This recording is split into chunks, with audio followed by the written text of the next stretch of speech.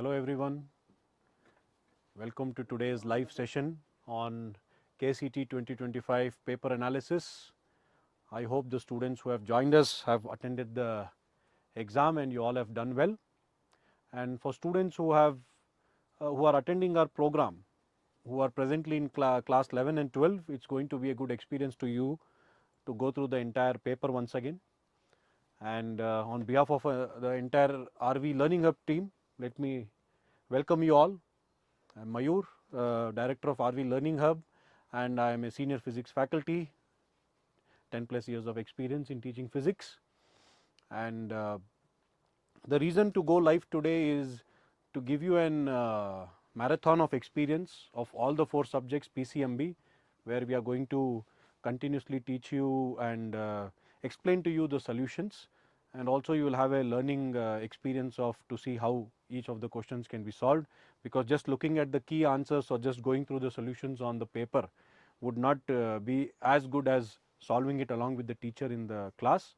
If you really want to come back to the chapter also, any question, you can always come back later. The video will be uploaded in our YouTube channel. And since now you all have written your KCET, I am assuming most of you are going to be free for some time from now. So I would just also speak something about our university. RV also has a RV University, which has a summer school.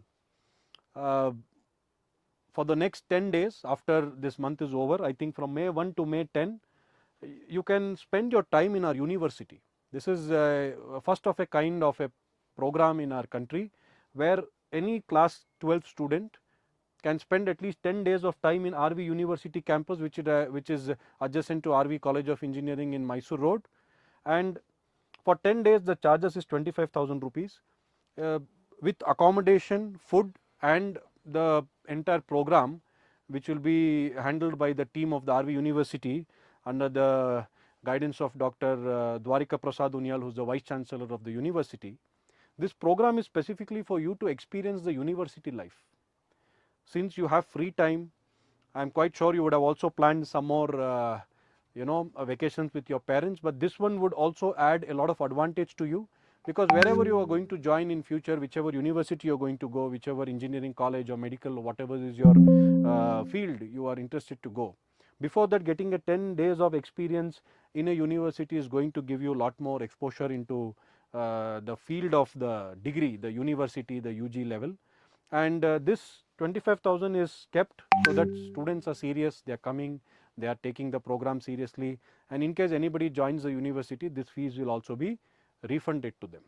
So with that, I would also like to wish all of you the very best for your results in the CET, in COMEDK which is going to come, in the JEE mains exams whatever you have written, the JEE advanced which is coming up, the NEET which is coming up, and any doubts are there, you can always get in touch with us. You can follow us through all these channels in Instagram, LinkedIn, YouTube, and rvlearninghub.com.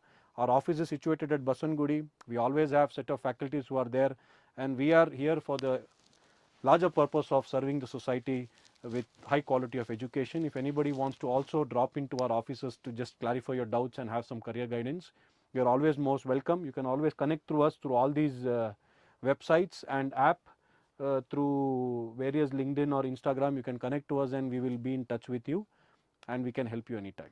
Without taking any more time of all of you, I will request my head of the Department of Physics, Mr. Rajay Mithil Kaniyalal, who is the head of the department in physics, who is also a graduate from NIT Surat, 7+ years of experience. He is going to come in today and start the marathon of PCMB life solutions for the KCET 2025. And I wish you all the very best and hope you all have a good next 3-4 hours of time with our RV team. Thank you once again. I will just hand over the platform to Mr. Mithil. Thank you.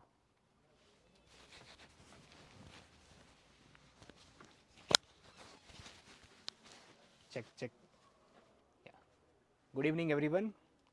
Hope you would have just completed your KCET biology or maths papers today. I hope you would have some snacks with you. You would have taken some rest after your exam. You would have reached your home. You would have relaxed yourself. Now, I just request all of you that let us start the discussion of the paper. So I am going to start the discussion of physics. Before that, I would just like to introduce my team of physics who is going to discuss the whole paper of physics. Let me introduce Mr. Shiv Kumar sir and Ashwat sir. They have vast experience. They have vast experience of this teaching as well as training students for KCET. They will be also taking up the rest of the discussion with me. So let's start with the physics discussion. Thank you.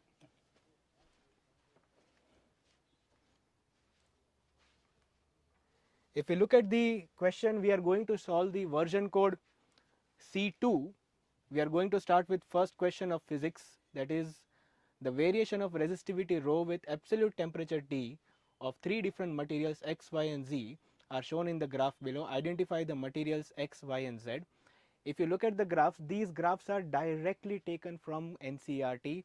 It is directly taken from the textbook. You can just watch which graph is what. If you observe properly, this X, let me mark it, X will come out to be copper, which is a metal. Y will be nichrome, and Z should be a semiconductor.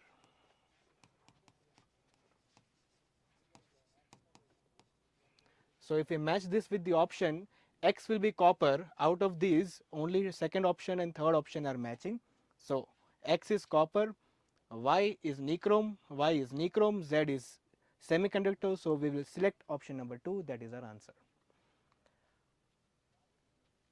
If you look at question number 2, given a current carrying wire of a non-uniform cross section, which of the following is constant throughout the length of the wire? A very interesting question, a little bit challenging I would say to understand and to solve. If you have to solve this, you will have to remember a lot many things about how the current flows in a conductor. Here the important discussion is non-uniform cross section. Non-uniform cross section. So if you remember, if there is a non-uniform cross section wire like this and some current is passing through it, we always remember that the current which is going in should always be the current which is going out. So definitely current will be the one which is constant.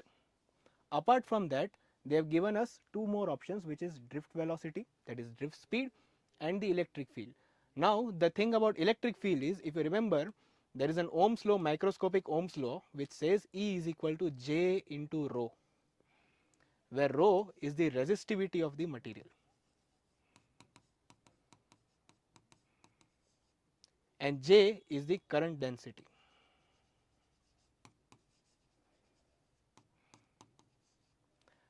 What is current density? Current density is current per unit area. So current per unit area into rho is equal to E.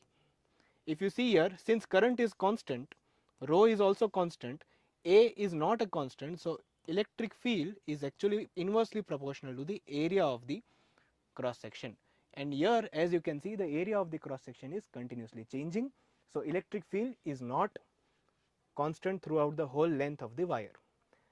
Coming to drift speed is also given as Vd, which is given as E by m into tau, where E is the charge of the electron, capital E is the electric field, small m is the mass of the electron, and tau is the relaxation time. Out of these, E is constant, mass of an electron is constant, and tau is constant. But since electric field is not constant, Vd will also not be constant. So if you count the options, out of all the options, current is the only one which is remaining same throughout the whole cross section of the wire or the length of the wire.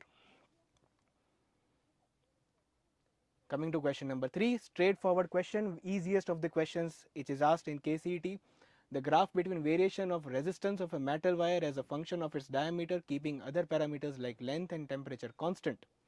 They are asking variation of resistance as a function of its diameter. Now resistance formula is R is equal to rho L by A.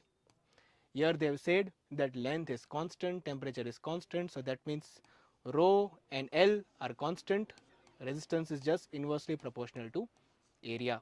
And as we know, area is proportional to the diameter square. So we can also write 1 by d square. So resistance is inversely proportional to d square. The graph corresponding to this will be the first option. So option 1 is correct. Let's look at question number 4. Two thin long wires separated by a distance r from each other in vacuum carry a current I ampere in opposite directions. Then they will repel each other, attract each other with this much force per unit length. So first of all, let's understand that if two wires are having current in opposite directions, whether they will repel or attract. To find out, you can just see that this current, let us say the current is I, this current is also I. Let's say the current is this way, the magnetic field around it will be like this by the right hand thumb rule, and from that you can say near this wire the magnetic field will be inside because of the first wire. Since the magnetic field is inside and current is down, we can say that the force that this wire experiences will be away from the first wire. We can find it out by force which is given as I L cross B. The length vector is down, B vector is inside, length is down, B vector is inside, so the force will be away from the wire. So the two wires will definitely repel each other. So either I can say option number 1 is correct or option number 4 is correct. 2 and 3 are eliminated. Now we are yet to find what is the magnitude of the force per unit length. So to find the force, as you can see the formula, the force is given as I into length into magnetic field. What is the magnetic field due to one wire? At some distance r from it, the magnetic field is given as mu naught I by 2 pi r. So we say force per unit length is mu naught I square by 2 pi r. If you compare it with option number 1 and 4, we see that option number 4 is the correct one, option 1 is wrong, because here we have r square. Let's see question number 5. A solenoid is 1 meter long, 4 centimeter in diameter. It has 5 layers of windings of 1000 turns each and carries a current of 7 ampere. The magnetic field at the center of the solenoid is. It's a direct formula. Magnetic field at the center of the solenoid is mu naught into n into I. Mu naught is 4 pi into 10 power minus 7. What are the total number of turns? Their total number of turns are 1000 and there are 5 layers of such turns. So this is where the students might have made a mistake, but the question paper setter has been so generous that he has not made the students struggle for what the multiplication exactly is. All the numbers are 4396. So even if some students would have forgotten this 5, they still would have been able to guess it and get the correct answer, but we will do it perfectly. The total number of turns is 5 into 1000 divided by total length, which is 1 meter, into the current. What is the current in each? 7 ampere.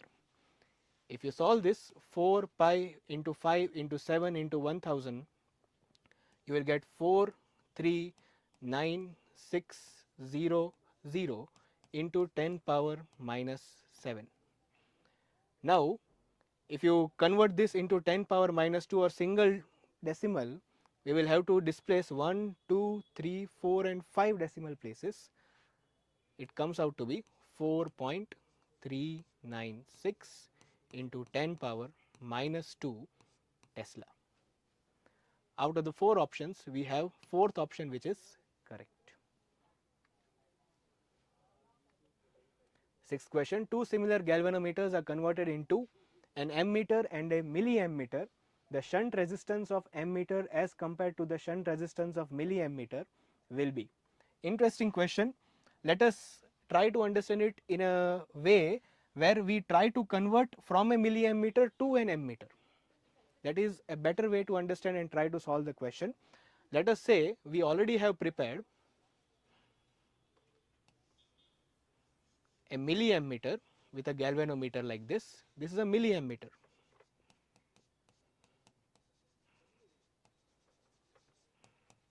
So from a milliammeter, now we want to convert it into an ammeter. To do this, this is the shunt. Remember, a milliammeter measures current in milliamps, milliampere. We have to convert this device to measure current up to ampere level, that is 1000 times the current. As you know that a galvanometer cannot handle too much of current. So to convert a milliammeter into an ammeter, what we need to do is we need to make sure that the galvanometer is able to handle so much of current, 1000 times the current. And the only way to do it is we need to save the galvanometer from receiving so much of current. So if we want, let's say the current coming here is I, we want 1000 times of the current coming here. We still want current going to the galvanometer to be almost similar. We want the same amount of current to go to the galvanometer. For that we need to keep very low resistance here, low resistance. What happens if we keep a low resistance? It saves the current going towards here and it takes away most of the current, because current always chooses a path with least resistance. So the most of the current will go here, galvanometer will be saved, and it can still measure ampere level of currents. So the idea is that for an ammeter, that is what they are asking, the shunt resistance of an ammeter compared to shunt resistance of a milliammeter should be very less.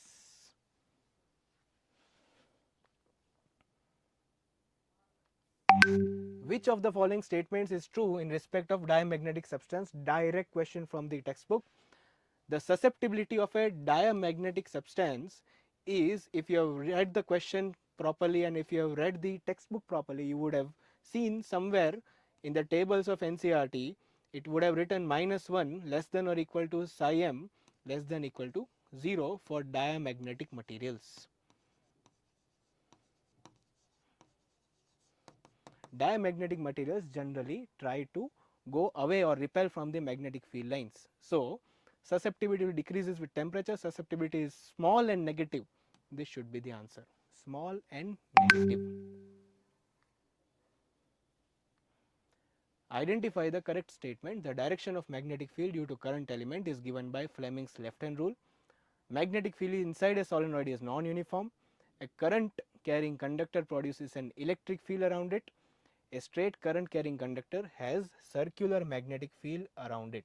So definitely we know that if there is a current carrying conductor straight, then magnetic field will be around it like this in circular fashion. This will be magnetic field. It's not electric field, it's actually a straight current carrying conductor has circular magnetic field lines around it. So option number 4 is correct. If you see the other three options, magnetic field inside a solenoid is also uniform, it is not non-uniform. Which of the following graphs represents the variation of magnetic field B with the perpendicular distance r from an infinitely long straight conductor carrying current? Variations of magnetic field B with r. So we know from a straight long infinite wire carrying current I, the magnetic field B is given as mu naught I by 2 pi r. So we can see that magnetic field is inversely proportional to r. If you check which of the options suits that, we see option number 4 suits that. Coming to question number 10, if we consider an electron and a photon of same de Broglie wavelength, then they will have same what? Velocity, momentum, angular momentum or energy. So here it's a straightforward question. If you apply the formula that momentum is equal to h by lambda, either for a photon or for a subatomic particle or a matter particle, where h is the Planck's constant, we see that since lambda is same for both of them, h is also same for both of them, we say that momentum will be same for both of them. So, second option is correct. Question number 11, the anode voltage of a photocell is kept fixed. The frequency of the falling on the cathode is gradually increased, then the correct graph which shows the variation of photocurrent I with the frequency nu of the incident light is. This should be nu, not V. Anyway, so as I said, they are asking us to find the variation of photocurrent versus frequency. Now it's an interesting thing, because if on a surface, if you increase the frequency of the radiation, then more number of electrons will actually not come out. More number of electrons will only come out when the intensity of the light increases. Frequency has no effect on the number of electrons or the current. So actually the current will remain steady with the frequency. Only thing is that current will not be observed unless a threshold frequency has been reached. So the option 3 is best suited here, because photocurrent does not depend on frequency, it depends on the intensity. But there is no photocurrent till it reaches the threshold frequency. Question number 12, easiest question I would say. If a bar magnet is pushed towards the coil along its axis as shown in the figure, the galvanometer pointer deflects towards X. When the magnet is pulled away from the coil, the galvanometer pointer, options are oscillates, deflects towards X, deflects towards X dash, and does not deflect. Very simple case. If there is a coil and the magnet is pushed near the coil, if the galvanometer is shifting towards X, when you take it away, you are basically changing the flux in opposite direction. The whole idea of this concept is changing the flux through the coil. So once when you are bringing the north pole near the coil, you are increasing the flux. While you are taking it away, you are decreasing the flux. So the direction of the current will also change based on the Lenz's law. So the direction will change, and hence it deflects towards X dash, that is the opposite side. This is X, this is X dash. Question number 13, a square loop of sides 2 meter lies in the YZ plane in a region having a magnetic field B 5I cap, 3J cap, 4K cap. The magnitude of magnetic flux through the square loop is. Simple question, if you remember that magnetic flux phi can be written as B dot A. Now they have said that there is a square loop of 2 meter in YZ plane. If it is a YZ plane square loop, then the area vector will be in the X direction. And what is the area of a square? Area of a square is A square, which is 2 meter square. In which direction will this be? It will be in the I cap direction.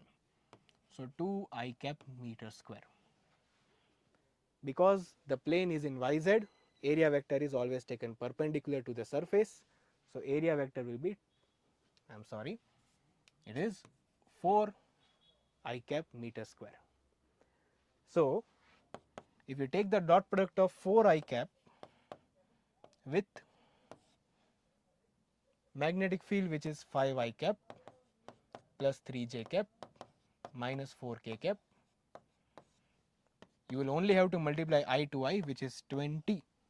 So the answer is 20 Weber. Answer will be 20. Third option. Question number 14, in domestic electric main supply, the voltage and current that comes to us in our houses through the main circuit or the main supply is always in AC. Whether you take voltage or current, both of them will be in AC. This is a standard fact. The sinusoidal voltage produced by an AC generator at any instant t is given by an equation V is equal to 311 sin 314 t. They are saying that the voltage, AC voltage is given as 311 sine of 314t. If you compare this with V naught sine of omega t, which is the standard notation for AC voltage, we can compare that this 311 is actually V naught. So, Vrms will be the peak voltage by root 2, peak voltage by root 2, and that is 311 by root 2 will approximately come out to be 220 volts. So, the RMS voltage will be 220 volts. So, that would eliminate option number 3 completely. Now, we have to check for frequency. Let us check for frequency. So, omega is given as 2 pi f. The omega that they have mentioned is 314. So, 314 equals 2 into 3.14 into frequency. What is the frequency? F. This will become 100, 100 by 2, the frequency will come out to be 50 hertz. So, the answer is 220 volts and 50 hertz, which is option number 1. Question 16. A series LCR circuit containing an AC source of 100 volt has an inductor and capacitor of reactance 24 and 16. If a resistance of 6 ohm is connected in series, then the potential difference across the series combination of inductor and capacitor only is. Let me explain what the question is trying to ask from us. They are saying that there is an LCR circuit, let us say this is a resistor, inductor, capacitor. They are connected to a supply of 100 volt RMS. Resistance is 6. If I am not wrong, yes, resistance is 6.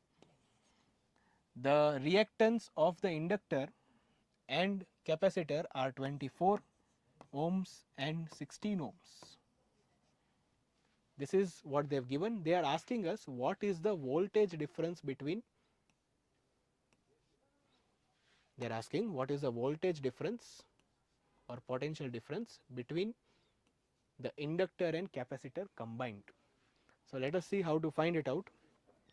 My idea is, since R is given, since XL is given, XL is the reactance of inductor and XC is given, R is 6, XL is 24, XC is 16.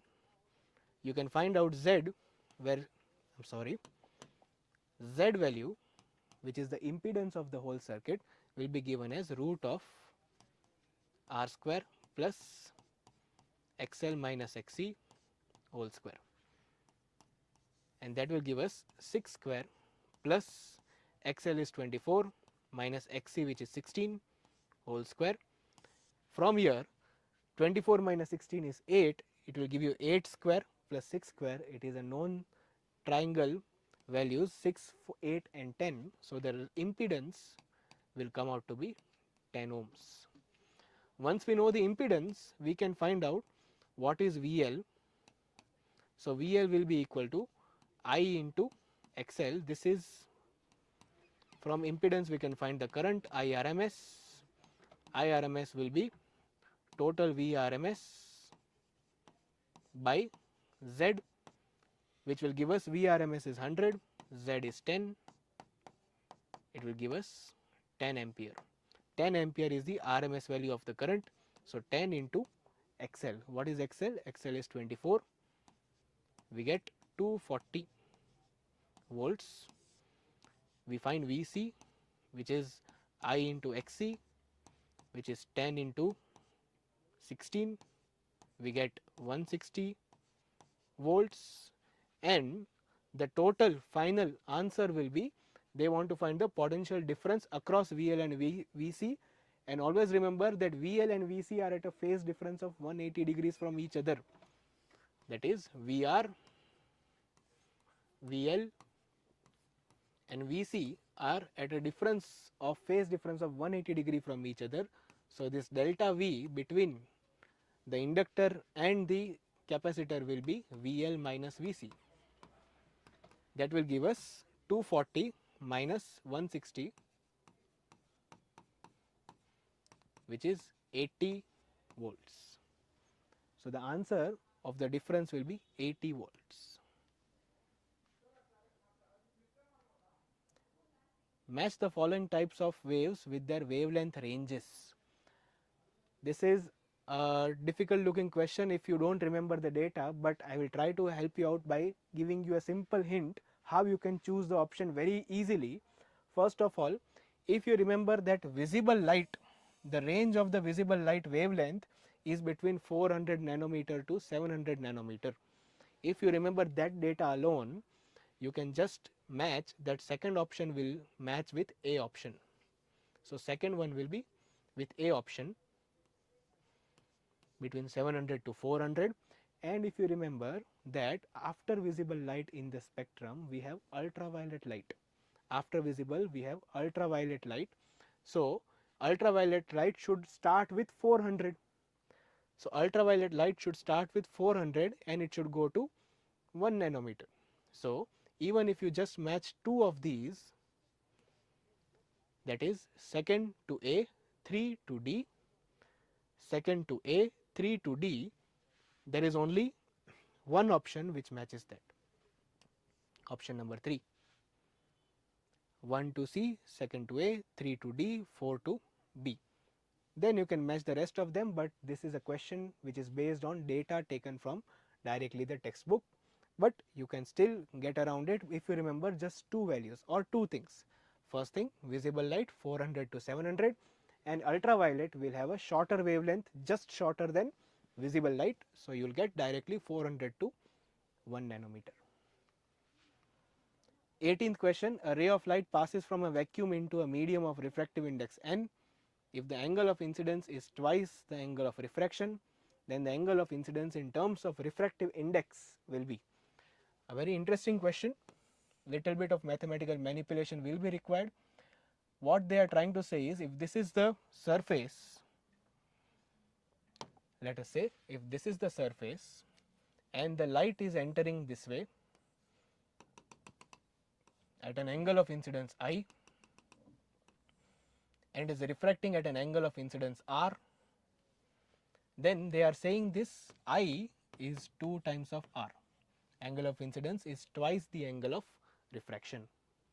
Here if we apply Snell's law, we get 1 into sin I is equal to n into sin R. They are asking us to find the angle of incidence. Angle of incidence is what we want, so we will try to eliminate R. So we get sin I is equal to n into sin R by 2. I am sorry, I by 2. Sin I by 2. Now we have to use some mathematical manipulation, trigonometric manipulation to get to the final answer. If you remember, sin I can be written as 2 into sin I by 2 cos I by 2, and right side will remain same, n into sin I by 2. We get sin I by 2 and sin I by 2 cancelled, and we get 2 times, I will try to write the answer directly, cos I by 2 is equal to n by 2. So I by 2 is cos inverse of n by 2, and hence I will come out to be 2 times cos inverse of n by 2. Angle of incidence is 2 times cos inverse of n by 2, which is the fourth option. Question number 19. There is nothing to solve here, just some basic understanding of fundamentals. A convex lens has power P. This lens has total power P. It is cut into two halves along its principal axis. Further, one piece out of the two halves is cut into two halves perpendicular to the principal axis. So first you cut the piece like this, then the upper half you have cut vertically. Here they are asking choose the incorrect option. Mind well, choose the incorrect option for the reported lens species. Now what you have to understand is, whenever you cut a lens vertically like this, then power of the each part will be half P by 2 and P by 2. Other way to think about it is, if you take the two lenses and combine them together, it will again become P, because total power is P1 plus P2. So if you take them half and half, you will get P by 2 and P by 2. But if you cut a lens horizontally like this, then there is no change in power. Power of each part will still be P and P. So now you can guess which part will have P and which part will have P by 2. If you see, since you are cutting it half this way first, this L1 will have power same as the initial lens. But L2, since you have cut them vertically, L2 will have power P by 2, L3 will have power P by 2.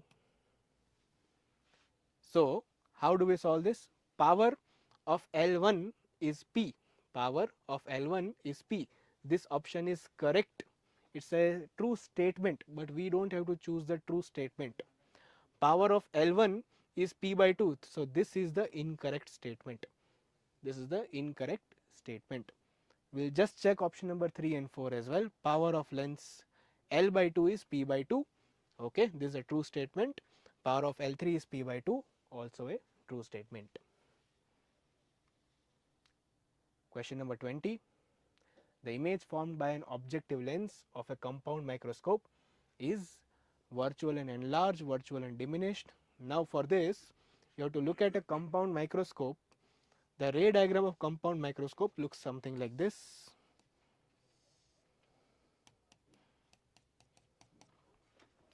Let us say the light is coming from a small object like this, and this is how it falls on the other one. So if the object is here, image will be somewhere here. This is what they are asking. This is the eyepiece. I am sorry, this is the objective lens. The one which is kept near the object is the objective lens, and this is the eyepiece. Now if you look at this diagram, you will see that the rays which are forming the image by the objective lens, the first image by the objective is an inverted image, and it is a real image because the rays are actually meeting there, and the image will be enlarged. That is the whole point of lens. It enlarges the image. So we get a real image and an enlarged image, a real image and an enlarged image from the objective lens of a compound microscope. Mind well, do not think about what is the final image. That is not the question. The question is only of the objective lens of the compound microscope. So we have done these 20 questions. I would now request Mr. Shivkumar sir to take up the rest of the questions from 21 to 40. Good evening, students. Thank you very much, sir. So we'll take up the next question.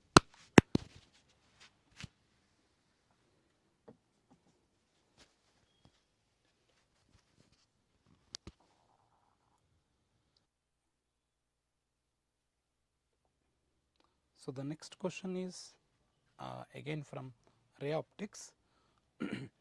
So the question is, if R and R dash denotes the angle inside the prism having angle of prism 50 degree, considering that during interval of time from t is equal to 0 to t is equal to t, R varies with times R is equal to 10 degree plus t square.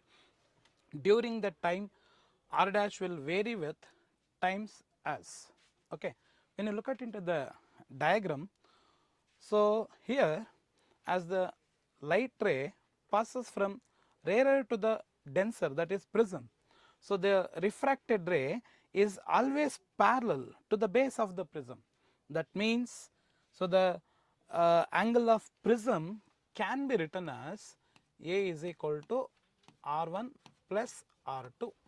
Okay. So this is the relation between angle of prism as well as the angle of refractions. But in this question, so it is mentioned as R plus R dash. Okay. Now look at the equation. So here the angle of prism is given as 50 degree. is equal to so r is given as 10 degree plus t square plus r dash. Okay. So what we have to do? We need to calculate r dash. Now when you transpose this to the LHS, so this can be written as 50 minus 10 minus t square is equal to r dash. Hence 50 minus 10 will be 40 minus t square is equal to r dash. So the correct option is option 2. Clear, students? So let us take up the next question. The next question is, if AB is incident plane wavefront, then refracted wavefront is. So in this you have to look at into the diagram. So here we have a parallel beam of light. Okay. So as we know, a parallel beam of light is nothing but a plane wavefront. Okay. So it is traveling from rarer medium to the denser medium. Why? Because N2 is greater than N1. So hence as the refractive index of lens is greater than the refractive index of the rarer medium, as you know, it is a converging lens. So what will happen when a parallel beam of light is incident on the convex lens? Okay. So after refraction, so both the light rays converges to a point. So that's why we call it as convex lens as a converging lens. Hence look at this. So here we have a plane wavefront. Okay. So that plane wavefront, after passing through the convex lens, they converges to a point. So where point is the source of spherical wavefront. So hence we get a spherical wavefront with decreasing radius. Okay. So now, so this one is act as a primary wavefront A dash B dash, and this will be act as the secondary wavefront A dash B double dash. Hence the answer is option C, that is option 3. Clear? Okay, let us take the next question, student. The next question is, the total energy carried by the light wave when it travels from a rarer to a non-reflecting and non-absorbing medium. Okay. So this question is from first PUC. So here, as light wave traveling from rarer to a non-reflecting, this is most important, non-reflecting and non-absorbing. That means when the wave is traveling from one medium to another medium, as we know, its velocity decreases. Okay. So but frequency of the light source is remains the same. So frequency is same. Okay. So here it is non-reflecting, hence frequency is same. Next, it is non-absorbing. So therefore as they mention, so amplitude of the light wave is also same. Okay. So that means when here we have frequency remains the same and amplitude as also remains the same. So then let us look at into the options, either increases or decreases depending upon the angle of incidence. What we have to find out? We have to find out the total energy. So what is the formula for total energy? E is equal to half m omega square a square. Okay. So again you know the relation between omega and f. So this can be written as half m 2 pi f the whole square into the a square. Okay. In beginning itself he has mentioned, so it is non-reflecting and non-absorbing. So hence both f and a is same. As f and a are same, so E is also same. So hence the correct option is, so the incident energy after it travels from one medium to another medium, the final energy in the second medium are same. Hence the option is the total energy carried by the light wave remains the same. Okay. Let us take up the next one. So this is a simple question, a direct one. based on formula. So, here the question is, if the radius of first orbit is r, then the radius of the second Bohr orbit will be. So, if you remember the formula, you can encounter this problem within a few seconds itself. As you know, the radius of nth stationary orbit, that is will be equal to n square into r. Okay. If you remember this formula, so he has mentioned for Bohr orbit radius is r. So, it is the radius of the Bohr orbit, and what we have to find out? We need to find out the radius of the second Bohr orbit. It means for second Bohr orbit, what is the principal quantum number value? It is 2 itself. So, it is 2 square into r. So, hence the answer is 4r.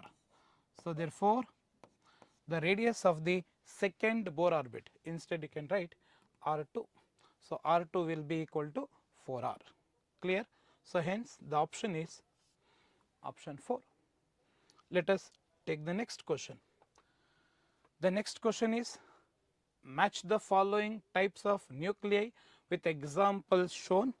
So, this table has given in the beginning of nuclei, we have classified the nucleus based on the values of A, Z and N. You know, A is mass number, Z is atomic number and N is neutron number. So, if you remember the definition, based on the definition we should select the correct option. So, we know that for isotope, what is the condition? Z should be same. Okay. For isotopes, Z should be same, that is atomic number is same. Isobars, mass number is same. Okay. So, then isotones, neutron number is same. So, now just select. So, here for the first one you can see 1H1 and 1H2 where the values of Z is same. So, for A is 3. Again come to B, for isobars A should be same. So, therefore, lithium 7, beryllium 7, A should be same. So, look at into the two values. So, A should be 3 and B should be 1. So, obviously, C should be 2. So, as you can see, C should be 2, first option as well as the second option, sorry, third option is not the correct ones.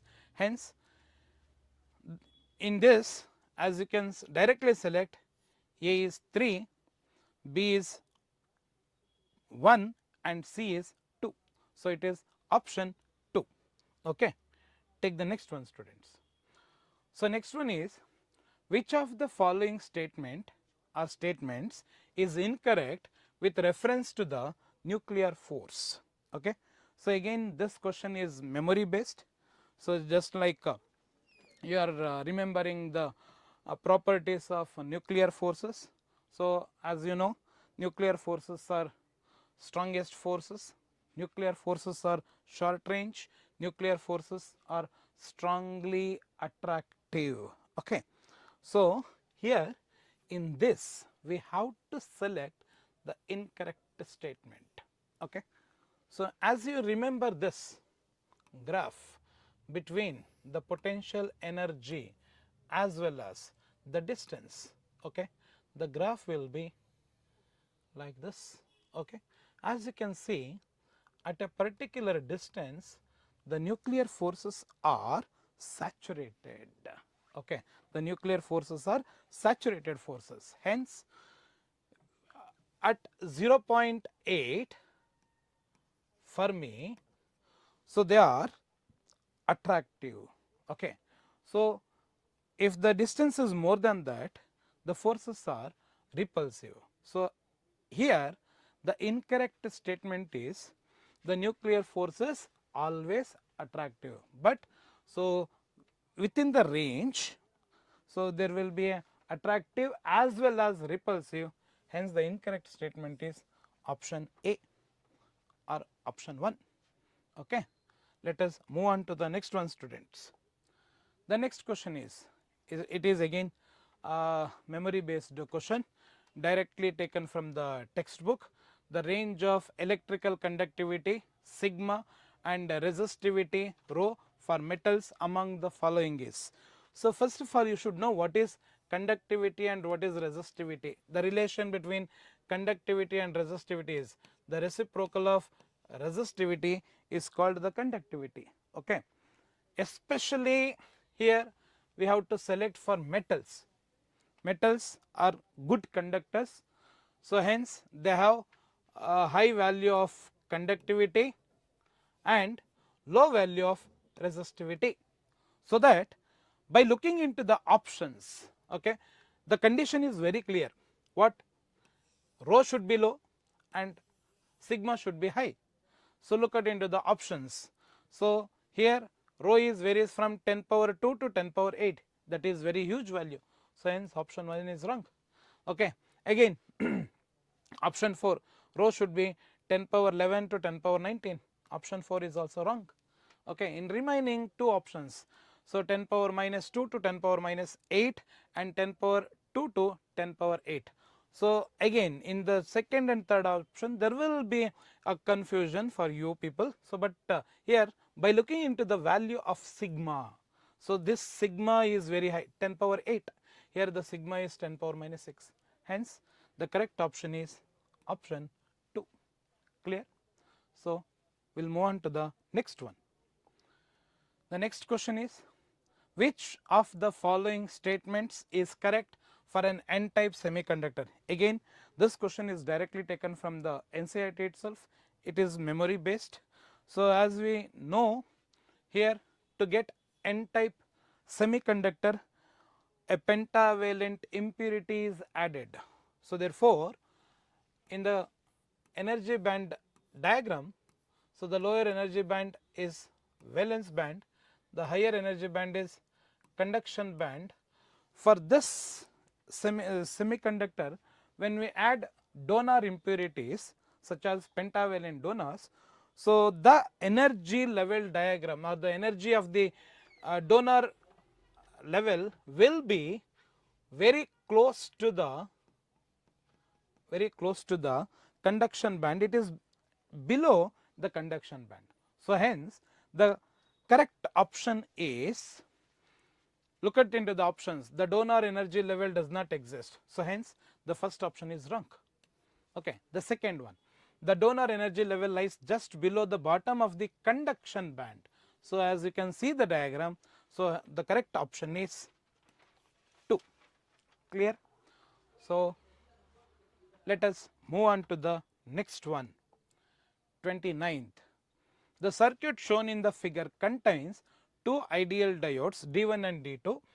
If a cell of EMF 3 volt and negligible internal resistance is connected as shown, then the current through 70 ohm resistance in ampere is. Okay.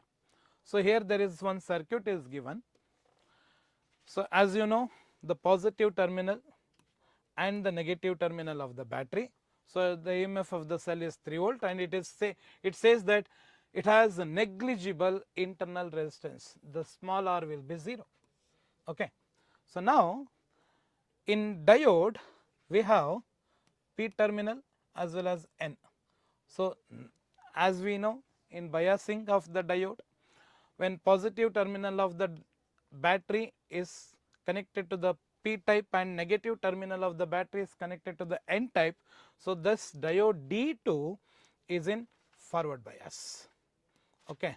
Hence diode D2 is in forward bias, hence it conducts. Similarly for D1, P terminal is connected to again positive and N is connected to negative, hence diode D1 is in reverse bias. Okay. So hence D2 will conduct, D1 does not conduct. So therefore the reduced circuit will be, okay. So the reduced circuit will be, so this is battery and here we have diode D2 along with the resistance 30 ohm and we have another resistance 70 ohm. Okay. This is 30 ohm, this is 70 ohm, the battery EMF will be 3 volt. Okay. Now this 30 ohm and 70 ohm both are connected end to end, hence they are connected in series. So total resistance of the circuit will be 70 plus 30, it will be 100 ohm. That is the total resistance of the circuit. Similarly, the total EMF will be 3 volt. So as you can use Ohm's law, we know that I is equal to E by R. So hence E is 3 and R is 100. So 3 by 100 is 0.03 ampere. So among the 4 options, first option is correct. Okay. So let us take the next one, students. So this question, so from this year they have introduced questions from the practical related portions, hence this question is from second PU practicals.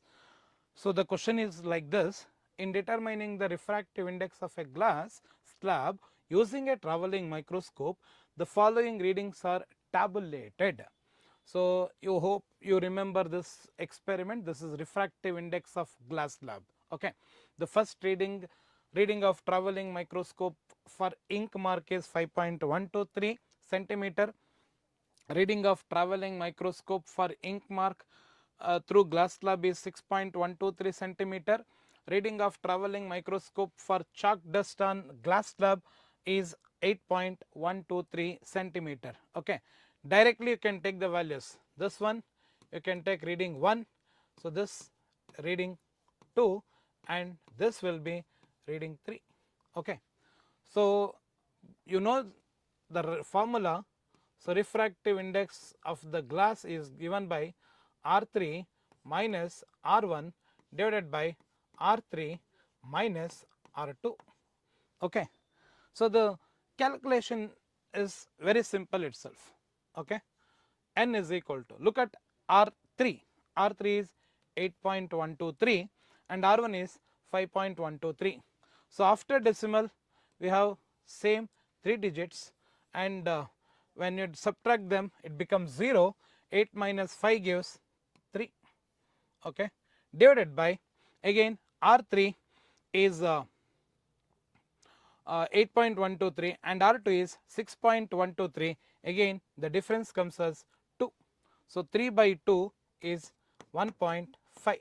So hence the refractive index of the glass slab will be 1.500. Okay. The exact answer is option 3. Take the next one, students. So again this question is experiment based. In an experiment to determine the figure of merit of a galvanometer by half deflection method. Okay. So by half deflection method, a student constructed the following circuit. So hope you remember the circuit diagram for figure of merit.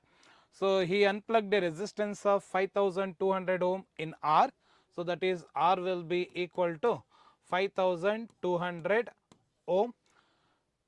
When K1 is closed and K2 is open, the deflection observed in the galvanometer is 26 division. When K2 is also closed, so this value, when you read this sentence, you should know it. When K2 is also closed and the resistance of 90 ohm is removed in S, so therefore the value of S will be 90 ohm. Okay. R is 5200 and S is 90 ohm. What we have to find out in the after removing 90 ohm, the deflection becomes 13 divisions. The resistance of the galvanometer is, okay. So hope you know the formula for resistance of the galvanometer, that is G is equal to RS divided by R minus S. So this is the formula for galvanometer resistance. By substituting the value of R, it is 5200 into S is 90 divided by 5200 minus 90, it comes as 5110. Okay. So as you can see, numerator and the denominator, it is just slightly above. So hence the ratio will comes as 1.08. So you can take round off to 1.1. So 90 multiplied by 1.08. So look at into the options. So, therefore, when 90 multiplied by 1, so it should be slightly greater than 90. So, the other options, it is more than 100. So, this option is wrong. It is less than 90. Again, this option is wrong. Again, option 2 is also wrong. Hence, the correct option is 91.6. Clear? So, this is the answer for question number 31. Take the next one, students. The next one is, while determining the coefficient of viscosity of the given liquid, a spherical steel ball sinks by a distance. Okay. H is equal to 0.9 meter. The radius of the ball is r is equal to root 3 into 10 power minus 3 meter. The time taken by the ball to sink in the 3 trials are tabulated as follows. This is first PUC experiment. So, coefficient of viscosity, or you can say viscosity. So, this is viscosity experiment. So, in this what we have to find out? We have to find out the coefficient of viscosity. Okay. So, we can directly use the formula. So, the formula for coefficient of viscosity, eta is equal to 2 divided by 9 into r square divided by v into sigma minus rho into g. Okay. So, this is the formula for coefficient of viscosity. So, first of all, let us look at into the given quantities. First, he has given r, so that is root 3 into 10 power minus 3 meter. Then the difference between the densities of the steel ball and the liquid, this difference is also given, and g, that is also given. What we have to find out? We have to find out the velocity v. How to find velocity? V is equal to displacement by time taken, that is h by t. So, here the trials for time will be 2.75, 2.65 and 2.70. Once you take the average of time, so that comes as h will be 0.9, the time average, you can write t average is 2.70, because here it is 2.70, here it is 2.75. So, just while adding all the three, we get 8.1, 8.1 divided by 3 is also equal to 2.7. So, here you can directly divide 0.9 divided by 2.7 is 1 by 3, that is V. Clear? Now, substitute V in the equation. So, eta becomes, eta will be 2 divided by 9 r square. So, r is root 3 into 10 power minus 3, hence it becomes 3 into 10 power minus 6, and the difference in the densities is also given 7000. So, this is 7000 into 10 divided by V, V comes as 1 by 3. Okay. So, again denominator of the denominator goes to the numerator. So, 3 multiplied by 3 becomes 9. So, hence we can cancel 9 and 9 in the numerator and denominator. So, again this comes as 2 into 7000 and 10, it becomes 70,000, that is can be written as 7 into 10 to the power 4 and 10 power minus 6. So, finally 2 multiplied by 7 gives 14 into 10 power 4 minus 6 becomes 10 power minus 2. Finally, the answer is 0.14 Pascal second. Okay. That is the value of coefficient of viscosity. Clear, students? So, let us move on to the next one. The next question is, which of the following expressions can be deduced on the basis of dimensional analysis? Okay. So, if you remember the limitations of dimensional analysis, you can easily solve this question. Let us take the limitations of dimensional analysis.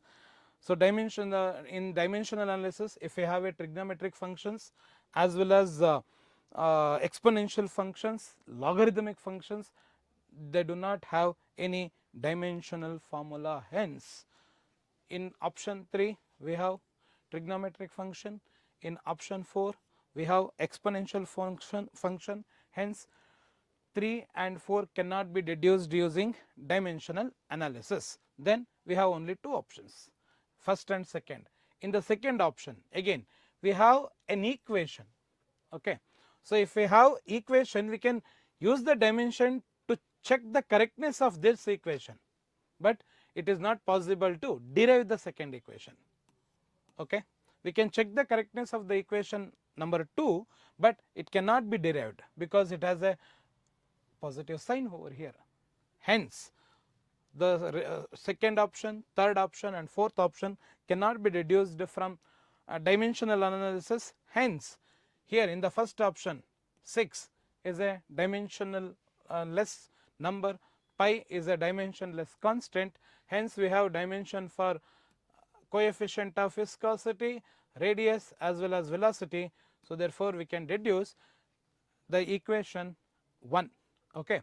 So, hence f is equal to 6 pi eta rv can be deduced from the dimensional analysis. Clear? Okay, let us move on to the next one.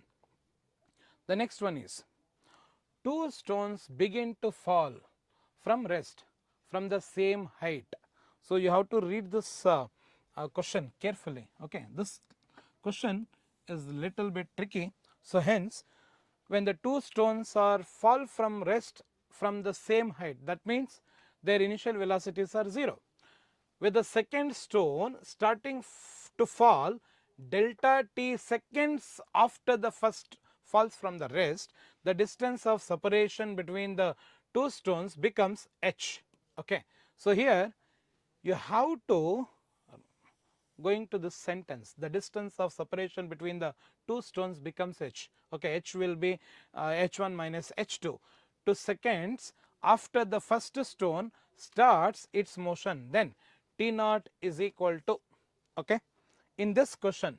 Okay. So, let us write the equations of motion. So, first we know that s is equal to ut plus half at square. Okay.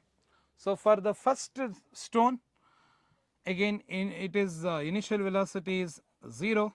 For first stone I will take s1 is equal to, this becomes 0 plus half a is equal to g because it is falling vertically downwards, and t naught as it is t naught, t becomes t naught square.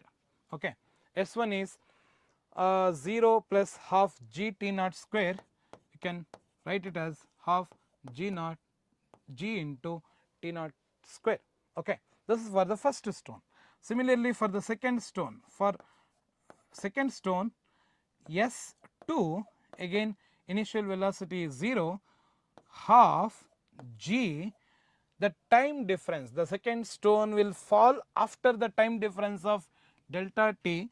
So, that you can write this one as t minus delta t the whole square. Okay. So, t naught minus delta t the whole square. Now, this equation we have to solve. So, in this equation again, so the distance of separation between the two stones becomes h. So, h will be S1 minus S2. So, S1 is half g t naught square plus S2 is, so here it is minus, so it is minus half g t naught minus delta t the whole square. Okay. So, now we can take half g common. So, this becomes capital H, half g is common. So, here this is t naught square minus t naught a minus b the whole square, you can write a square plus b square minus 2 into a into b. Okay. So, now again when you further simplify this, so half g t naught square minus half g t naught square, again both are in opposite sign, so that gets cancelled. This becomes half g delta t square plus, because minus into minus becomes plus, this becomes t naught delta t into g, okay, because 2 gets cancelled in the equation, that is equal to h. Further, if you simplify this equation, so we have to h is equal to half, you can write g T naught delta t minus half g into delta t square. Again we can take g common, so or else so g t naught into delta t we can take common, so this becomes t naught minus delta t divided by 2. So hence the option, when you solve this equation, the option comes as 1. So hence the answer is h divided by g delta t plus delta t divided by 2. Okay. So we will take the next one. The next question is, in the projectile motion of a particle on a level ground, which of the following remains constant with reference to time and position? Okay. So here in this question, as the concept is based on projectile motion, so here when the object is thrown into space, it follows the projectile path. Okay. This will be the initial velocity, this is v, and this will be the angle of projection theta, and hence as the particle is moving along the parabolic path, so the theta may varies. Okay. Hence angle between instantaneous velocity with the horizontal varies. So here in this problem we have to select which of the following remains constant, that is the most careful one. So here this option is again wrong. Vertical component of the velocity of the projectile, because as it is moving vertically upward, the vertical component of velocity at the maximum height, that vertical component becomes 0. So hence option 2 is also wrong. Average velocity between any 2 points on the path, so again average velocity is not changing, is also changing, hence the only component which remains the same throughout the journey is the horizontal component, that will be v cos theta. Okay.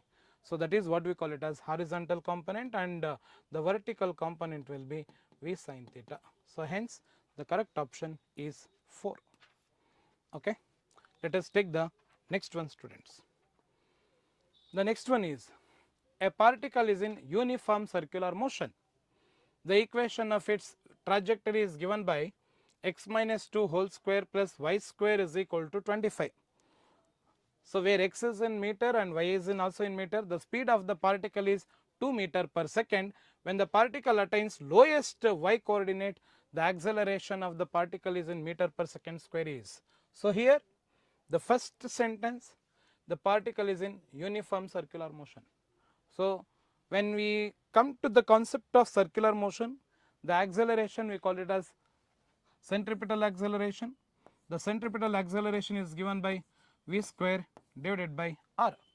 So anyhow he has given v, that is 2 meter per second. So this becomes 2 the whole square. Now when we come to the value of r, okay, so this equation is the equation of the circle. So hope you remember this, x minus a the whole square plus y minus b the whole square is equal to the r square. So that is equation of the circle. When you are comparing the equations, r square will be equal to 25. So hence r will be 5. So the radius of the circular path is 5 meters. So substitute in the formula. So this is 5. So 2 square divided by 5 is 4 by 5. 4 by 5 will be 0.8 meter per second square. So he is only telling that you have to find out the lowest y coordinate. So hence for y coordinate, the unit vector will be j cap. So, therefore, our answer is 0.8 meter per second square. Hence, option 2 and option 3 are not the options, that is wrong options. In selecting 1 and 2, 1 and 4, we have to take the y coordinate. Hence, for y coordinate 0.8 j cap is the correct one. Okay. So, let us move on to the next. The next question is, a wooden block of mass m lies on a rough floor. Another wooden block of the same mass is hanging from the point O through strings as shown in the figure. To achieve equilibrium, the coefficient of static friction between the block and the floor with the floor itself is. Okay.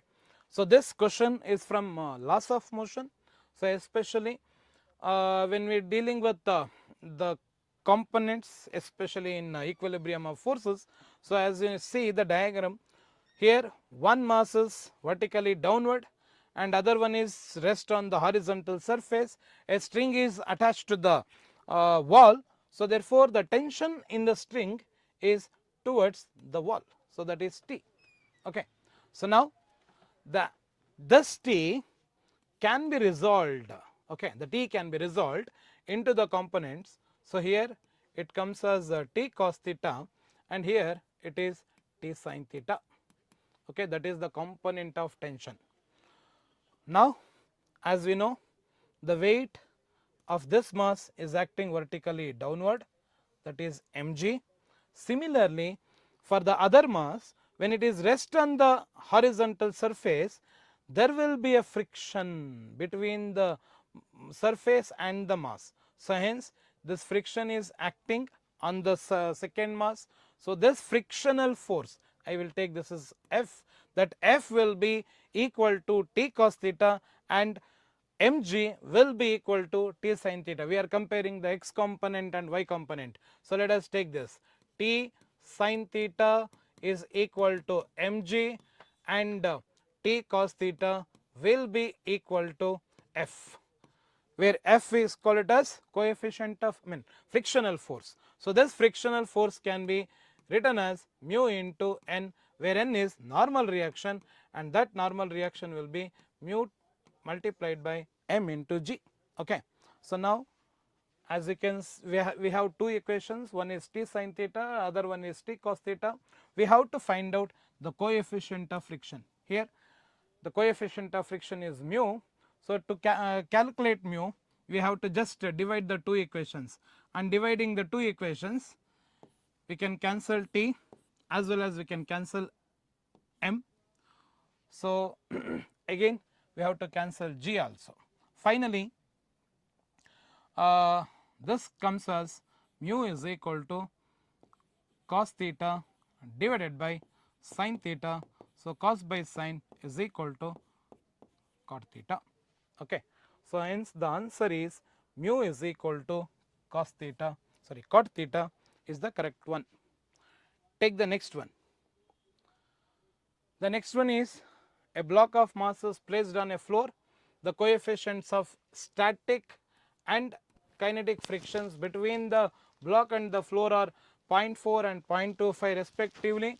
A constant horizontal force F is 20 Newton acts on it, so that the velocity of the blocks varies with the time according to the following graph. Okay. The mass of the block is nearly, right. So, this problem either you can solve using work energy theorem, or you can also directly calculate using equations by taking the equations. Okay. So, the here look at into the coordinates. Along the y axis we have velocity and along x axis we have time. Hence, this the slope of the velocity time graph gives acceleration. Okay. So, therefore, acceleration will be, so v by t, or you can write delta v divided by delta t. So, this is v2 minus v1 divided by t2 minus t1. Hence, v2 is 20 and v1 is 0. So, numerator is 20 and t2 is 3 and t1 is 0. Hence, denominator is 3. The acceleration will be 20 by 3 meter per second square. Okay. Now, what we have to find out? So, we have to find out the mass. Okay. So, he has clearly mentioned. So, a block of certain mass is placed on a rough floor. Okay. So, just for our reference, we can write this diagram. So, here a mass, a block of mass m is rest on a rough floor. Okay. So, the coefficient of static and kinetic friction between the block and the floor are 0.4 and 0.25. So, this value is coefficient of static friction, that is mu s, and this becomes coefficient of kinetic friction, that is mu k. Okay, clear? Now, when we have a velocity time graph that shows the block is moving on the horizontal floor. For this, the applied force along this direction, that is F, and frictional force is opposite to the applied force. Hence, the net force will be F minus F is equal to ma. Okay, F minus F is equal to ma. Already F is given. So, this is 20 minus frictional force, it is mu m into g is equal to m into a. Okay, anyhow, a already we calculated, you can take it as 20 divided by 3. Okay. So, here as I said, when F is acting on the block is start moving, the friction, the coefficient of friction is comes into play is kinetic friction. So, hence we can substitute. So, 20 minus this is 0.25 into 10 into m is equal to 20 m divided by 3. Okay. So, now 20 transpose this to this side, this becomes 2.5 m plus 20 m divided by 3. Okay. Now, when you solve the RHS, so m taken as common, so 3 into 2.5 becomes 7.5 plus 20, it is 27.5 m divided by 3. So, again when cross multiplying 3 with 20, it becomes 60 is equal to 27.5 m. Okay. Finally, m becomes 60 divided by 27.5. So, you can easily select the options. 60 by 30 is equal to 2. So, therefore, it is clear except option 2 other than is not matching. So, hence we can delete the option 1, 3 as well as 4. So, the remaining option is 2.2 because it is not equal, denominator is not equal to 30. So, hence the correct option is 2.18 kg, it is approximately 2.2 kg. Hence, the option 2 is correct. Okay. We will move on to the next one, students. The next one is a body of mass 2.25 kg travels along a straight line from x is equal to 0 to x is equal to 2 meter with a speed v is equal to kx to the power 3 by 2, where k is 2 SI units. The work done by the net force during this displacement is. Okay. So, this problem is based on work energy theorem. Okay. So, here that there are two displacement is given, x1 and x2. x1 is 0 and x2 is 2 meter, and k is given, that is constant 2 SI units. We have to find out the work done. What is work done? According to work energy theorem, the change in kinetic energy is equal to the work done. So, here W is equal to delta K written as Kf minus Ki. So, where Kf is half into m into Vf the square minus half into m into Vi the square. Okay.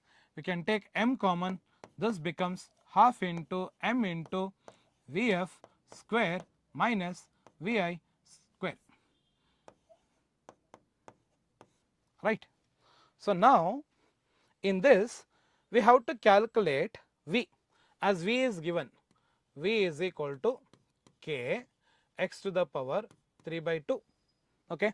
For initial, the value of x is 0 because x1 is 0, hence this becomes 0 itself.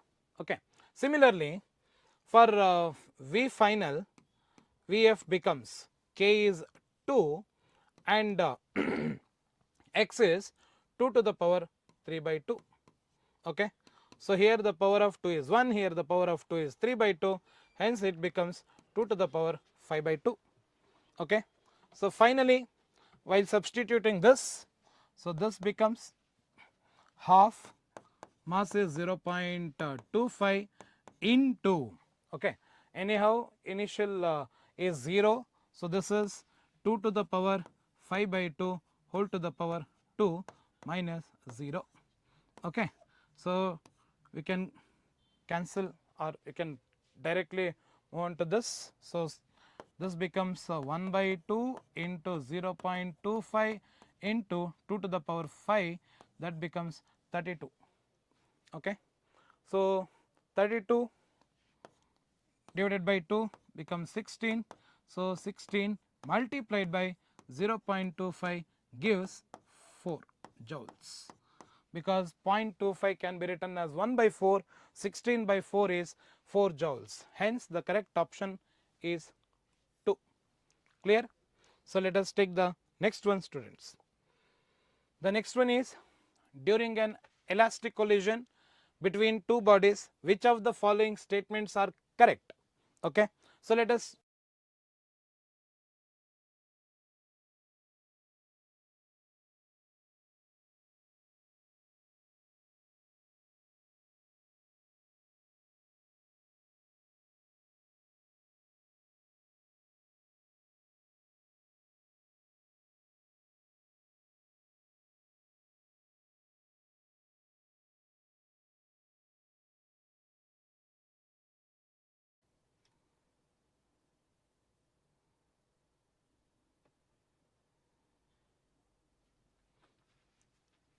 okay, the statements are, the initial kinetic energy is equal to the final kinetic energy of the system, the linear momentum is conserved, the kinetic energy during delta t is not conserved. Okay.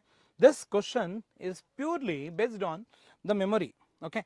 So as we know, there are different types of collision, only two types of collision, one is elastic and another one is inelastic. In elastic collision, both linear momentum and kinetic energy are conserved. If you remember this statement, you can use directly select the correct statement. Option 1 is correct, because the initial kinetic energy is equal to the final kinetic energy of the system, so hence the total kinetic energy remains the same. Again, the linear momentum is also conserved. Okay. Both the conservation laws are holds good, but when it is come to the third one, the kinetic energy during is not conserved, so hence it is the wrong statement. So hence the first statement as well as the second statement are true. Option 2 is correct. Okay. So now my friend and colleague Ashwath sir will continue with question number 41. Thank you. Hello everyone, this is Ashwath, Physics faculty at RVLH. Let us start with the next question. Here we have 41st question, that is, three particles of mass 1 kg, 2 kg and 3 kg are placed at the vertices of A, B, C of a equilateral triangle, so of side 1 meter. Okay. So let us consider a equilateral triangle. Okay. Equilateral triangle means all sides are equal. So here let me take, this is y axis, this is x axis, because coordinates are given. So the center of mass of the system from the vertex A is, so let us consider, since the distance is given, from that we have to write the coordinates, like here it is 0, 0. Okay. So here it is mentioned that A is located at the origin, so we will consider A as 0, 0, and B let us consider here, which is since x value is 1, y value will be 0, and here at this particular point the x value will be half of the total length here one side, that is 1 by 2, x value is 1 by 2. What about this length? So it is root 3 by 2, that you must know. Okay. So that is why here the coordinates are 1 by 2 comma root 3 by 2, this is C. And then they have given the masses also. How much is that? 1 kg, 2 kg and 3 kg. Let me consider, here we have 1 kg, here we have 2 kgs and here we have 3 kgs. So this is the thing. Now we need to find out the center of mass. How do you represent the center of mass in terms of coordinates? So we have to find out xcm and ycm. xcm and ycm. What is the value of xcm and what is the value of ycm, that we need to find out. What is the formula for xcm? xcm is given by m1 x1 plus m2 x2 plus m3 x3 divided by m1 plus m2 plus m3. So here m1 plus m2 plus m3 is 6 kgs, directly I will write. So what is m1? 1 kg into 0. So x1 is 0 plus what is m2? 2 kgs into x2 value. How much is that? It is 1 plus m3 value 3 kgs into x3 value is 1 by 2 divided by m1 plus m2 plus m3, it is 6. Solving this, you get 1 into 0, 2 plus 3 by 2 is 7 by 2 divided by 6, so which is 7 by 2, 7 by 2. In which option we have 7 by 2? Sorry, 7 by 12, sorry, 7 by 12. So here we have 7 by 12. So here also we have 7 by 12. So we have to find out YCM also. Let us check. So YCM is what? M1 Y1 plus M2 Y2 plus M3 Y3. M1 is 1 kg into Y1 is 0 plus M2 is 2 kgs into Y2 is also 0. So this will also go. Then we have last one, that is M3 is 3 kg into Y3 is root 3 by 2, root 3 by 2 divided by M1 plus M2 plus M3 is how much? 6. So which is equal to 3 root 3 divided by 6 2s are 12, 6 2s are 12. So 3 root 3 divided by 12 is this one. So that's why we have the options 7 divided by 12 comma 3 divided by 3 into root 3 divided by 12 is the correct answer. Now moving on to the next question, that is, here we have two flywheels connected by a non-slipping belt as shown in the figure, where I1 value is given. What is I1? Moment of inertia. So that is 4 kg meter square, and R1 is given. How much is that? 20 centimeter. Okay, 20 centimeter. Then also I2 is given, moment of inertia of the second flywheel, that is I2 is equal to, how much is that? 20 kg meter square, and R2 is equal to, how much is that? 30 centimeter. 30 units, same as it is given in the question. Now the torque of 10 Newton meter applied on the smaller wheel, let me consider that is tau 1, which is equal to how much? 10 Newton meter, and then the match the entries that we have here. So it is about match the following. So acceleration of this smaller wheel, let me consider it as alpha 1, because it is angular acceleration. Acceleration of the larger wheel is alpha 2. Also we have to find out torque on the larger wheel. Now let us find the acceleration of smaller wheel. So here we know that F is equal to ma. This can be replaced by tau is equal to mass means moment of inertia and alpha. So we have this formula, that is alpha 1 is equal to tau 1 divided by we need I1 here, right? Yeah, tau 1 by I1. So what is tau 1? It is 10. What is I1? It is 4. So we get 5 divided by 2, 5 divided by 2 units as the answer. So here for A, 5 by 2 is the answer. And then let us find angular acceleration of larger wheel also. Just after that, we know that A1 is equal to A2, linear accelerations for both the wheels will be same. So therefore we get A is equal to R alpha, which is equal to R alpha. This is for first wheel and this is for second wheel. What is alpha 2? Alpha 2. Alpha 2 is equal to R1 alpha 1 R1 alpha 1 divided by we have R2. So substituting that, so we get the answer. So let me substitute here only. Alpha 2 is equal to R1 is how much? R1 is 20, R2 is 30, 20 by 30 is 2 by 3, directly substitute, into alpha 1 is how much? Alpha 1, just when we have found it. So that is 5 by 2, so it is 5 by 3. So 5 by 3 is the answer for this one. So C, it is 5 by 3. And the last one that we have here is the torque on the larger wheel. So let me solve it here.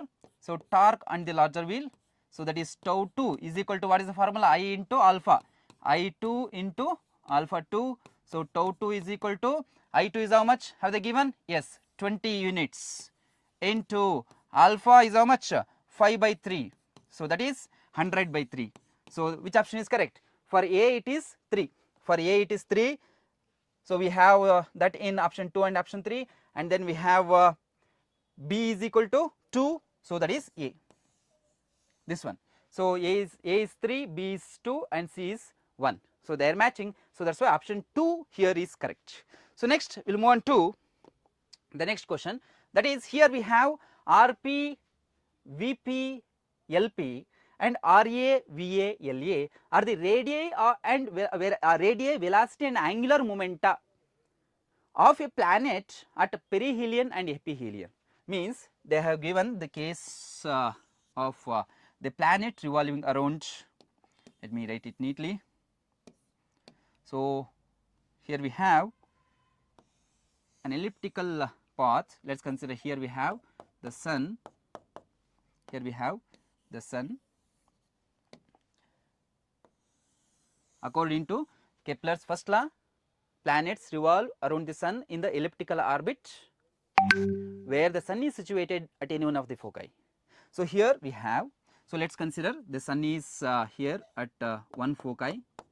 So this is called the perihelion and this is called the ephelion. So from the diagram only we can tell the perihelion radius will be less than ephelion radius, and here the velocity will be so huge, velocity at the perihelion will be so huge compared to velocity of the ephelion. Why? Because they have to manage the conservation of angular momentum. So we know L is equal to mvr, right? L is equal to mvr. So this should be conserved.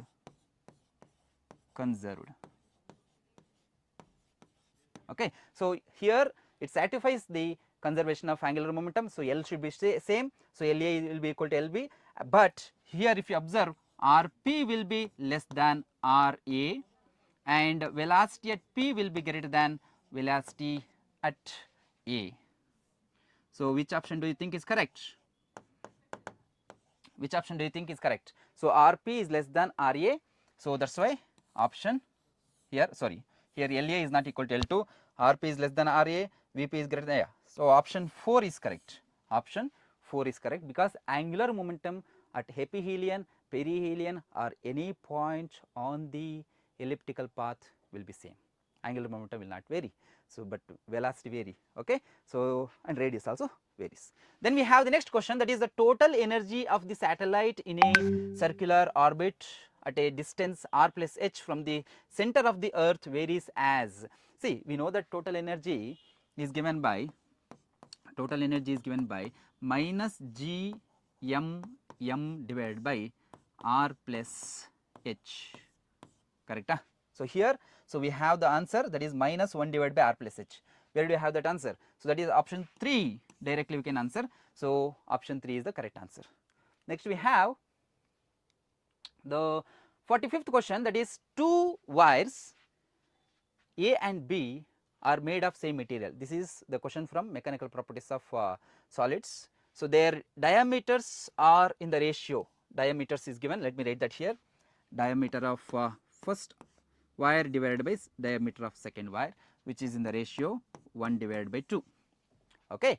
Next we have the lengths are in the ratio, that is L1 divided by L2, which is equal to how much? 1 divided by 3. 1 divided by 3. So they are stretched by same force. Applied force is same, tensile force is same. So since they are made up of same material, even Young's modulus is also same. So then the increase in the length will be in the ratio, change in length by original length we take, right, that change in length L. So how much it is increased for both the material, that we have to take the ratio. Since for the same material Young's modulus will be same, what is Young's modulus? Y is equal to F divided by A, that is stress, strain is change in length by original length. So it is same for both the materials. So A change in length. So this is F is same, so F will get cancelled, L1 delta L1, A1, A2, L2 delta L2. We need to change the we need to find the ratio of increase in lengths, means we need to find out change in length ratio for both the objects.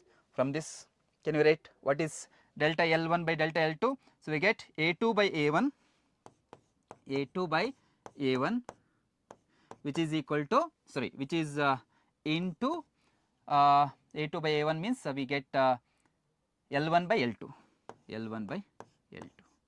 We know that area is directly proportional to diameter square. So we get diameter square for both the objects. So we get d2 by d1 whole square into L1 by L2. Can I write like this? Area is directly proportional to diameter square. So d2 by d1. What is d2 by d1? d1 by dt is 1 by 2. d2 by d1 is 2. 2 square is 4 into what is L1 by L2? 1 by 3. Yeah, here we have 1 by 3. So 1 by 3. So that's why the answer is 4 divided by 3. The answer is 4 divided by 3. That's why the option is 2. Option 2 is correct. Okay, shall we move on to the next question? That is 45th question. Sorry, 46th question.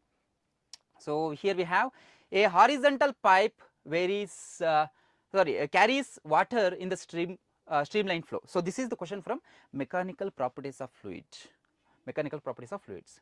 So at a point along the pipe where the cross sectional area is so here we have, let me consider, there is a pipe like this. So let's consider here the area is A1, here area is A2. So the fluid is moving in this direction. Here the velocity is V1, here the velocity is V2. Okay, according to equation of continuity, Bernoulli's theorem we have studied, right? So A1 V1 is equal to A2 V2. So here they have given A1. So what is A1? 10 centimeter square, let it be.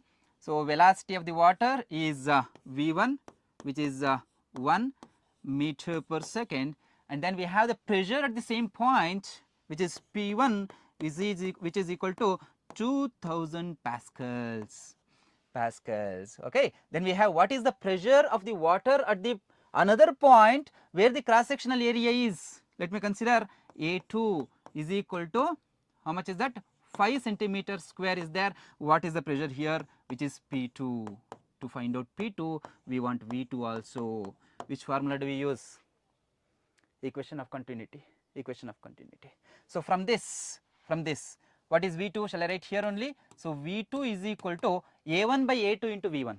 A1 by A2, 10 divided by 5, 2 into V1 is 1. So 2 into 1 is 2. So we get 2 meter per second. So we got V2 value. So how much V2 value?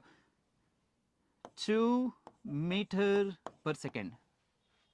Then we have to use which one? Bernoulli's theorem. So what is the pressure? We know that here in this case, so P1 plus half kinetic energy per unit volume rho V1 square is equal to P2 plus half rho V2 square. Correct? So we need to find out P2. So P2 is equal to P1 plus half rho will get common. So we have to write V1 square minus V2 square. So what is P2? P2 is equal to P1, it is given, right, 2000. 2000 plus half into rho density of water, it is known thing 1000. So V1 is 1, V2 is 4, 1 square minus 2 square, V2 is 2, so it will become 4, 1 minus 4 is 3, minus 3. So that is why P2 is equal to 2000 minus, so here 500, 5 3 is a 1500 you will get.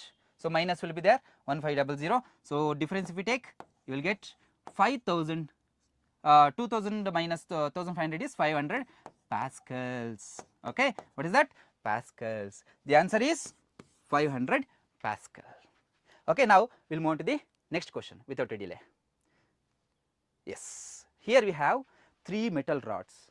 3 metal rods of same material, they are made up of same material. So identical in all respects are joined as shown in the figure. Okay. Now the temperatures at the ends of these rods are maintained as indicated, assuming no energy loss occurs. So here the temperature is 0, here the temperature is 90 degree, so here also temperature is 90 degree, there is no heat lost. So then through the curved surfaces of the rods, the temperature of the at the junction is, so what is temperature here? We know that the heat flow through a material is given by, okay, so KCET, change in temperature divided by the distance through which it is moving. So heat flow is directly proportional to change in temperature, right. So we know that heat flow through this material plus heat flow through this material and heat flow through this material is 0. Why? Because they have given you no heat is lost, no heat is lost. Therefore we can write temperature, so heat flowing through, let us consider this material 1, material 2, material 3, heat flowing through first material with respect to time, plus heat flowing through second material with respect to time, plus heat flowing through third material with respect to time, which is equal to 0. Okay. So therefore or heat lost also you can consider heat lost. So Q1 plus Q2 plus Q3, which is directly proportional to the temperature, change in temperature. By using that I will directly write the formula, since we have less space here.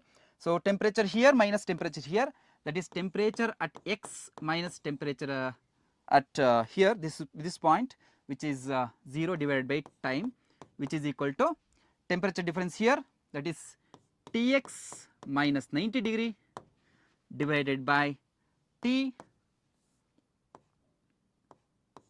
plus temperature difference here, Tx minus 90 degree, Tx minus 90 degree divided by T, which is equal to 0.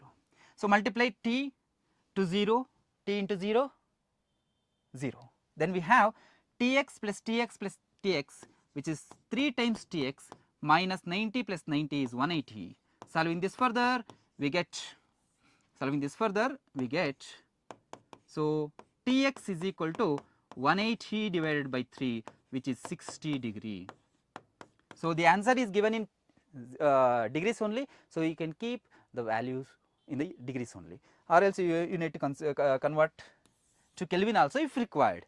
Here the values are in degrees Celsius, so the answer is 60 degrees Celsius. Moving on to the next question, it is the question on thermodynamics. Here we have a gas is taken from the state A to B. So there is a state A and state B. From A to B a gas is taken through different changes, maybe pressure may vary, volume may vary, temperature may vary, so whatever it may be, A to B, through 2 different paths 1 and 2, the heat absorbed and work done by the system, this paths is Q1, Q2 and W1, W2 respectively. Then we know that according to first law of thermodynamics, we have change in temperature, or you can consider delta Q, amount of heat given to the system, is equal to delta U plus delta W. Okay. So if I take delta U, which is equal to change in internal energy, which is equal to delta Q minus delta W. So, delta u1 is equal to, for the first path, let us take for first path. So, delta u1 is equal to q1 minus w1, q1 minus w1, and for second path, which is q2 minus w2. Let us take, the hint here is internal energy is not path dependent, it is path independent, it depends on initial state and final states only. So, therefore, delta u1 is equal to delta u2. So, from that we can write, what can we write? q1 minus w1 is equal to q2 minus w2, q1 minus w1 which is equal to q2 minus w2. So, which option is correct? q1 minus w1 is equal to q2 minus w2. So, that is option 4 is the correct answer. Shall we move to the next question? Yes, 49. So, read the question. We have 27 degrees Celsius temperature, the mean kinetic energy of the atoms of the gas. See, here they are talking about kinetic energy of gas. We have three different expression for kinetic energy. What is that? Kinetic energy, generally what we think is, we think about this formula, kinetic energy is half mv square. Two more formula are there. See, this is for the particle which is having some momentum, mass, velocity and all, and if you have a charged particle is accelerated in a potential difference v, with a potential v, then we have to use this formula that you have studied in electrostatics.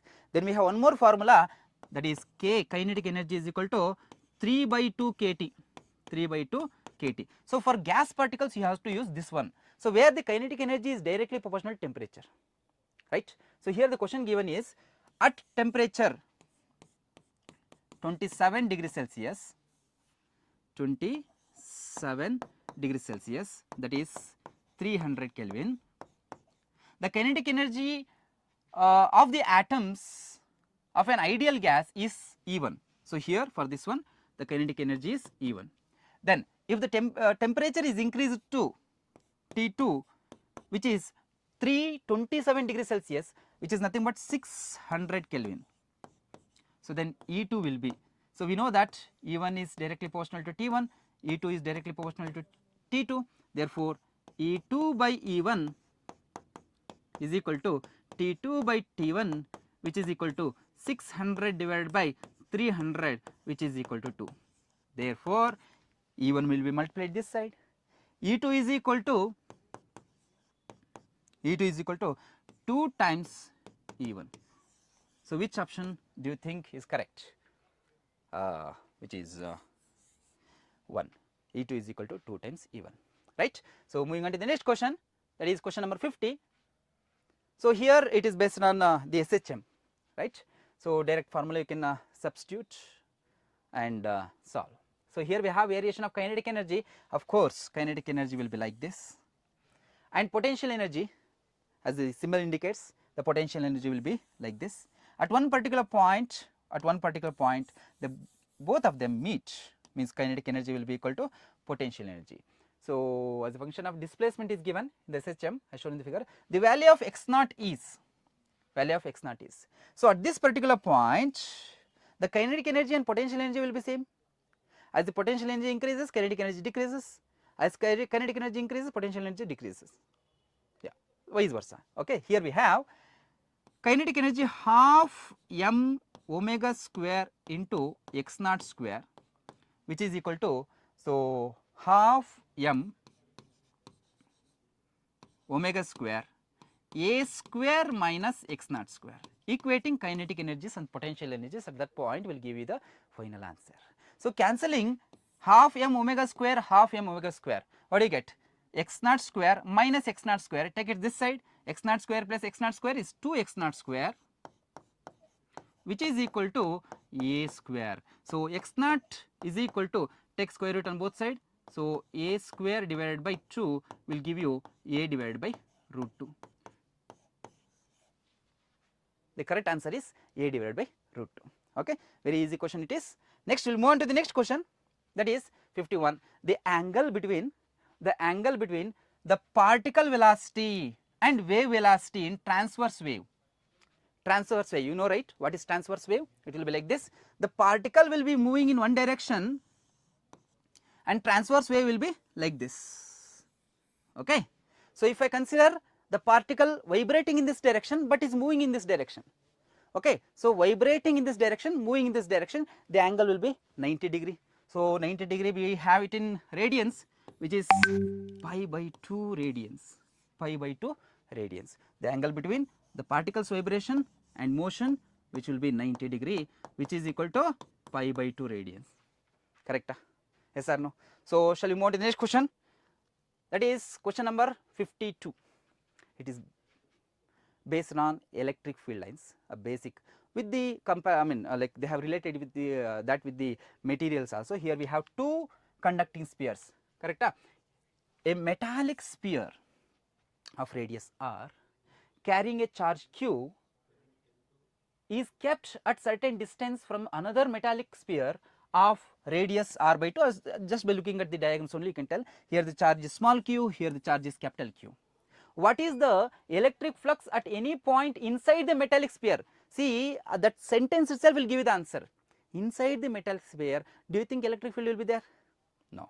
Electric field inside the sphere, the electric field cannot enter the metallic sphere. So, answer is 0. The answer is 0. That is why option 4 is correct. Now, moving on to the next question, that is 53. Here they have not mentioned metallic sphere, do not get confused here. Okay, they have given the dipole and considered spheres, they are the imaginary spheres. So, some people may think, oh, it is also conducting sphere, so answer will be 0. No, here a given dipole of charge plus q minus q, you know what is dipole, right? Two equal and opposite charges separated by small distance. For example, HCl, H plus Cl minus separated by small distance. Okay, here we have the distance which is 2r, spheres A and B are given. So, finally, we will move on to the answer, that is electric flux through the sphere A is, it is an imaginary sphere, electric flux through the sphere will be dependent on, I am going to apply Gauss law here since negative charge is there. So, electric flux is equal to through the imaginary surface A, which is equal to charge enclosed by the surface A divided by epsilon naught. So, that is minus q by epsilon naught, simple Gauss law only. Okay. So, now we will move on to the next question. Here we have the potential at A, very simple basic concept they have asked here. So, if you know the definition for electric potential difference, you can easily answer this. Okay. So, here potential at A is minus 3 volts and the another point B is at 5 volts. The work done in carrying a charge from B to A. So, the charge is Q naught 5 millicoulomb.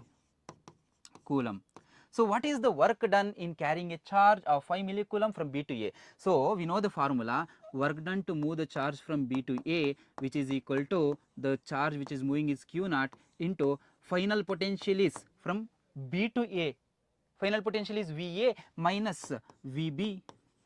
Okay. So, that is why work done is equal to Q naught is 5 into 10 to the power minus 3 into VA is minus 3, VB is 5. So, already minus is there in the formula, minus 3 minus 5 minus 8, 8 5 is 40, minus sign is there into 10 to the power minus 3, which is equal to minus 0.04 joules.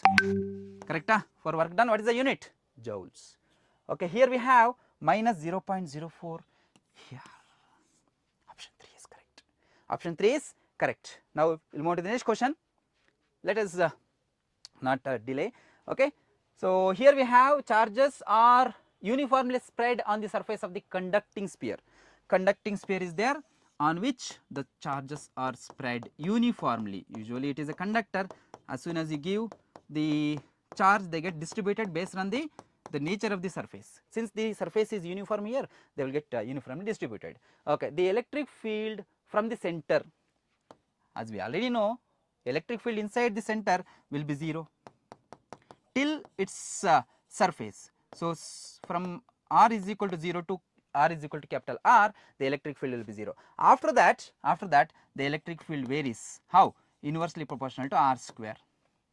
The sphere behaves as a point charge source, right. So, R square, that is why the answer is this one, E is equal to 0 till R, and after that it decreases like this. The nature of graph will be like this, okay. That is option 3 is correct here.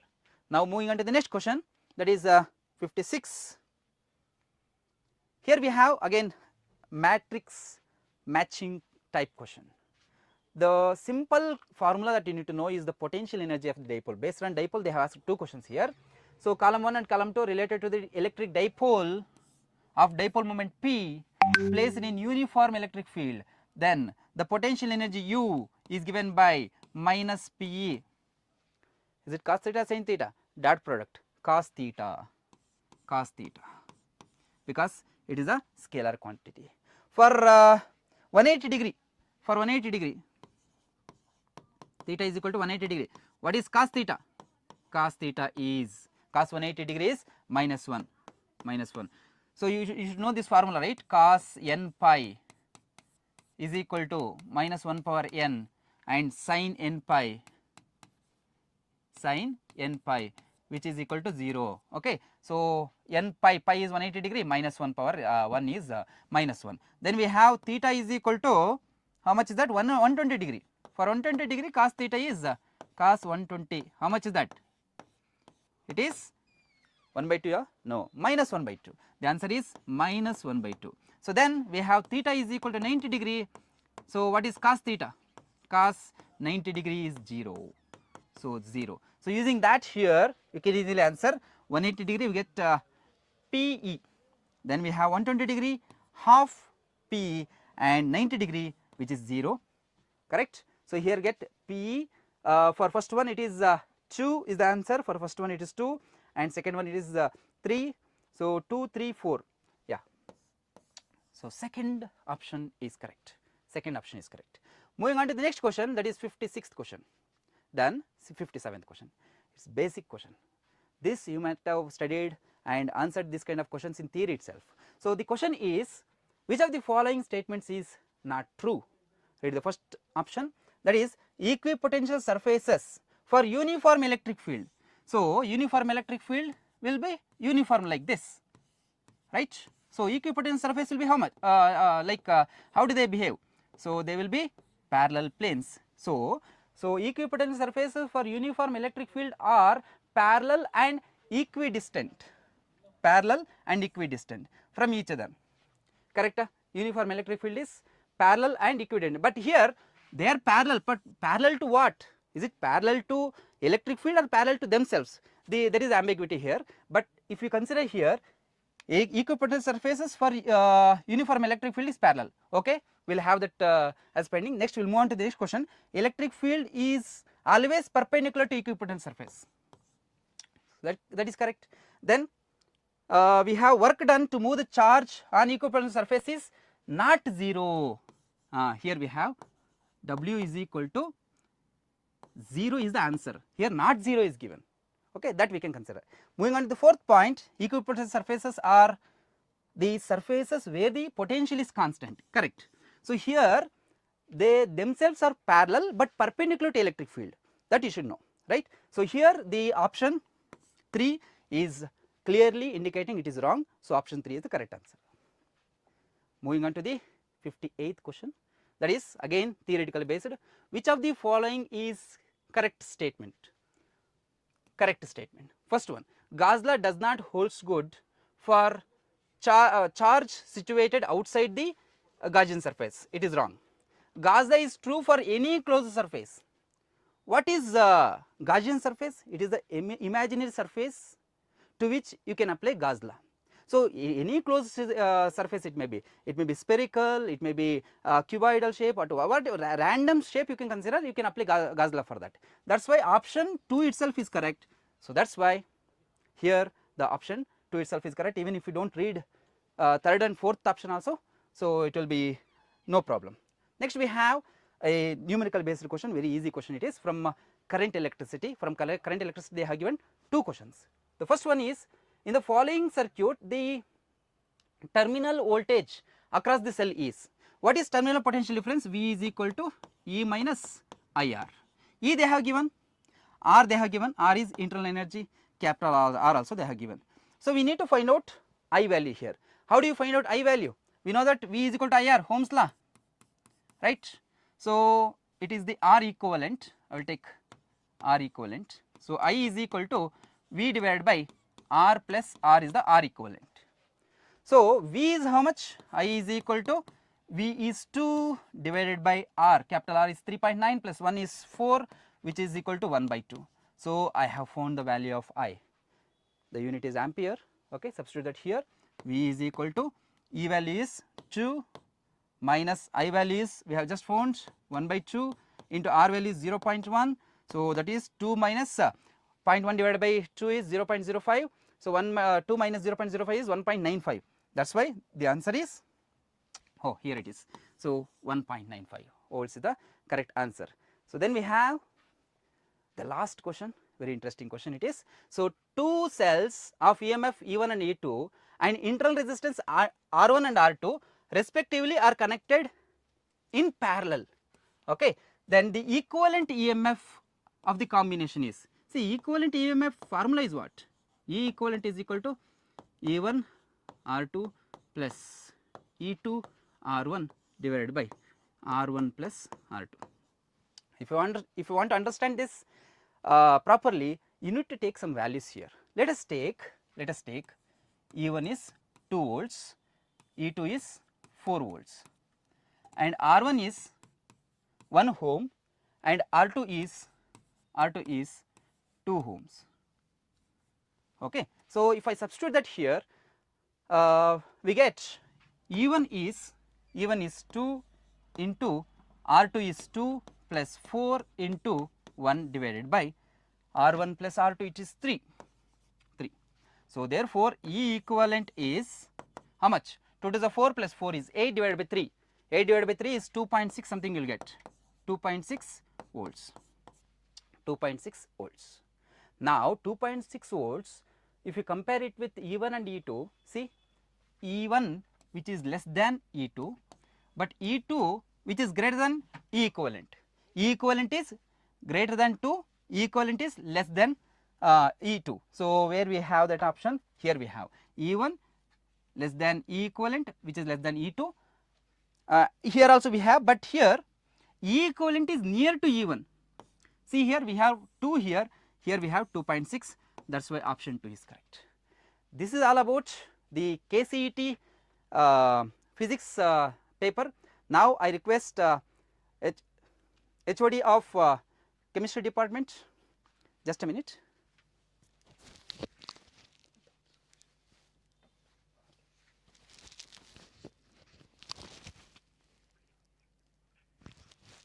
Okay, if you have any doubt, sorry for the interruption. So, if you have any doubt, you can ask the questions, I will answer here.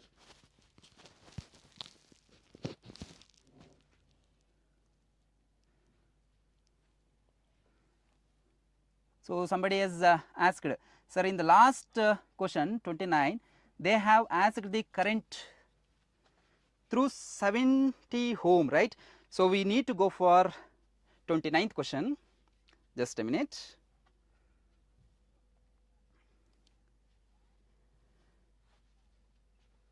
Where is it? Where is it? Oh, little.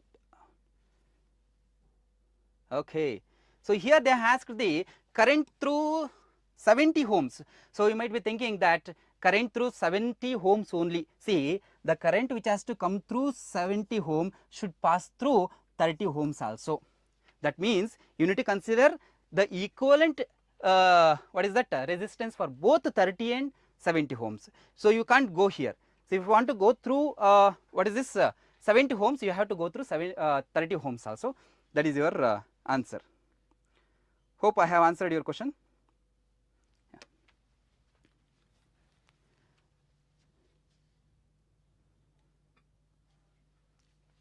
So, okay, with this I am going to end the physics. Then I request HOD of head of the department chemistry, Harvey Lech, Dr. Suresh Babu sir, to take up the next session. Thank you all.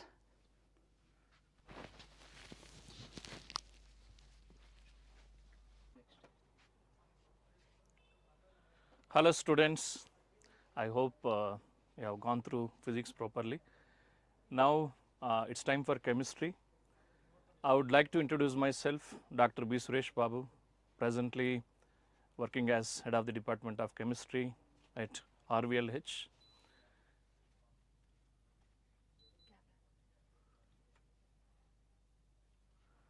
And also working as senior chemistry faculty at RVPU College South.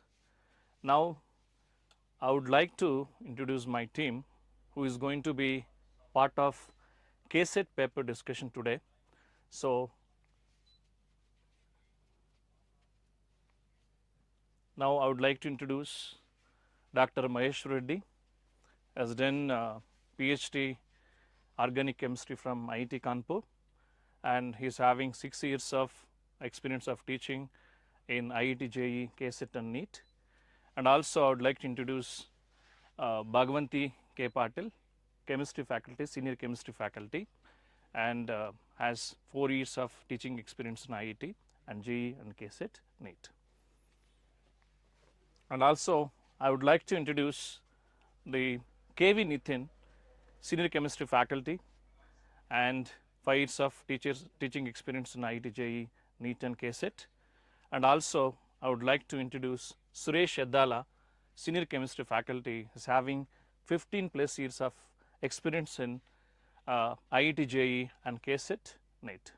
So this is my team, and along with me, so are going to be part of KCET chemistry paper discussion. Now let's discuss on the first question, KCET 2025. So first question says that correct statement about galvanic cell is R. So galvanic cell, if I consider here, so we are taking 2 metallic strips, okay, 2 metallic strips are dipped into the electrolytic solution, okay. So anode generally we are taking here negatively charged, okay, anode is negatively charged electrode, and here cathode we are taking, and here is positively charged electrode. Generally electron flows from negatively charged electrode to cathode, and the current convention, it is going to be reverse. Generally current convention generally from cathode to anode generally takes place. So here first statement, current flows from cathode to anode, that is correct statement, and anode is positively terminal, that is wrong statement, and here E cell is given negative, that is actually for all any type of spontaneous reaction, E cell is always positive, okay. Now cathode is now positive terminal, this is also wrong statement. Now cathode is positive terminal, as I discussed, now cathode is positive. Now D also correct statement. So according to this question, so answer should be A and D. Now third option is correct, okay. Next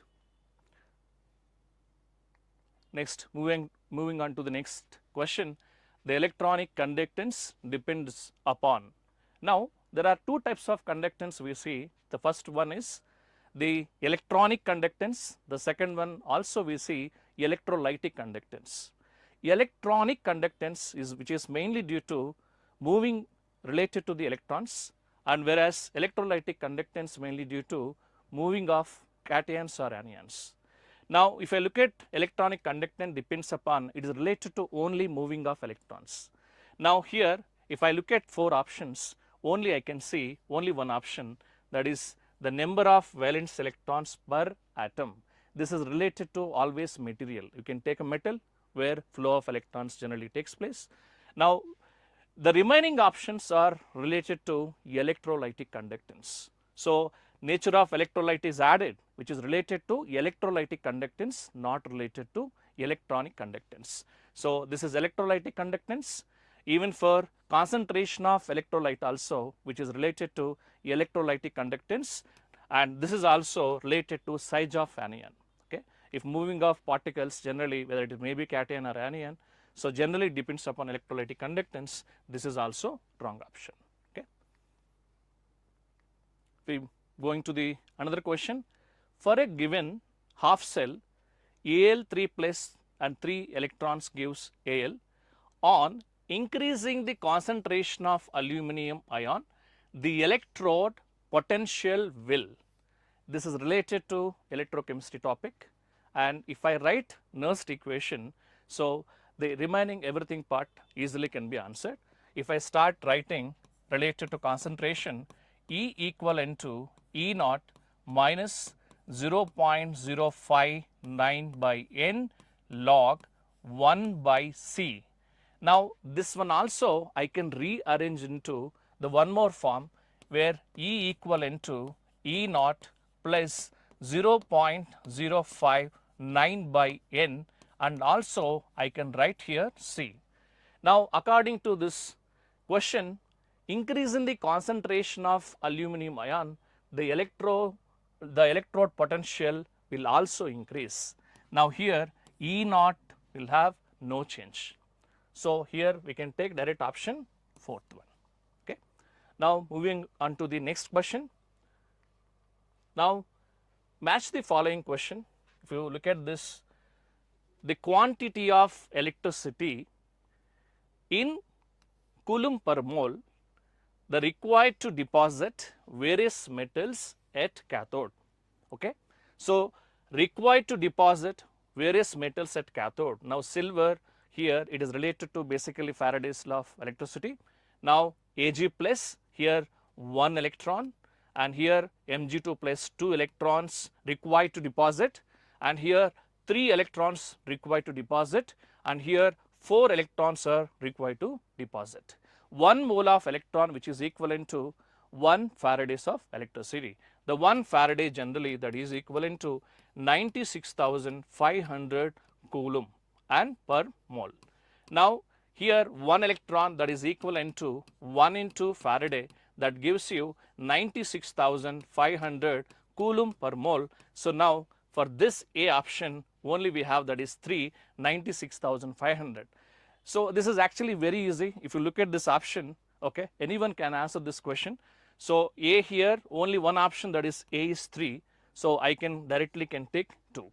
If you want to solve further, 2 into 96,500, and similarly 3 into 96,500 and 4 into 96,500, still you will get remaining options. Okay. Next, moving on to the next question. Catalysts are used to increase the rate of chemical reaction because it's a very simple question that is asked in the examination. So, catalyst generally it will increase the rate of reaction by decreasing activation energy. Okay. There is only one option, that is decreases the activation energy of the reaction. That is very simple question. This is conceptual based and also theory based. Okay. Next, moving on to the next question. Half life of a first order reaction is 20 seconds. So, I will just take from here directly itself. T half is given 20 seconds. Next, initial concentration of reactant is 0.2 molar. Okay. Initial concentration I will take this one as 0.2 molar. Next, the concentration of reactant left after 80 seconds. Now, T that equivalent to 80 seconds. That everything is given in the question. Now, here there are two methods. One is shortcut method I will give you, but one more also. So, most of the students will go for direct equation like this, where first order kinetic equation K equivalent to 2.303 by T log R naught by R.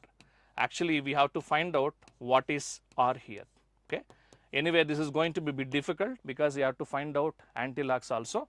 But anyway, according to this, and also K that equivalent to 0.693 by T half. Already the values you can look at this, T half is given, and K here from this we can able to get K, and then if you substitute R naught also given here, from this R you have to going to find out what is R naught after 80 seconds, and T also they have given 80 seconds here. But this is going to be a bit difficult for the students. Now, one more shortcut method.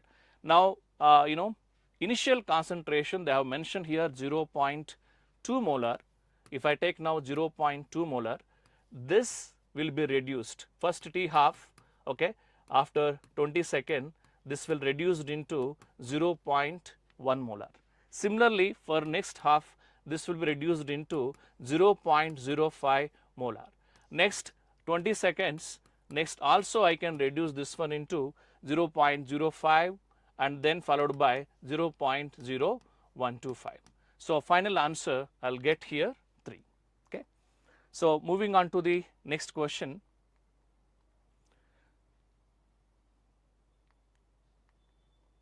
In the given graph, EA activation energy for the reverse reaction will be, okay. Now, here very simple, okay, whatever the graph which is indicating, we will write the direct equation, delta H that is equivalent to EA that is forward reaction and minus EA of backward reaction, okay. Now, what is given in this graph? Delta H value is given, that is 90 kilojoules, and EA forward that is given 215 kilojoules, and minus EA the backward reaction, if I consider from this 215 minus 90, you will get only one option, that is 125 kilojoule. This is also very easy question. Okay.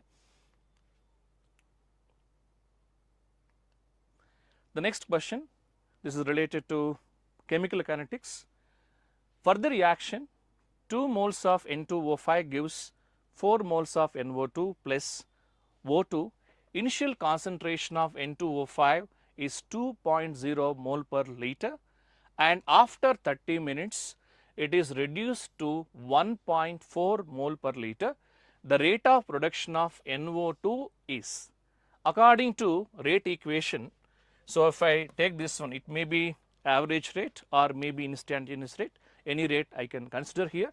So, rate that is equivalent to, okay.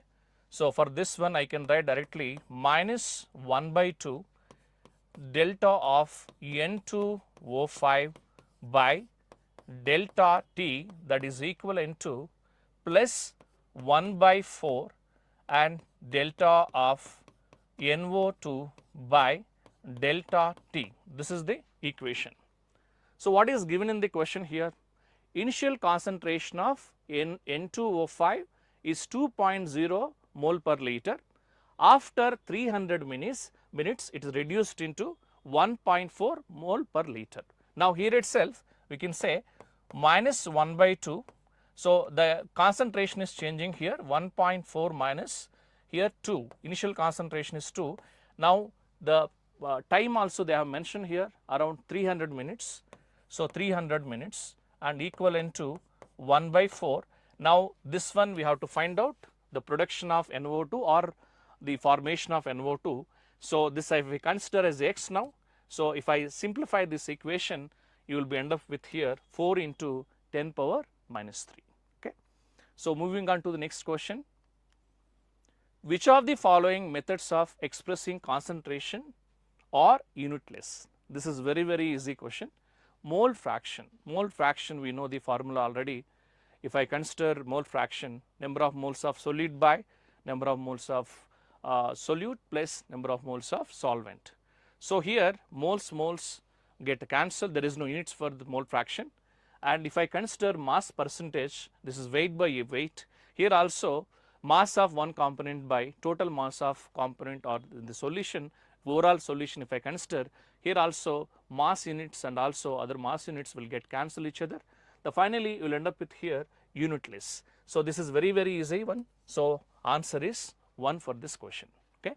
Next, moving on to the another question, select the incorrect statement from the following. Select the incorrect statement from the following. So, first option, 22 books have infinite significant figures. According to significant figures method, this statement is correct, but they are asking incorrect. So, I will not choose this option. Okay. Now, in the answer of calculation, 2.5 into 1.25 has 4 significant figures. Now, if you look at this one, for this one significant figure is 2, for this one significant figure is 3. If I multiply, still we are going to take only 2 because here the least number we have significant figure is 2. So, here they have given 4 significant figures, that is going to be wrong. So, this is going to be incorrect statement. Next, zeros proceeding to the first non-zero digit are significant. This is also incorrect. It should be non-significant. So, this is also incorrect statement. Next, D, in the answer of calculation 12.11 plus 18.0 plus 1.012, here the least value is generally 3 significant figures and final value also should get 3 significant figures. This statement is correct, but they are asking incorrect. So, this is also be wrong. So, finally, we have option that is B and C only. Okay. So, moving on to the next question now. Given below are atomic masses of the elements. This is very simple question they asked. Which of the following does not form triad? Triad, generally all elements should belongs to same group and also they have same chemical properties. Now, if you look at this option, the first one, calcium, strontium, barium, all are belongs to second group. Okay. Now, so does not form triad, but this is forming triad. Okay. Now, chlorine, bromine and iodine, these 3 elements also belongs to same group, that is basically 7th group element. Now, if you look at this one, chlorine belongs to 7th group, potassium belongs to first group, calcium belongs to second group. They have different chemical properties. So, they cannot form any triad here. Now, it comes to 4th option, lithium, sodium, potassium, these 3 elements are belongs to same group. So, that is why the answer is now 3, because they are asking does not form triad. Okay. Next, moving on to the next question. The change in hybridization of aluminum atom in the following reaction is, okay, AlCl3 plus Cl minus is giving AlCl4 minus. Now, aluminum has empty orbital where the empty orbitals generally filled by Cl minus. Basically, one is Lewis base, other one is Lewis and acid. So, basically Lewis acid and Lewis base interaction is happening and AlCl4 minus is formed. Now, here we can say directly AlCl3 generally contains only 3 sigma bonds, which is equivalent to hybrid orbitals are generally sp2 hybridized.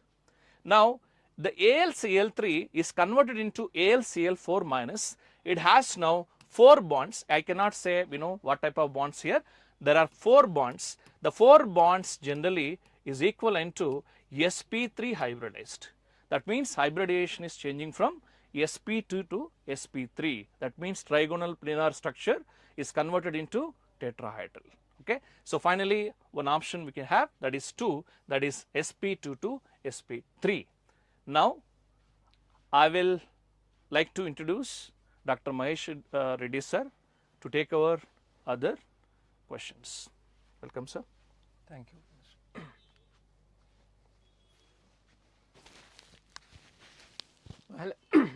Hello everyone. So, now we will start with 13th question. So, here they have given match list 1 with the list 2 and select the correct option. They are asking what is the correct option. So, they have given molecules here, so chemical bonding chapter, and they have given bond order. So, if you want to calculate the bond order, so you should know the formula, that what is the bond order formula. We know that normally bond order. So, we used to write down half into number of bonding electrons minus number of anti-bonding electrons. So, we will not go with this formula because we should know bonding, anti-bonding electrons, bonding electrons minus this is anti-bonding electrons. Okay. So, number of anti-bonding electrons, but we know that very simple thing, that number of electrons. So, I will give you very simple.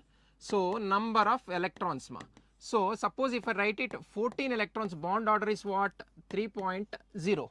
If you increase, if you decrease, 0.5 value will be decreased. You see 15 electrons you decrease the value 2.5, 16 electrons decrease 2.0, 17 electrons you decrease 1.5. So, suppose 18 electrons the value will be 1.0 and 13 electrons you see here the value will be decreased 2.5. So, 12 electrons the value will be 2.0. So this one you basically you have to remember, this is the bond order, simple, 14 electrons, 3.0 bond order. Now you just calculate the number of electrons in this case. So nitrogen number of electrons will be what, 7 plus oxygen 8, right? So total number of 7 plus 8 means what, 15 electrons. So 15 electrons, just tell me what is the 15 electrons, 2.5, right? So option A goes to 3. And what about the CO? Carbon is 6 plus oxygen 8. So how much will be the 6 plus 8 means it will be 14 electrons. 14 electrons means bond order will be 4. Okay, and O2 minus, so 1 oxygen 8 plus 16. So 8 plus 8 plus 1. So total 16 plus 1, 17 electrons. 17 electrons means 1.5, right?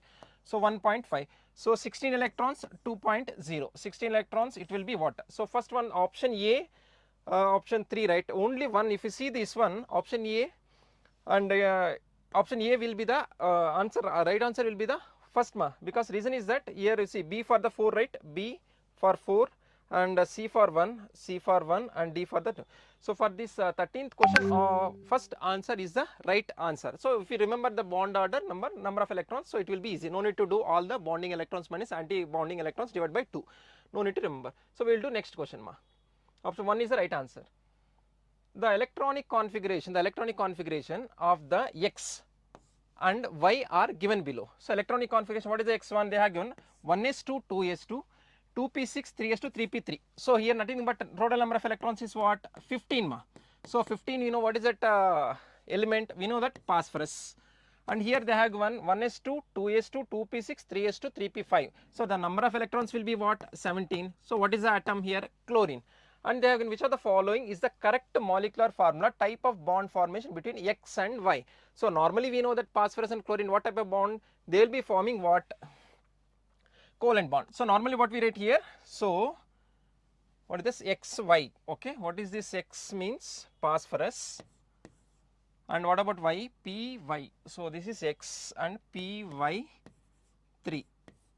So PY3, where is PY3 means? So XY3, it's a covalent bond ma. So option 3 is the right answer. So simple, normally we write PCl3. So we used to write down as what we write here, PCl3 is a simple X, P is nothing but X and chlorine is nothing but Y. So we used to write down XY3 or PCl3. So it's a covalent bond. Option 3 is the right answer.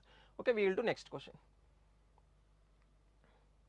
So match list 1 with list 2 ma. Okay, so they are given types of redox reactions and they have given some of the examples. So first thing that they have given combination reaction. What is the combination reaction? If we select all the things, what is that? So it is a displacement and disproportionate. So CH4 molecule. So option combination reaction, we see methane reacts with oxygen gives what? CO2 plus H2O. It's a kind of combination reactions. Okay, so option A lies with 3. Okay, decomposition, that means it's a kind of dissociation kind of thing. So option B lies with 4 ma. Okay, and displacement, okay, 1, and disproportionation, if we write it here, 2. So if we choose the answers, option A for 4, right? Option A combination 3, option A 3, right? Option A 3. So here also there, option A here also 3 is there. And what about disproportionation reaction? You just check with D for 2.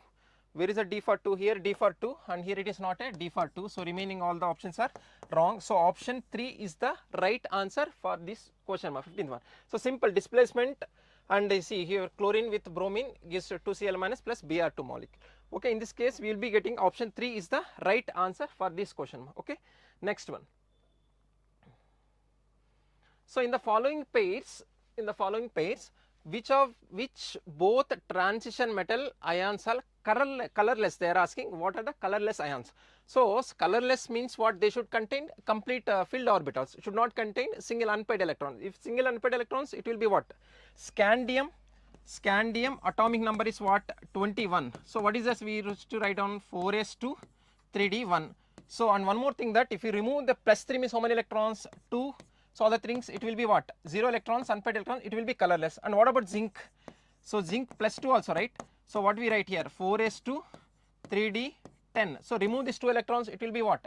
3d10 electrons. So it will be also colorless. So option A, but we will check with the remaining things. And vanadium plus 2, scandium, titanium, vanadium. So vanadium is what is atomic number? 23. If you remove 2 electrons, 3 electrons will be there. titanium, scandium, titanium, 22, right? So, but here it will be what? 1 electron will be there. But manganese it will be there, and what about copper also? Number of unpaired electrons will be there. So that means all the things are color, but they are asking both transition elements are colorless ma. Both transition elements are what? Colorless. So if you see scandium and zinc are colorless. So because they are diamagnetic, so they are all obviously option A is the right answer. Okay, we will do next question.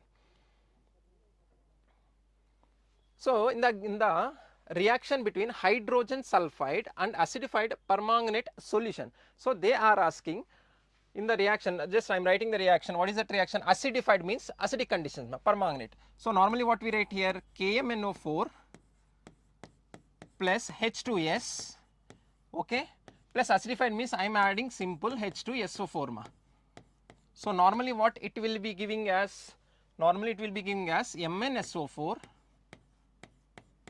plus only elemental sulfur plus water molecule plus K2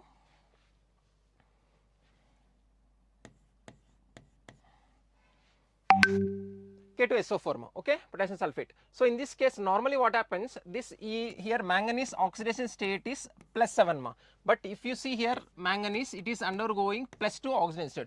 So +7 to +2 state that means what, their reduction or oxidation, it is gaining of electrons. So KMnO4 is undergoing what, reduced. So first thing if you see here, only one option is there, MnO4 is reduced to Mn+2, and one more thing, if you see here sulfur it is having -2, but here sulfur is what, 0 because only it's elemental state, 0 oxidation state will be.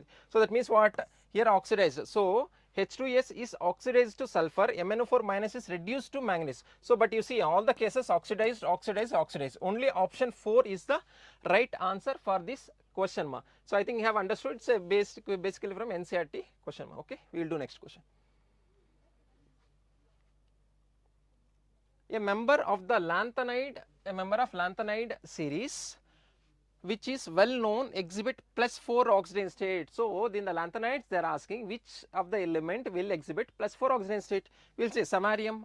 Normally we know that lanthanides they exhibit +3 is the common oxidation states, but samarium always exhibits what +3, and europium also they exhibit +3, and erbium also +3, but very important the cerium they will exhibit what, +3 as well as +4 common oxidation state. So option 4 is the right answer for this question okay. It's directly from the NCERT question, so easy also, very easy question.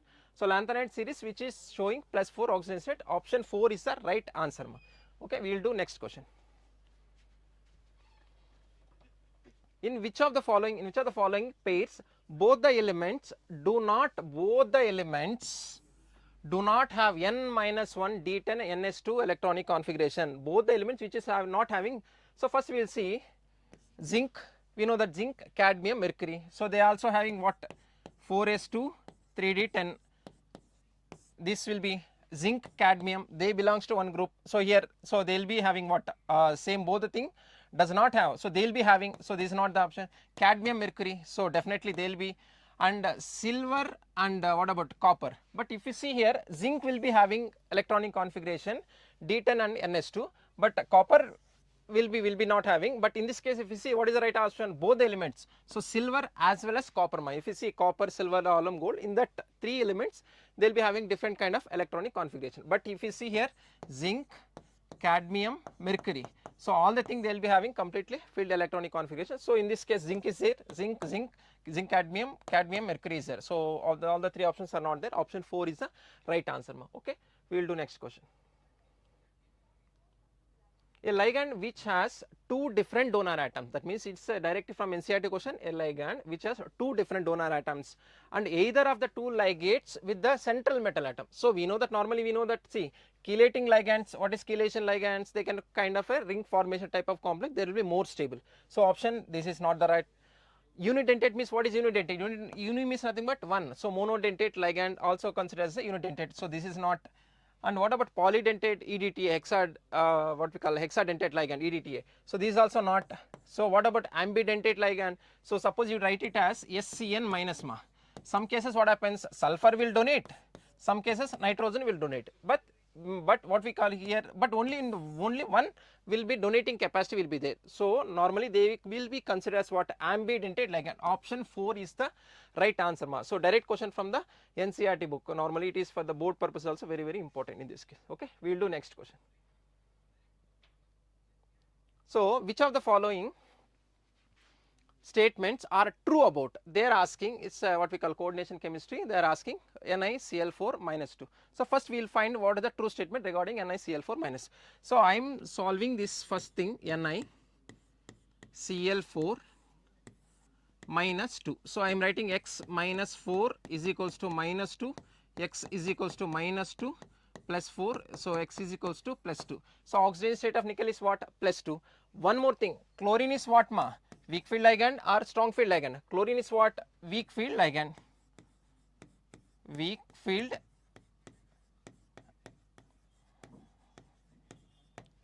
Chlorine is what? Weak field ligand. And nickel, what is that? Nickel, it is undergoing plus 2 state. Plus 2, what is the electronic configuration? 3d8 4s2. So plus 2 means I want to remove how many electrons? 2 electrons, remove that. So how many electrons will be remaining? 8 electrons will be remaining. So here, so 8 electrons, should I pair or should not? So I don't want to pair the electron because it's a weak field ligand. So I am pairing the electron 1, 2, 3, 4, 5, 6, 7, 8, sorry 8. Okay, only 8 electrons are there. Unpaired electrons, how many? 2 unpaired electrons are there. So that means they are paramagnetic or diamagnetic? Paramagnetic. First thing from this data, what we have done? Paramagnetic. Okay, and a color compound or colorless? It's a color. Okay, color compound. And what is the hybridization? Because how many ligands are there ma? 4 ligands are there. So remaining that, how many orbitals will be coming here? So hybridization will be what? 1 ligand, 2, 3, 4. So the hybridization will be what ma? So sp3 hybridization will be there. sp3 hybridization without lone pairs, what we considered here? Tetrahedral. So first thing we will see that sp3 hybridized tetrahedral. The complex has tetrahedral geometry. Statement right or wrong? Statement right. The coordination number of Ni is 2, because how many ligands are there ma? 4 ligands. What is the coordination number? 4. So that means this statement is wrong. And the complex is sp3 hybridized. Obviously we have done sp3 hybridized. It has a high spin complex, high spin and low spin. So normally weak field ligands are what they give? High spin complexes. This statement is also right. And the complex is a paramagnetic. We have, because unpaired electrons it contains, so it's a paramagnetic. So option A, C, D, E, F. So A, C, D, E. So this is option A. We will just check that, because B statement wrong. Here B is there, here B is there, here B is there. So option 4 is not there, option 3 is not there, option 2 is not the option 1 is the right answer for this question. I think hopefully you have understood from coordination, direct question.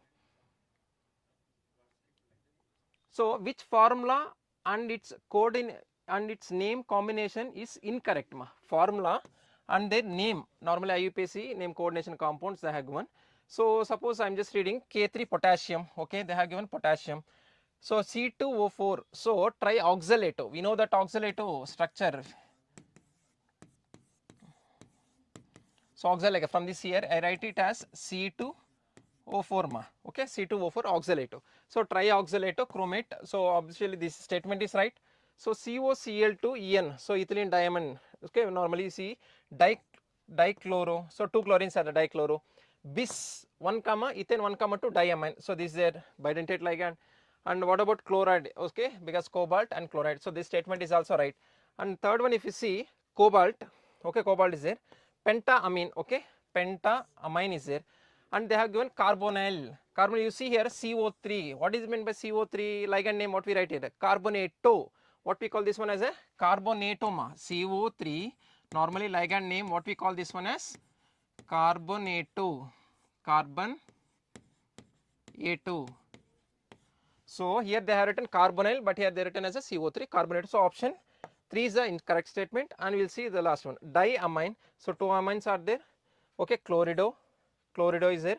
Nitrito N. Okay, nitrito N. So this is also right. So they are asking which is the formula and its name combination is incorrect. They are asking incorrect option. So what is the incorrect option? Option 3 is the right answer. So remaining all right answers, but incorrect option we have to choose option 3 is the right answer for this question. Okay, we will do next question.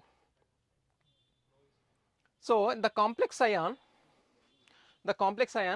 so F is C2O4 3 whole to the power 3. So the coordination number of the iron, they are asking coordination number of the iron atom they are asking. So what is the coordination number? So we are oxalate, so normally CO minus, here COO minus. So it's a bidentate ligand ma. What is this? Suppose metal atom is there, it's a bidentate. How many bidentate ligands are there? 3 ligands are there. So into 2 means what? Coordination number will be 6. So option 3 is the right answer, because oxalate ion is a bidentate ligand. Option 3 is the right. So 4 it's not, 5 it's not, 3 it's not. So option 3 is the right answer for this question ma. Okay, we will do next question. So match the list with list 2 of the following reaction pattern they are asking. So glucose, they have written glucose reagent product and structural prediction they are asking. So acetic anhydride, so normally we know that in the biomolecule chapter first we will start with the glucose and its conformation structure. So basically acetic anhydride confirms what? Number of hydroxyl groups. How many hydroxyl groups are there? 4 that means 4 what we call secondary hydroxyl groups and 1 primary hydroxyl groups are there. So that means total 5 hydroxyl groups are there. Acetic anhydride, glucose has 5 hydroxyl groups. Okay, bromine water. Okay, from this bromine, glucose has a aldehyde group, glucose has a carbonyl group. Okay, we'll see. And the HI with red phosphorus, what is the HI? They give you what? Glucose has a straight chain of 6 carbon atoms. 6 carbon atoms will be there. So from this we'll just check with the hydrogen cyanide. Okay, D with what? And bromine water. First we are acetic anhydride, option A for 3 ma. Option A for 3. Okay, here also A for 3, here also A for 3. And we'll check with hydrogen C for 2. Which is C for 2? You see here. C for 2, C for 1. So option 4 is wrong. Option 2 is wrong. You just check with remaining. B with 1. So bromine water with glucose as aldehyde group. And what about D for hydrogen cyanide? Glucose as a carbonyl group, HCN. Okay, so option 2 is the right answer. So remaining all wrong answers. Okay, so here. So thank you, and now Bhagwati ma'am will be discussing the remaining problems. Thank you very much. Hello students, so let us start discussing the next questions. Question number 25. The correct sequence of alpha amino acid, hormone, vitamin and carbohydrates respectively is. We have to check whether the given option contains the examples in the same order or not. So if we carefully observe option 1. So in option 1, the first one, amino acid they have given as a thymine, but thymine is not an amino acid, it is a vitamin, vitamin B1. So first option will be wrong because thymine is not matching with amino acid. Second option, if you see, glutamine, yes it is amino acid, correct. Insulin, yes it is a hormone, correct. Aspartic acid is not a vitamin, instead aspartic acid is your amino acid. So again option B will be wrong. Option C, arginine, amino acid, correct. Testosterone, hormone, correct. Glutamic acid is your amino acid and not vitamin. This option is also wrong. Last one, aspartic acid, amino acid, correct. Insulin, a hormone, correct. Ascorbic acid, vitamin C, it is a vitamin. Next, ramenose is a carbohydrate which do not follow the general formula for carbohydrates. So the correct option will be option 4. Next question. Which examples of carbohydrates exhibit alpha link in their structure? So for an alpha link, we must be having a carbohydrate which is of the form alpha form, anomeric form. So let us check. First one, maltose. In this maltose, you will be having alpha 1, 4 linkage. Yes, it is following, but lactose on the other side, it is having beta galactose and beta glucose. So it will not be having alpha linkage. First option is wrong. Option 2, amylose and amylopectin, which is a component of your starch. They consist of glucose, alpha glucose. So in amylose, you will be having alpha 1, 4 glycosidic bond, whereas in amylopectin, alpha 1, 4 and alpha 1, 6 glycosidic bond. So option 2 is your correct option. Next, cellulose, if you see, cellulose contains beta glucose. So it will be having beta 1, 4 glycosidic linkage. Alpha 1, 4 and glycogen is having alpha 1, 4 glycosidic linkage. Because of cellulose, this option is again wrong.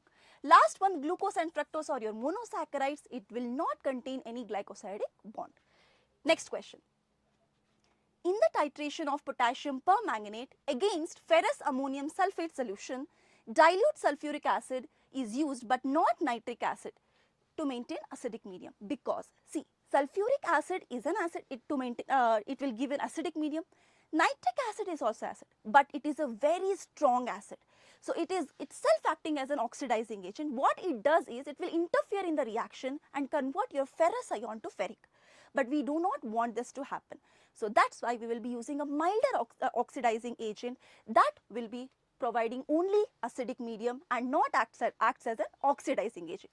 So the correct option will be nitric acid itself is acting as an oxidizing agent. Next question. The group reagent ammonium chloride NH4Cl and aqueous NH3, that is nothing but ammonium hydroxide, will precipitate which of the following ion?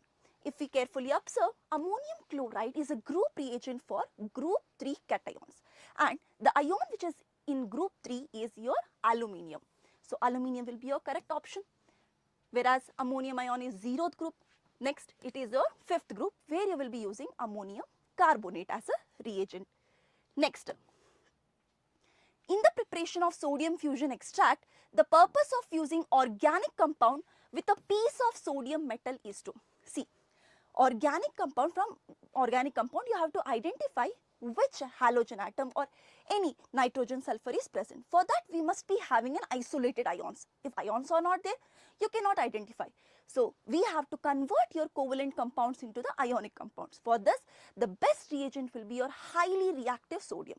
So the correct option will be to convert your covalent compounds into ionic. Next question. The sodium fusion extract is boiled with concentrated nitric acid while testing for halogens. So see, for halogens testing, we might be having in organic compounds nitrogen and sulfur. So what they will do? They will react with sodium and they will form Na2S and NaCN, which might interfere in the reaction and might give you negative test. So that's why we have to decompose the compounds which are formed. So the correct option will be decompose Na2S and NaCN. Next question. Which of the following is not an aromatic compound? For aromatic compound, they must follow your Huckel rule, 4n plus 2 pi electron rule. So let us check whether they are planar and follow Huckel rule or not. So in the first option, it is having 2 plus 2, 4 pi electrons. 4 pi electrons means 4n pi electron rule is following, which is nothing but anti-aromatic. So first one is not your aromatic. Second one, 2, 4, 6. 6 pi electrons are there and it is planar in structure, it is aromatic. So second option cannot be a correct option. In next case, 2, 4, 6, 8, 10, 12, 14 electrons, which is again following 4n plus 2 pi rule, Huckel rule, it is aromatic. Next here, 2, 4, and negative charge comprises of 2 electrons. So it is having 6 pi electrons, again aromatic. So the correct option is option 1. Next question. IUPAC name of the given organic compound is. So let us write the numbering. So we can write from this side also 1, 2, 3, 4, 5, 6, and from the other side also we can write 1, 2, 3, 4, 5, 6. In each case you are having same locent 1, 3, 5. In this also 1, 3, 5. So whenever the locents are same, we will give more priority to double bond. So which numbering you will consider? The second one. So in second one, for double bond you are having 1, 3. So in which option you are having 1, 3 diene? So it is there in option 3. So hexa 1, 3 diene 5 ine. So option 3 will be your correct option. Next question. Among the following, identify the compound that is not isomer of hexane. Hexane is an alkane and the isomer of alkane is always an alkane. No other organic compound can be an isomer of an alkane. So let us see 1, 2, 3, 4, 5, 6, 6 carbon atom, alkane, yes isomer. 1, 2, 3, 4, 5, 6, 6 carbon atom, alkane, yes it is an isomer. This is containing 6 carbon atom, but it is not alkane, it is a cycloalkane, which is an isomer of alkene. So this option is correct option for this particular question. And next question again 1, 2, 3, 4, 5, 6 carbon atom, alkene. Next question. The organic compound can be classified as a. So here you see chlorine atom is attached to the sp3 hybridized carbon atom, which is next attached to sp2 hybridized carbon atom, which is involved in a benzene ring. So this is now benzylic halide, not your allylic halide. For allylic halide, it must have been a straight chain. Okay. Next, the sodium fusion extract is boiled with concentrated nitric acid while testing for halogen. By doing so, whenever we are using a concentrated nitric acid with this, it is going to decompose the compounds which are formed using your sulfur, which is present in organic compound, and nitrogen. If it is not decomposed, it might interfere in the reaction and it will give you a negative test. So the correct option is option 4. This question is, I guess, repeated again. So sorry for the inconvenience. Next, the organometallic compound CH3 thrice CMgBr on reaction with D2O produce. So this is a very basic reaction. So what we will say, whenever Grignard reagent we are using, we have to maintain a dry ether condition. Why? Otherwise, water might react and you will get an alkene. So to get an alkene, what we will be doing? We will be removing this magnesium and bromine, correct? And replacing with the hydrogen, which is coming from a water. But here, instead of a normal water containing hydrogen, we are using deuterium. So which atom will be replacing it? Deuterium. So it is there in option 4. So option 4 will be your correct option. So I hope you understood solution till now. I would like to call KV Nithin sir to continue with next questions.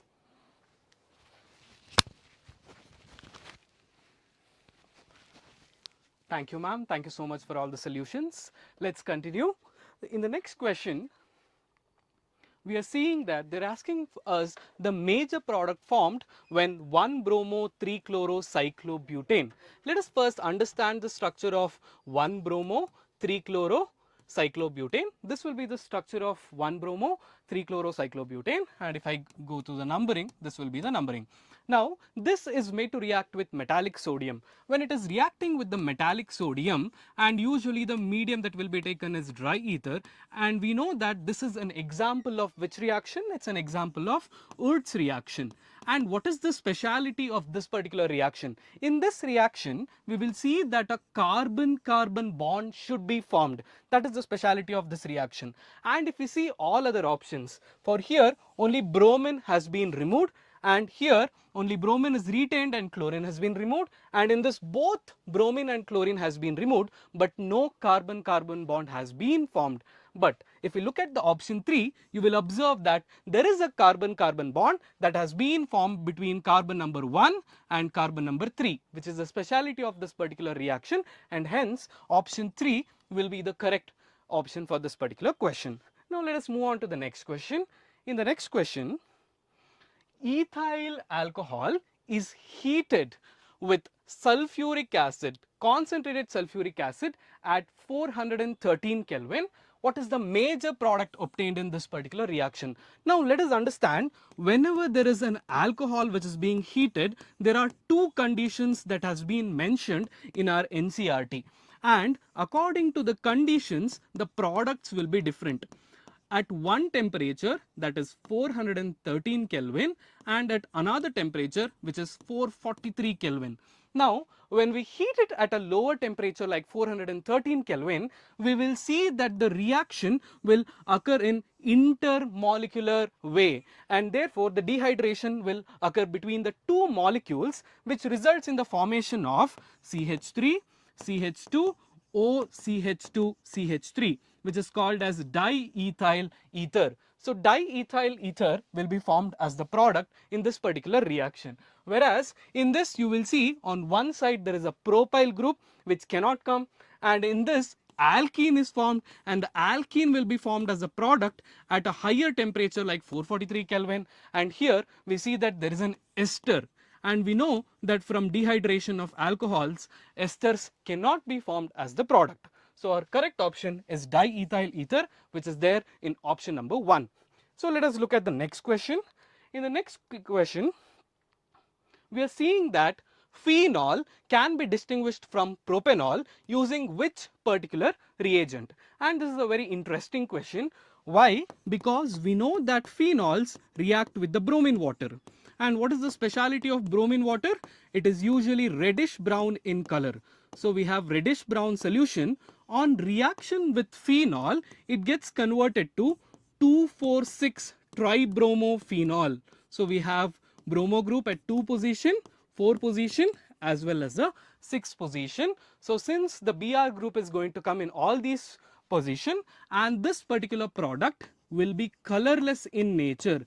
So how can we use this as a test? We know that the reddish brown color of the bromine water is becoming colorless in case of propanol, whereas in case of phenol, sorry, not in case of propanol, whereas the propanol does not react with bromine water. So bromine water can be used as a reagent to differentiate between phenol and propanol. Let us just look at the other options. Iron metal, whenever we add the iron metal, only phenols will react, and here iodine in alcohol, this reaction is a special type of reaction which requires a basic medium, and it's called as iodoform reaction. That cannot happen with the phenol. And we also have sodium metal, whereas both phenol and propanol will react with sodium, so it cannot be used to differentiate between the two. So the only reagent that can be used to differentiate the two is bromine water, which only gives positive with phenol and it does not react with propanol. So let us go to the next question, and in the next question, match the following with their pKa values. Now there is a very fundamental concept that we need to understand here, that the acidity of the molecules is directly proportional to the Ka, whereas they are inversely proportional to their pKa's, because pKa is defined as negative log of Ka. And in our other column we have the values of pKa that has been given. So what does it indicate? If we have a lower value of pKa, it means the acidity is more. So let us look at the molecules that have been given to us. We have phenol, which has this particular structure, and we also have para-nitrophenol. So what is the structure of para-nitrophenol? We have in the para position the nitro group, and then we have ethyl alcohol. What is the structure of ethyl alcohol? CH3 CH2OH. And finally we have picric acid. The structure of picric acid is OH with NO2 group in the ortho position, para position, as well as another para position. Now if we look at the picric acid, we observe that there are 3 electron withdrawing groups at ortho and para position. Now these electron withdrawing groups will stabilize the conjugate base, and therefore out of the 4 compounds that has been given, this particular compound picric acid will be the most acidic compound. So it should have the least pKa value, and therefore picric acid can be mapped to B.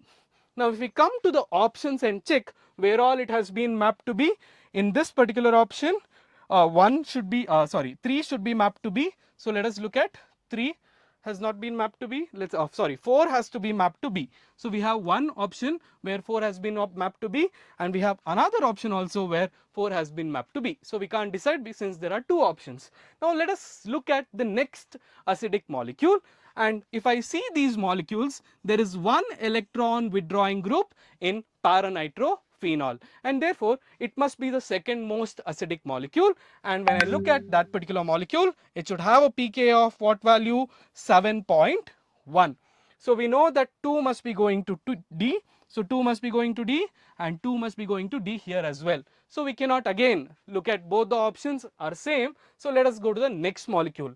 Out of phenol and ethyl alcohol, we know that phenols are more acidic compared to alcohols, and therefore the pKa value for phenol should be less than that of the ethyl alcohol. So the phenol value should be somewhere close to C. So 1 should be going to C and 1 is going to A here. So this cannot be the right answer. So the correct answer should be 1 going to C and 2 going to D, 3 going to A and 4 going to B.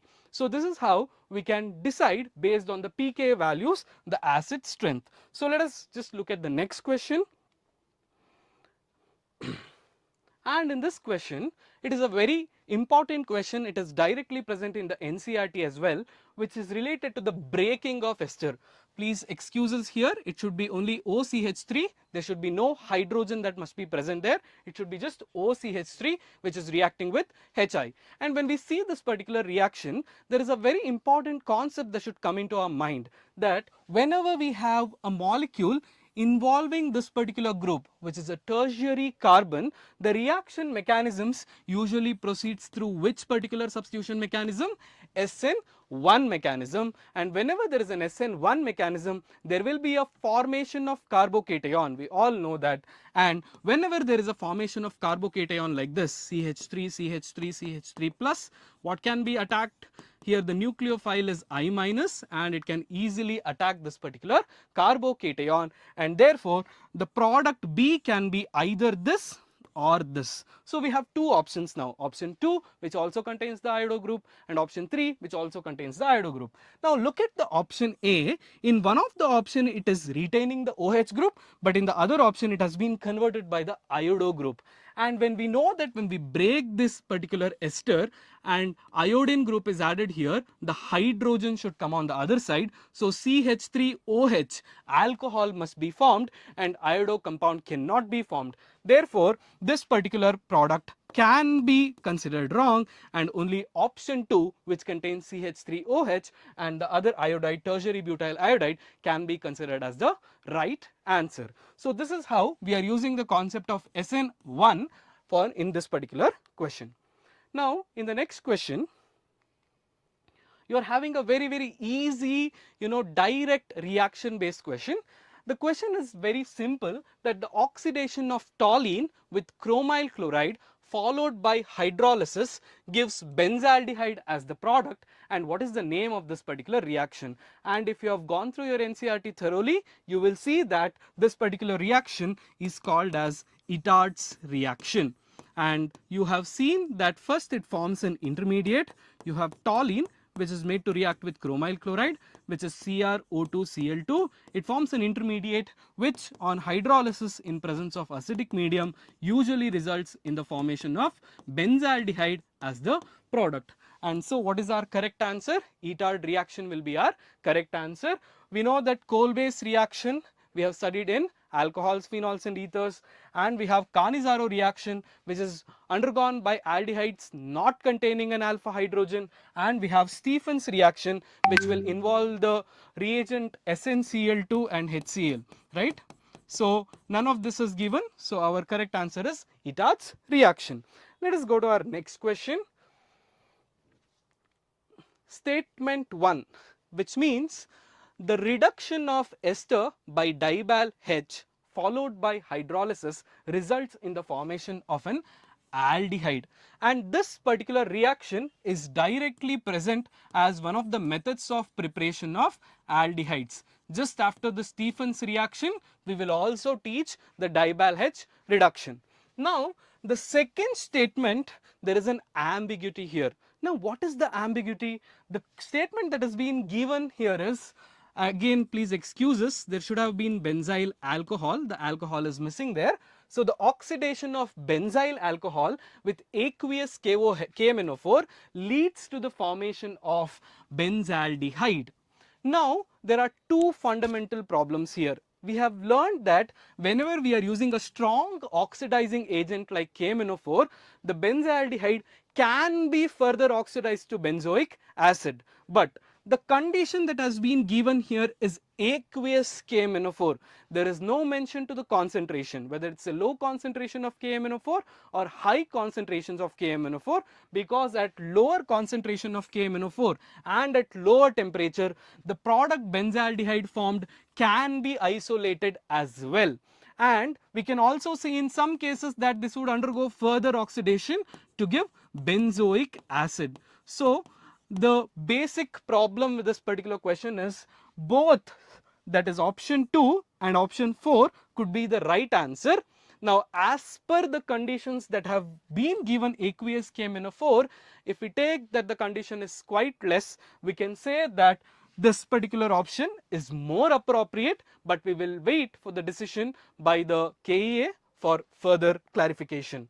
And let us go to the next question, and in the next question we have arranged the following compounds in the increasing order of their reactivity towards nucleophilic addition reaction. Now, whenever we have a nucleophilic addition reaction, we know that there is a carbonyl bond which is undergoing the addition. So, this particular carbonyl bond should not be sterically hindered. What I mean by sterically hindered is there should not be huge groups on either side of the carbonyl functional group, because if there are huge groups on either side of this carbonyl group, the nucleophile will find it harder to attack the carbon in the carbonyl group. Now, if we look at the first, that is aldehydes, on one side there is hydrogen, and if we look at the ketones, on both the sides you will have the alkyl group, and if I look at the next ketone that has been given, on one side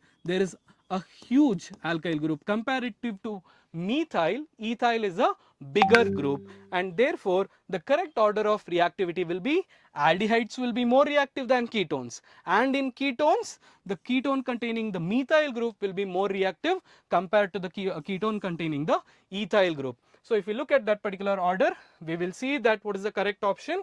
Option number 1, aldehyde followed by ketone, and that followed by CH3, CO, C2, H5. This will be the correct answer towards the right decreasing order for nucleophilic addition reactions. And then let us continue with the next question.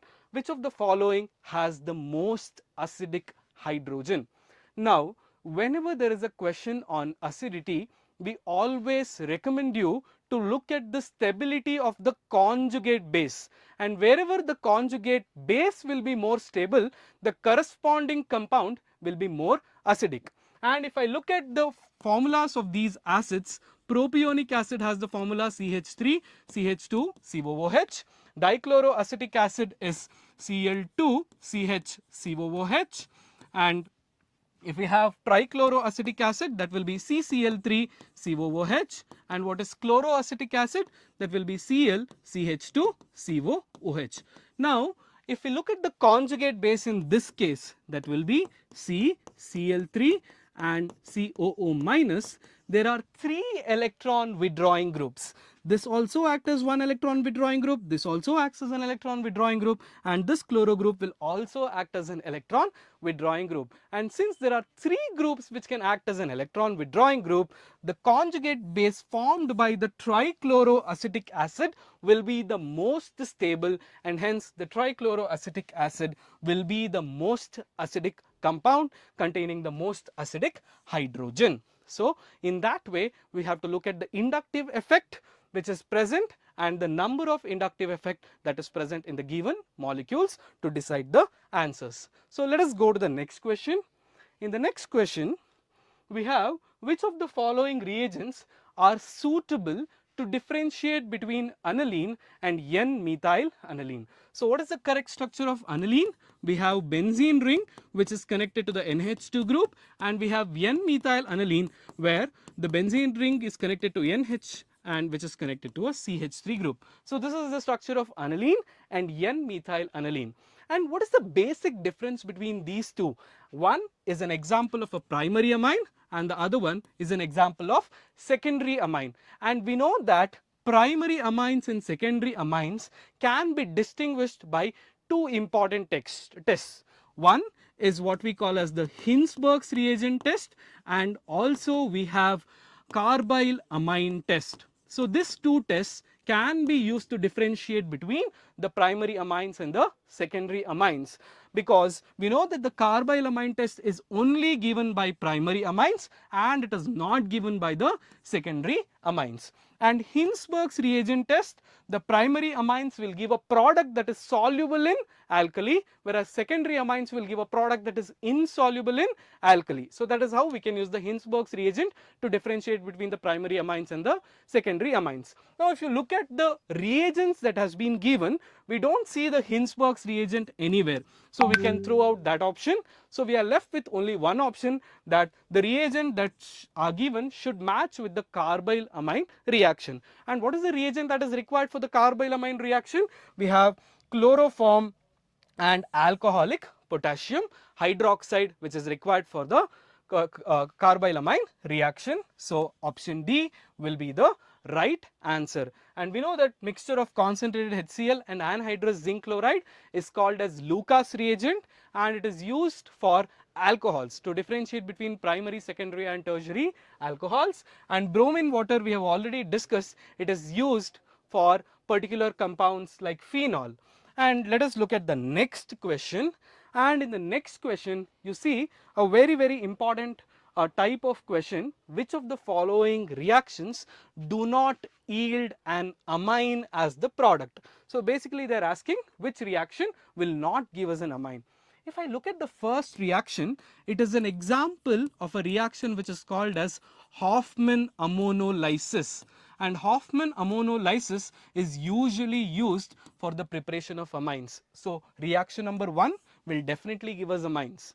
And the next we have the nitrile compounds, which are being reduced in presence of hydrogen or hydrogen in nickel, or you can also use sodium mercury in ethanol. Even this reduction reaction will convert this particular triple bond to amine linkage, so CH2 NH2. So even 2 will give us amines. And if you look at the fourth reaction, even in the fourth reaction, what is going to happen?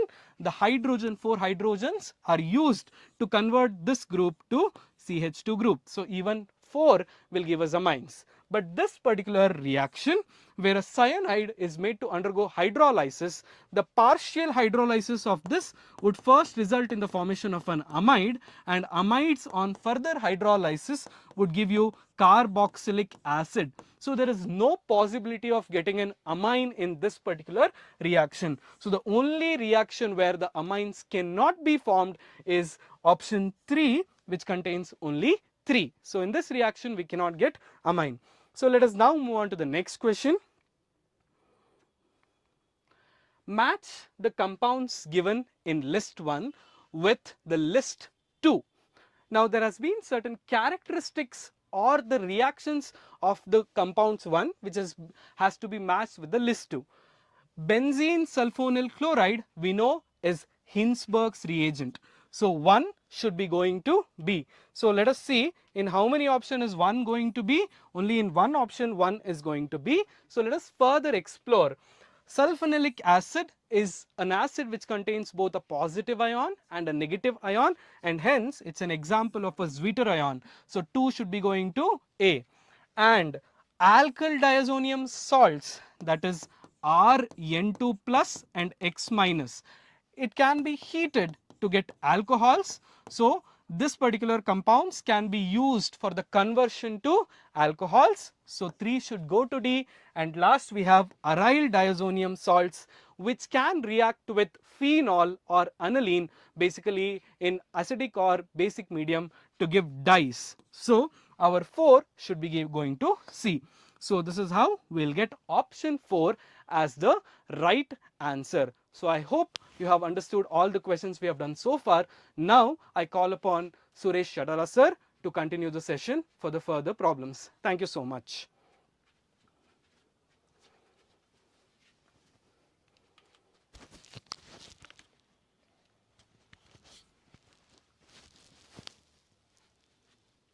Thank you, Nitin sir, and hello students. Now we will discuss with the remaining questions of chemistry.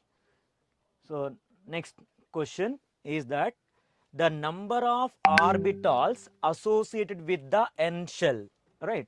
We know, we studied in the lower class also K, L, M, N, right? So K stands for what? 1, 2, 3, 4. That means fourth shell, how many orbitals are associated? We have direct formula. What is that? Number of orbitals associated with a shell, right? Number of orbitals associated with a shell is equal to n square, right? So if you are going to say that n square, n equal to what? 4. 4 square means 16. Therefore, which option is correct? First option is correct. So number of orbitals associated with a definite shell is equal to n square. And we also know that number of electrons associated in a shell is equal to what? 2n square. But here orbitals only I taken as n square. Now we will go to the next question. Here from structure of atom, they gave one simple question. So what is that means? From the Heisenberg uncertainty principle. So which states that it is impossible to determine the simultaneous position and momentum of an electron at a time with accuracy. That if we are going to write mathematically, we have very good idea. Delta P into delta X is greater than or equal to h by 4 pi, where delta P is what? Uncertainty in momentum. What about delta X? Uncertainty in position. Then we know momentum is equal to product of mass into velocity. Then we are going to write mv into delta X is greater than or equal to h by 4 pi. Then if the mass does not change, right? Therefore m into delta V into delta X greater than or equal to h by 4 pi. Then we have direct formula now. What is that? Delta V into delta X is greater than or equal to h by 4 pi m. So our requirement also is what? Delta V into delta X. Let me substitute the given data. Delta V into delta X is greater than or equal to h is what? Planck's constant, whose value is 6.625 into 10 power minus 34 joule second. So I am just putting the values here, 6.625 into 10 power minus 34 joule second divided by 4 into pi value. 22 by 7 is how much? 3.14. And the mass value in the question itself, they given to us how much? 10 power minus 6 kg. We are following here same unit system. So if you are going to simplify, this minus 6 gone up plus 6, then we'll get 28 minus 28. Then delta V into delta X greater than or equal to. So here if you are going to see 6.625 by, so here if you are going to see 12.56 into 10 power minus 28. Then 1 by 2 if you take it, right, 0.5. So 0.5 into 10 power minus 28, which you can make it as approximately 5 into 10 power minus 29. So this option, if we go approximately also, we can figure out the option so easily. So therefore which option is correct? Fourth option is correct, right? So calculation is not much difficult here. So we will proceed for the next question. Then so next question, if you look at this, very simple question and theoretical question. There are two statements. Statement 1 is telling that adiabatic work done is positive. They only told positive when work is done on the system. We have very good idea. By the system is negative, on the system is positive. And the internal energy of the system increases. During the adiabatic process, work will be done on the system due to increase in the internal energy. So straight point, right? So it is correct.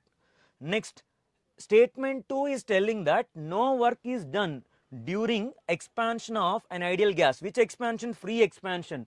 Expansion through vacuum or free expansion, whatever it is, work done will be what? 0. Therefore both the statements will be correct. So both the statement 1 and 2 are true, which we can see only in the fourth option, right? So then next question, when we are going to proceed, look at that. Which one of the following has delta H equal to delta U? We have famous relation in thermodynamics. What is that? Delta H is equal to delta U plus delta Ng RT. G for what? Gaseous here. Delta Ng RT. So what about delta N formula? Delta N gaseous is equal to sigma number of moles of gaseous products minus number of moles of gaseous reactants. So if delta N equal to 0, 0 into RT also will become what? 0. Then our requirement is what? Delta H should be equal to delta U. So which equation will satisfy? Look at this one, delta N equal to minus 1 here. Products minus reactants. So it will not satisfy. Then here if you look at this gaseous only what? 6 minus 15 by 2. 6 minus 15 by 2 is also not 0. Right? This we can say that minus 3 by 2. So it is also certain number. Whereas in the third equation, when you see, right, third equation, products will be what? 1 plus 1, 2.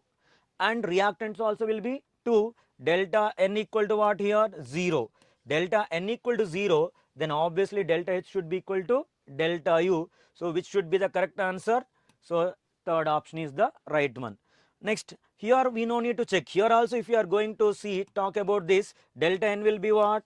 To cross verify 2 minus 3 plus 1 4. So 2 minus 4, it is equal to what? Minus 2. So only third option is probable. Next we are going for the 53rd question. Very good question. Key word in the question is what?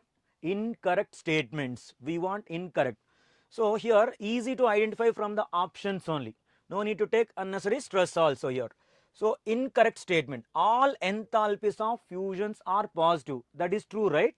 So because what is enthalpy of fusion? The amount of energy required to convert 1 mole of solid into its liquid at its melting point.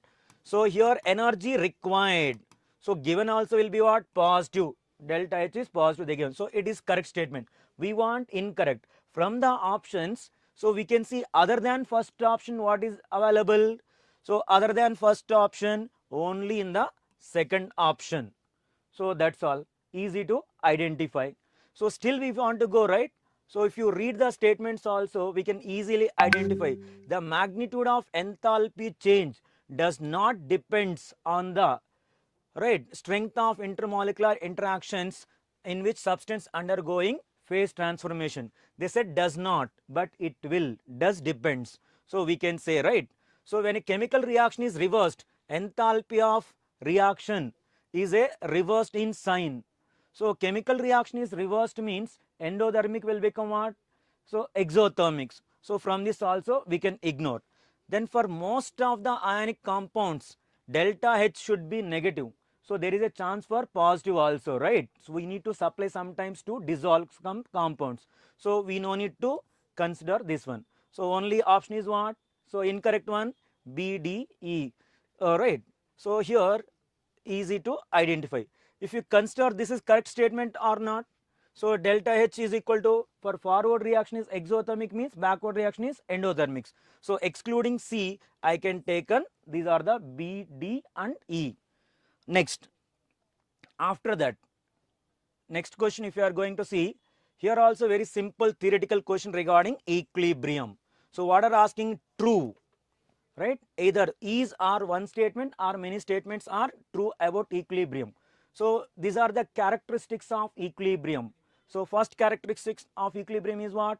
Equilibrium reaction will be achieved when a reversible reaction is carried out in a closed container. That is what they given straightly here.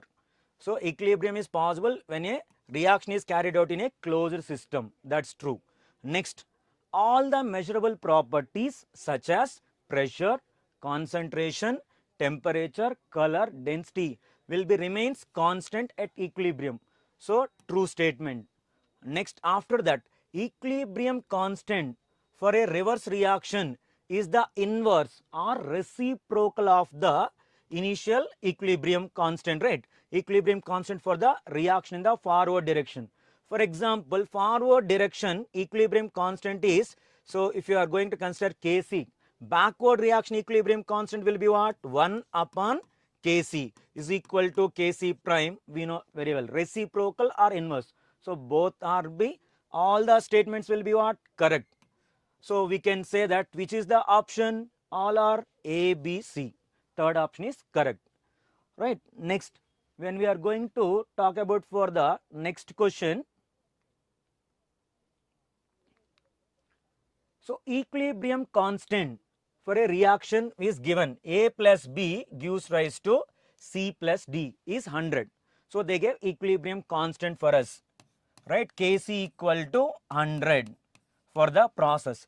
Initial concentrations of all the, here keyword, all the species were 1 molar each. Then what about the equilibrium concentration of one particular product D is the question in moles per liter. So we have to solve this question in a simplified manner. A plus B gives rise to C plus D. So initial time, when time t equal to 0, when time t equal to 0 seconds, this is 1, 1, 1, 1. They only gave this data in the question itself. After that, at the time of equilibrium, let us consider x moles of A and x moles of B converted into products, because they are consuming what ratio? 1:1 ratio. I am considering here x moles are consuming, means definitely here also how much? 1 minus x. So 1 mole of A giving what? 1 mole of C. From this point, x moles consumption will give what? X moles. So here will be what? Already 1 mole is there, additionally 1 plus x. Here what about D also? 1 plus x. Our target is what? 1 plus x value. 1 plus x value at equilibrium we require. So to solve that, they gave. So equilibrium constant. Definition is what? It is the ratio of product of molar concentrations of products to that of molar concentrations of reactants. When you apply this, the Kc value given to us is what? 100 is equal to C is how much? 1 plus x. D is how much? 1 plus x. So 1 plus x into 1 plus x is how much? 1 plus x whole square. Similarly, here A value is how much? 1 minus x. B value is how much? 1 minus x. Then we are going to simplify this with the basic mathematics. 100 equal to 1 plus x whole square by 1 minus x whole square. So then you take square root on either side, then you will get it as 10 is equal to 1 plus x by 1 minus x. Then after that cross multiply, 10 minus 10x is equal to 1 plus x. Then after that, how much we will get? This minus x gone that side, 11x is equal to this plus 1 come this side. So it will become 10 minus 1, 9. So x is equal to 9 by 11. This x value we require where? D value, right? D is equal to what? How much? 1 plus x. 1 plus 9 by 11. How much? So 11 ones are 11, 20 by 11, whose value is how much? 1.818. So this is the way we have to simplify. Got it? So 1.818. So we can also say 1.82 approximately if you are calculating also, but nearest possible option is what? Only 2. No other option is matching. So, okay, next question we are going to discuss here. Right, simple question. Among the following 0.1 molar aqueous solution, which one will exhibit lowest boiling point? From the colligative properties we can say, right? So elevation in boiling point, delta TB is equal to, for electrolyte, I into Kb into molality, whereas for non-electrolyte, you know, I value equal to 1. So but here given all are what? Electrolytes. It may be aluminum chloride or potassium sulfate or aluminum sulfate or sodium chloride. They are going to say that highest one, delta TB is directly proportional to what? So I. But lowest one also what? Directly proportional to I only. So from this, which will be having here I equal to Al2SO4 thrice. How many? 2 aluminum cations and 3 sulfate, I equal to 5. And here how many? Aluminum chloride AlCl3, I equal to 4. What about potassium sulfate K2SO4, I equal to 3, right? 2 potassiums, 1 sulfate, and here I equal to what? 2. Since I value is least, so obviously lowest boiling point will be observed with which one? Sodium. And by chance if they are asking highest one, we might be taken as the second option, but we want lowest one, right? So next question we are going to discuss, right? So variation of solubility with temperature for a gas. So we know gas in liquid type of solutions, it's very simple. Even if you consider the any soft drink also, if the temperature is rising, automatically dissolved gas will be what? Expel out. At cool temperature, dissolved gas will be increases. So solubility of a gas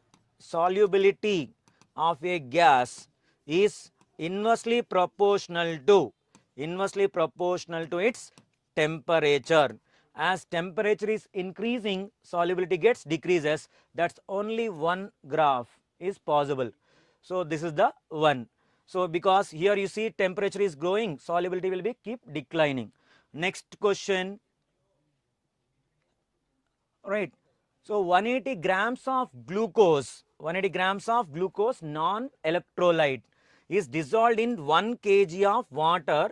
So at a temperature, boils will be question mark, and the pressure is given as 1.013 bar will be how much they are questioning.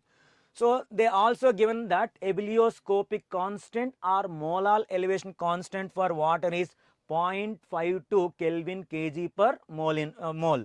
So what we have to calculate, at what temperature water will boil. So you know that delta TB is equal to, for non-electrolyte, Kb into m. Delta TB formula is what? T minus T naught. T minus T naught is equal to Kb into molality. Molality, right? So what we require, T is the requirement for us. T naught is fixed, they are only given to us in the data. So T minus T naught is equal to Kb, how much? 0.52. Molality formula is what? Given mass of solute 180 grams. Molar mass of glucose is how much? 180 grams into 1000 by weight of solvent in grams. Otherwise 1 by weight of solvent in kg. As they gave solvent in kg, so I just taken as 1 kg. Then 180 cancel. T minus T naught equal to 0.52. T is equal to T naught plus 0.52, and T naught is given for us how much? 373.15 and 0.52. Then sum up how much we are getting. So clearly 373.67, which is possible with only first option. Next, come to the last question. Last question, and important question we expected as per the previous year's data. So Henry's law based question. Henry's law based. So we know Henry's law formula is what? Partial pressure is equal to Kh into mole fraction of solute. Mole fraction of solute. Then partial pressure they themselves only given for us. Right, how much? 0.987 bar. So 0.987 is equal to Kh, Henry's law constant also given. Here important thing is this kilobar. 76.48 kilo means 10 power 3. So bar, here also bar gets cancelled. Then mole fraction of solute. What is mole fraction of solute? Mole fraction of solute is equal to, it is the ratio of number of moles of solute to that of number of moles of solution, that is Nb plus Na. Our requirement is what? What they are asking in the question, how many moles of nitrogen gas? Nitrogen gas is what? Solute. We require what? Nb. So in a solution, how much weight is there? 1 liter. 1 liter means, as they didn't give the density of solution, right? Solvent. 1 liter means what? 1000 ml, whose mass should be what? 1000 grams. So 1000 grams, right? Number of moles of solvent, how do we calculate? Given mass by molar mass. 1000 by 18. We know the value 55.55 also. Without calculating, we are going to substitute the same value in order to get the values in a simplified manner. So we are going to get Nb. As the here this solute mass will be what? Number of moles will be smaller value. From the options we can see 10 power minus 3, minus 5, minus 4, minus 3. If the power based only, we can understand that this Nb value is going to be very minute. When you consider the minute value in the denominator, if you are going to add or subtract, value will not get changed much. With that perception, we are going to ignore this, and then we are going to write this as Nb by Na is equal to 0.987 by 76.48 into 10 cube. Then Na values we already got it right here, that we are going to substitute, and if you are going to bring here Nb is equal to 0.987 by 76.48 into 10 power 3. When it comes to the numerator, it will become what? 10 power minus 3. At the same time, NA value is how much? 1000 into 1000 by 18. I substituted here NA value. Then if you are going to write this value, so here 10 power minus 3, 10 cube, right, plus 3. Anything power 0 will be what? 1. So 0.987 by 0.987 by 76.48 into 18 will become how much? When we are going to see, this will be 0.0007169 will be coming. So this after calculation little lengthy, but we have to solve since the options are very much clear. By taking these values only we can do that. Then how to write this? How to write this, right? Scientific manner if you are going to write. So here if I take 4 decimals, it will become what? 7.169 into 10 power minus 4. And this we can also write here as, from this I can take this. But interesting thing is here one small ambiguity is given. We also write this as 0.716. Here if I take only 3 decimals, right? 0.7169 into 10 power minus 3. So according to the scientific notation, the given values, one is matching here, I will take this. So there is a chance to take either 1 and 3 both the call. Let us wait for the KEA reply for this, because both are same only, right, from the scientific. So now we will be discussing about the doubts which are we have from the last 1 hour, whatever we discussed, right? All the 60 questions we will see right now. Okay, right.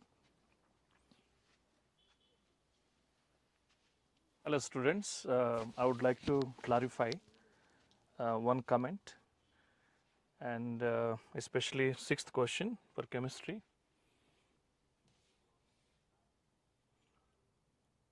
Think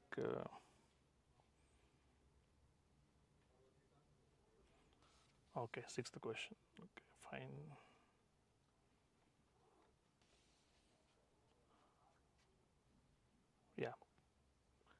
Yeah, this question, someone has commented. I think, there is one step I have skipped. So initially it start with 0.2 molar, and it have become 0.1 molar, and 0.1 molar will be converted into 0.05. There will be one more step also here. Okay, there will be one more step. I would like to clarify 0.05 will be converted into 0.025, and then one more T half will be 0.0125. Okay, I would like to clarify on that. Do you have this? Okay. So there will be one more step actually. I have directly skipped to the last step.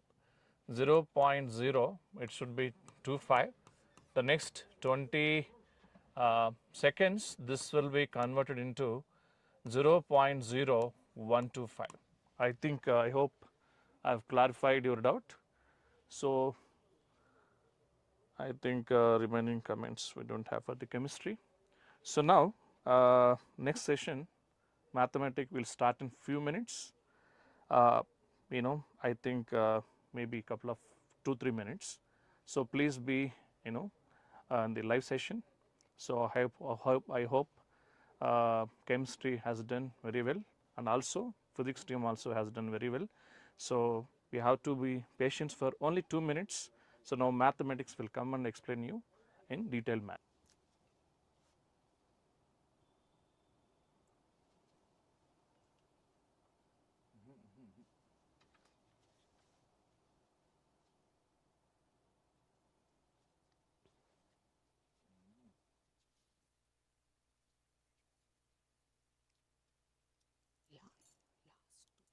Last two people ಬರ್ತಾರಲ್ಲ, at least let them wait for 2 minutes with me.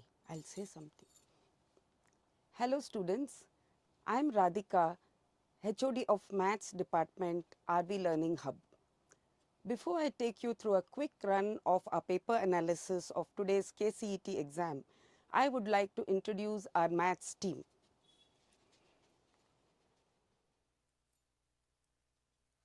Mahesh TC, Mahesh sir is a senior lecturer with 21 years experience and is of course handling maths JE level. Srihari sir. Srihari sir is our senior maths lecturer, another pillar of our department, handling the senior maths JE classes.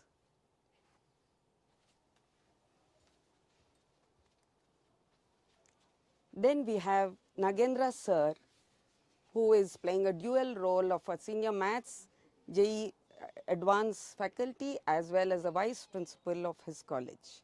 And then we have Nagraj sir, who has a lot of experience as a senior maths faculty, and so that's our team.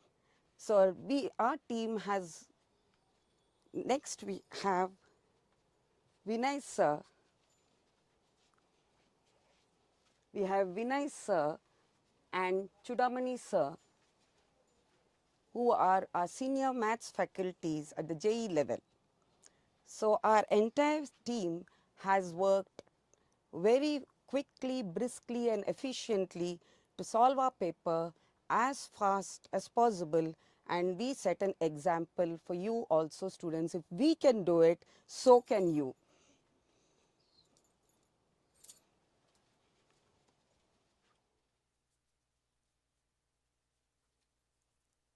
So now to get back to our paper discussion, the good news is today's paper was moderate to difficult, or rather I would say put it more as a moderate paper without any errors or ambiguity in the questions. And another good part is every question was well within the prescribed syllabus. So the breakup of the questions is like this. The difficulty level of the questions, the number of easy questions was 40, which is quite encouraging, and moderate was 17, and difficult was only about 3 or 4 questions. So a good percentage, about 66% of the paper was easy. And then we also have this analysis of how much weightage was given to the first year. So first PU, as you can see, has 20 questions of the first PU have appeared in the KCET, 40 questions of the second year has appeared in the KCET. So once again, percentage wise, it's almost like 33-66% breakup. So to get back to our analysis, the takeaways from today's paper, one of the very first things you realize by looking at our breakup is that the first year topics cannot be neglected. Then you need to have a thorough understanding of your basics. You need to be strong in your concepts. And then the NCERT book cannot be neglected. Every nook and corner of the NCERT book needs to be studied thoroughly, and also the miscellaneous examples have been asked in the KCET. The exemplar is also an important book from which questions normally are asked in all KCETs, including this year. Then you need to also focus on heavy weightage topics like calculus. Then last but not least, of course, time management, because as you know, always maths papers are kind of, we have a reputation of it being lengthy, and this time it has been lengthy but not something unmanageable. So time management is something one should practice right from day one. So with this, I will hand over the next session will be the problem solving session, and our colleague Mr. Srihari will start the paper and discussion of the questions.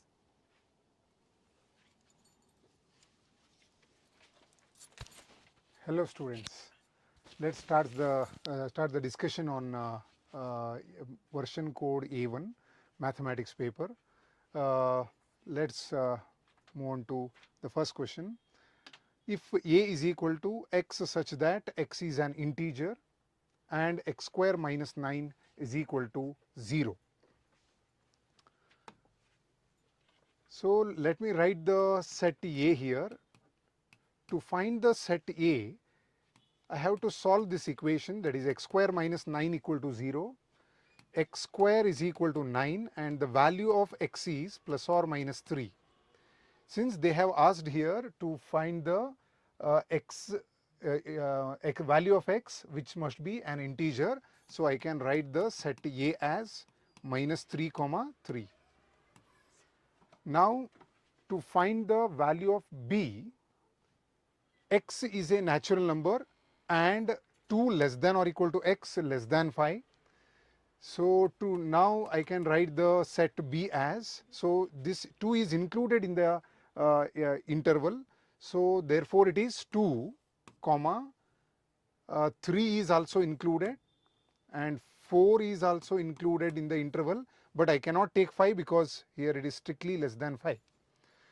Now to get the value of C, so I have to take a prime number which is less than or equal to 4. 1, it is neither prime nor composite, right? So I cannot take it as a prime number. So I can consider 2 and 3 here.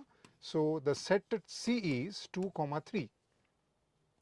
Now you can observe, so first thing is that we have to calculate B minus C. So B minus C is the elements which are in B but not in C. 2 and 3 are the elements which are in C also, therefore the answer is singleton 4. And I have to take a union with A. What is that A? It is minus 3 comma 3. So if you take the union of these two, the answer is minus 3 comma 3 comma 4, which is in option 1. So option 1 is the right answer for question number 1. Let's move on to question number 2. A and B are two sets having 3 and 6 elements respectively. So in this case, n of A is equal to 3 and n of B is equal to 6. Consider the following statements. They have given two statements here. Minimum number of element in A union B. Minimum number of A union B is equal to, we have a formula for minimum number of A and B, that is A union B, as maximum. You remember, you have to write the oppositely, that is if they asked you to find out minimum of A union B, you have to take maximum of A comma B. So what is the maximum value of A and B? N of A is 3 and N of B is 6. Since N of B is greater, so I can write it here 6. But if you see the first statement, minimum number of elements in A union B, it is, they have given it as 3, which is wrong. First statement is wrong. And statement 2, maximum number of elements in A intersection B is 3. So maximum number of A intersection B is equal to, it is minimum of A comma B. Minimum of A comma B. So what is that minimum of A and B?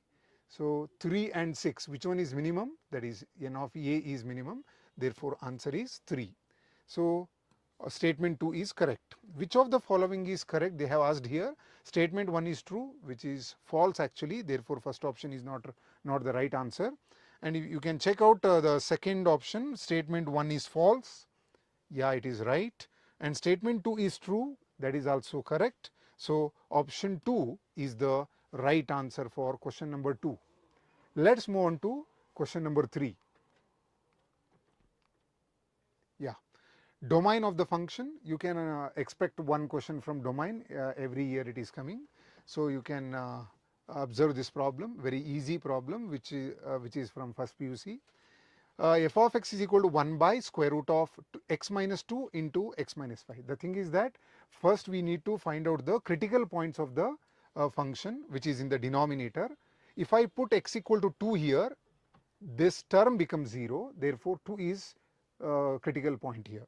And in this case, if I put x equal to 5, the denominator becomes 0, therefore 5 is the critical point. If I take a real line here like this, and if I mark two critical points, 2 and 5 like this, right? Since both the terms are in the denominator, we should not get infinity. When it becomes infinity, when you put x equal to 2 here, the whole thing becomes 0, this denominator becomes 0, therefore it becomes infinity, and if I put a phi, then this becomes 1 by 0, that is infinity, right. So I have to avoid this 2 and phi, so I cannot take this 2 and phi. So our domain should not contain 2 and phi. Wherever we have closed bracket, we have to reject all the results. We have a closed bracket with phi, that can, it is not possible. And in this fourth option also, I think 3 is not our critical point. I think I can cancel option 4 also. So I can mark directly as option 2. And you can observe if you have a confusion. So you can check any, you take any one number in this interval. Let me take 0 here. If I put 0 and 0 here, this is negative into negative becomes positive. And let me take another number between 2 and 5, that is 3. 3 minus 2 is 1, 3 minus 5 is minus 2, which is negative, positive, and into negative, the whole thing become negative.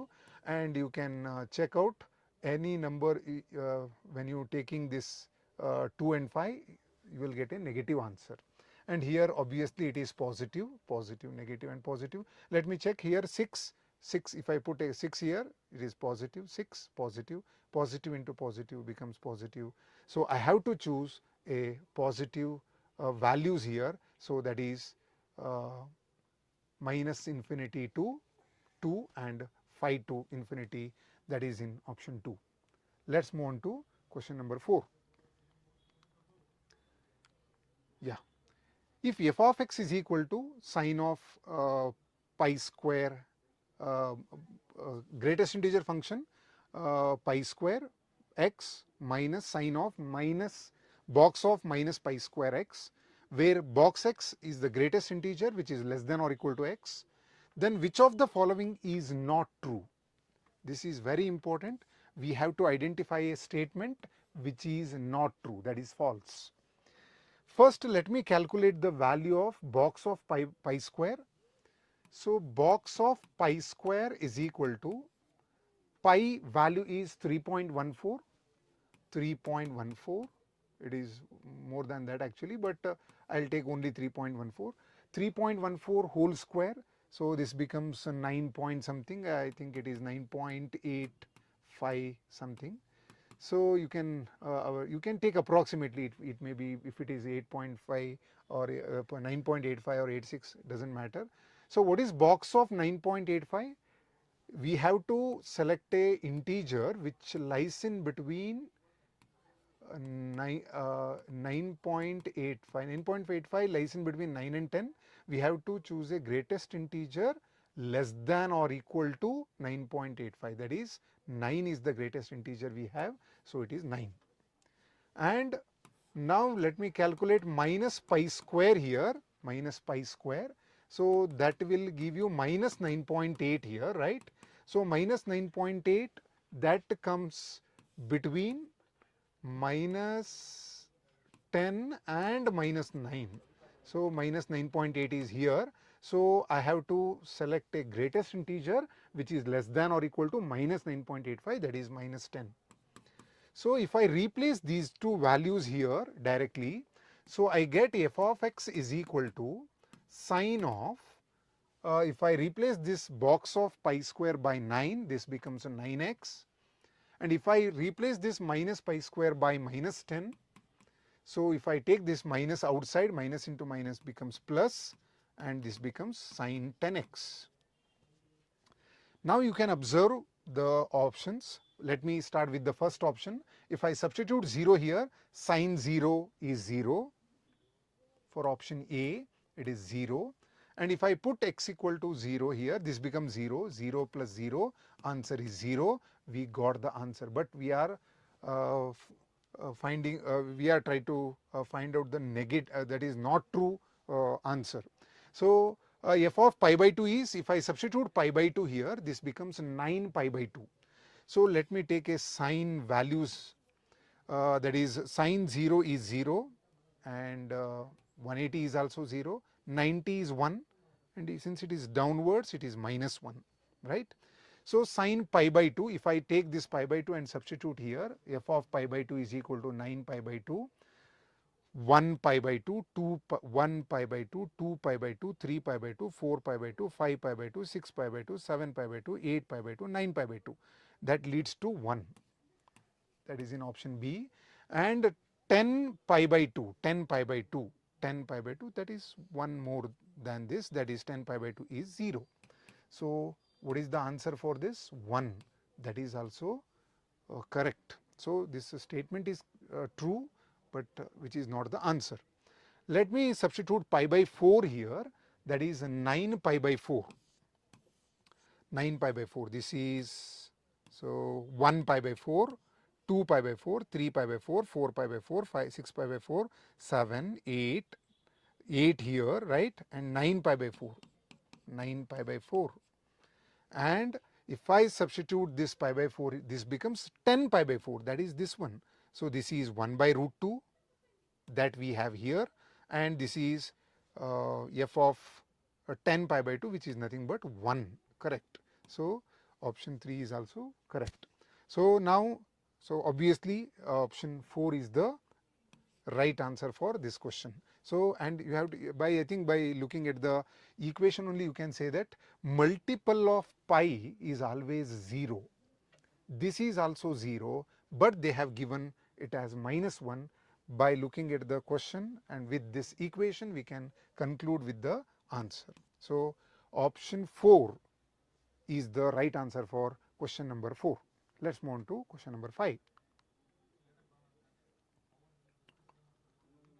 Yeah, which of the following is not correct? So let me start with the first question, that is cos 5 pi. So we know the value for cos 0, it is cos 0 is 1, and this one is -1, this is also 0, this is also 0. 1 pi, 2 pi, 3 pi, 4 pi, 5 pi, 5 pi is -1. And cos 4 pi, 1 pi, 2 pi, 3 pi, 4 pi.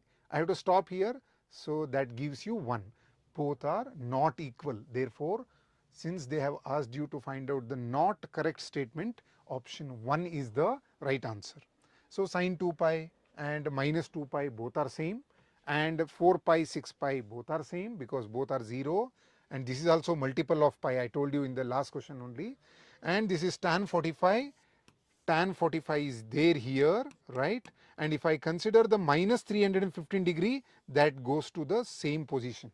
So option 4 is also correct. So for question number 5, option 1 is the right answer. Let's move on to question number 6. Very easy question. Cos square x is there. I'll take this cos square x to the other side. Then this becomes cos x is equal to 1 minus cos square x, which is equal to sin square x, right? So cos x becomes sin square x. Since I have here sin power 4x, I'll square it on both sides. So then I get cos square is equal to sin power 4x. Okay. So I'll just replace this sin power 4x by cos square x. Now we get the identity here. What is that identity? Sin square x plus cos square x. Sin square x plus cos square x is 1. That is in option 2. Let's move on to question number 7. The mean deviation about mean for the data 1, 2, 3, 4, 5, 6, 7, 8 data they have given. First thing is that I have to find out the mean of this data. So that is 4 plus 7 plus 8 plus 9 plus 10 plus 12 plus 13 plus 17 divided by 8. 7 plus 4 plus 7, it is 11, 11 plus 8 19, 20, 11, 8 19, 19 plus 9 is 28, 28 plus 10 is 38, 38 plus 12 is 50, 50 plus 30 is 80, 80 divided by 8, that gives you 10. So 10 is the mean of this data. So if you are trying to find out, okay, they have told you to find out mean, right? So it is correct answer is 10. Now let me calculate mean deviation about mean. Just you take the difference with the 10. 4 and 10 and 4, the difference is 6, plus 10 and 7, difference is 3, and with 8 it is 2, with 9 it is 1, with 10 it is 0, then it is 2, then 3, then 7, whole divided by 8, that will give you mean deviation about mean. 6 plus 3 9, 9 plus 2 11, 12, 13 14, 14 plus 10 it is 24 divided by 8 gives you the answer 3. Option 2 is the right answer. This question from statistics. Let's move on to question number 8. A random experiment has 5 outcomes, W1, W2, W3, W4 and W5. The probabilities of the occurrence of the outcomes W1, W2, W4 and W5. You have to observe here W3 they have not given, and then the probability of occurrence of the outcome W3, that is what they have asked you to find out here. And they have given one more condition. Let me simplify this and find out the value of A plus B. So if I take 12 common here, I get 12 times of A plus B is equal to 1, and A plus B is equal to 1 by 12. Okay, and we know the result, that is probability of W1 plus probability of W2 plus probability of W3, probability of W4 plus probability of W5 must be equal to 1, because that combinedly we get a sample space, that is therefore it is equal to 1. So what is P of W1? It is 1 by 6 plus P of W2 is A, and P of W3 that we don't know, and P of W4 they have given it as B, and plus P of W5 is 1 by 12, which is equal to 1. And you can observe the sum of A and B is 1 by 12. By combining these two, I get 1 by 12. By combining these two, I get 2 times of 1 by 12. That gives you 1 by 6. I got here 1 by 6. I will combine these two. That gives you 2 times of 1 by 6 plus required result is equal to 1. So which is equal to 1 minus, I can cancel these two, that gives you 1 by 3. So 3 ones are 3 minus 1, 2 by 3 is the right answer for question number 8. Option 1, 2 by 3 is the right answer. Let's move on to question number 9. A die has 2 faces with number 1. So in that face they have marked 1 in 2 faces. Therefore P of 1 I can write it as 2 by 6. Out of 6, 2 faces contains 1. Okay, 3 faces each with the number 2.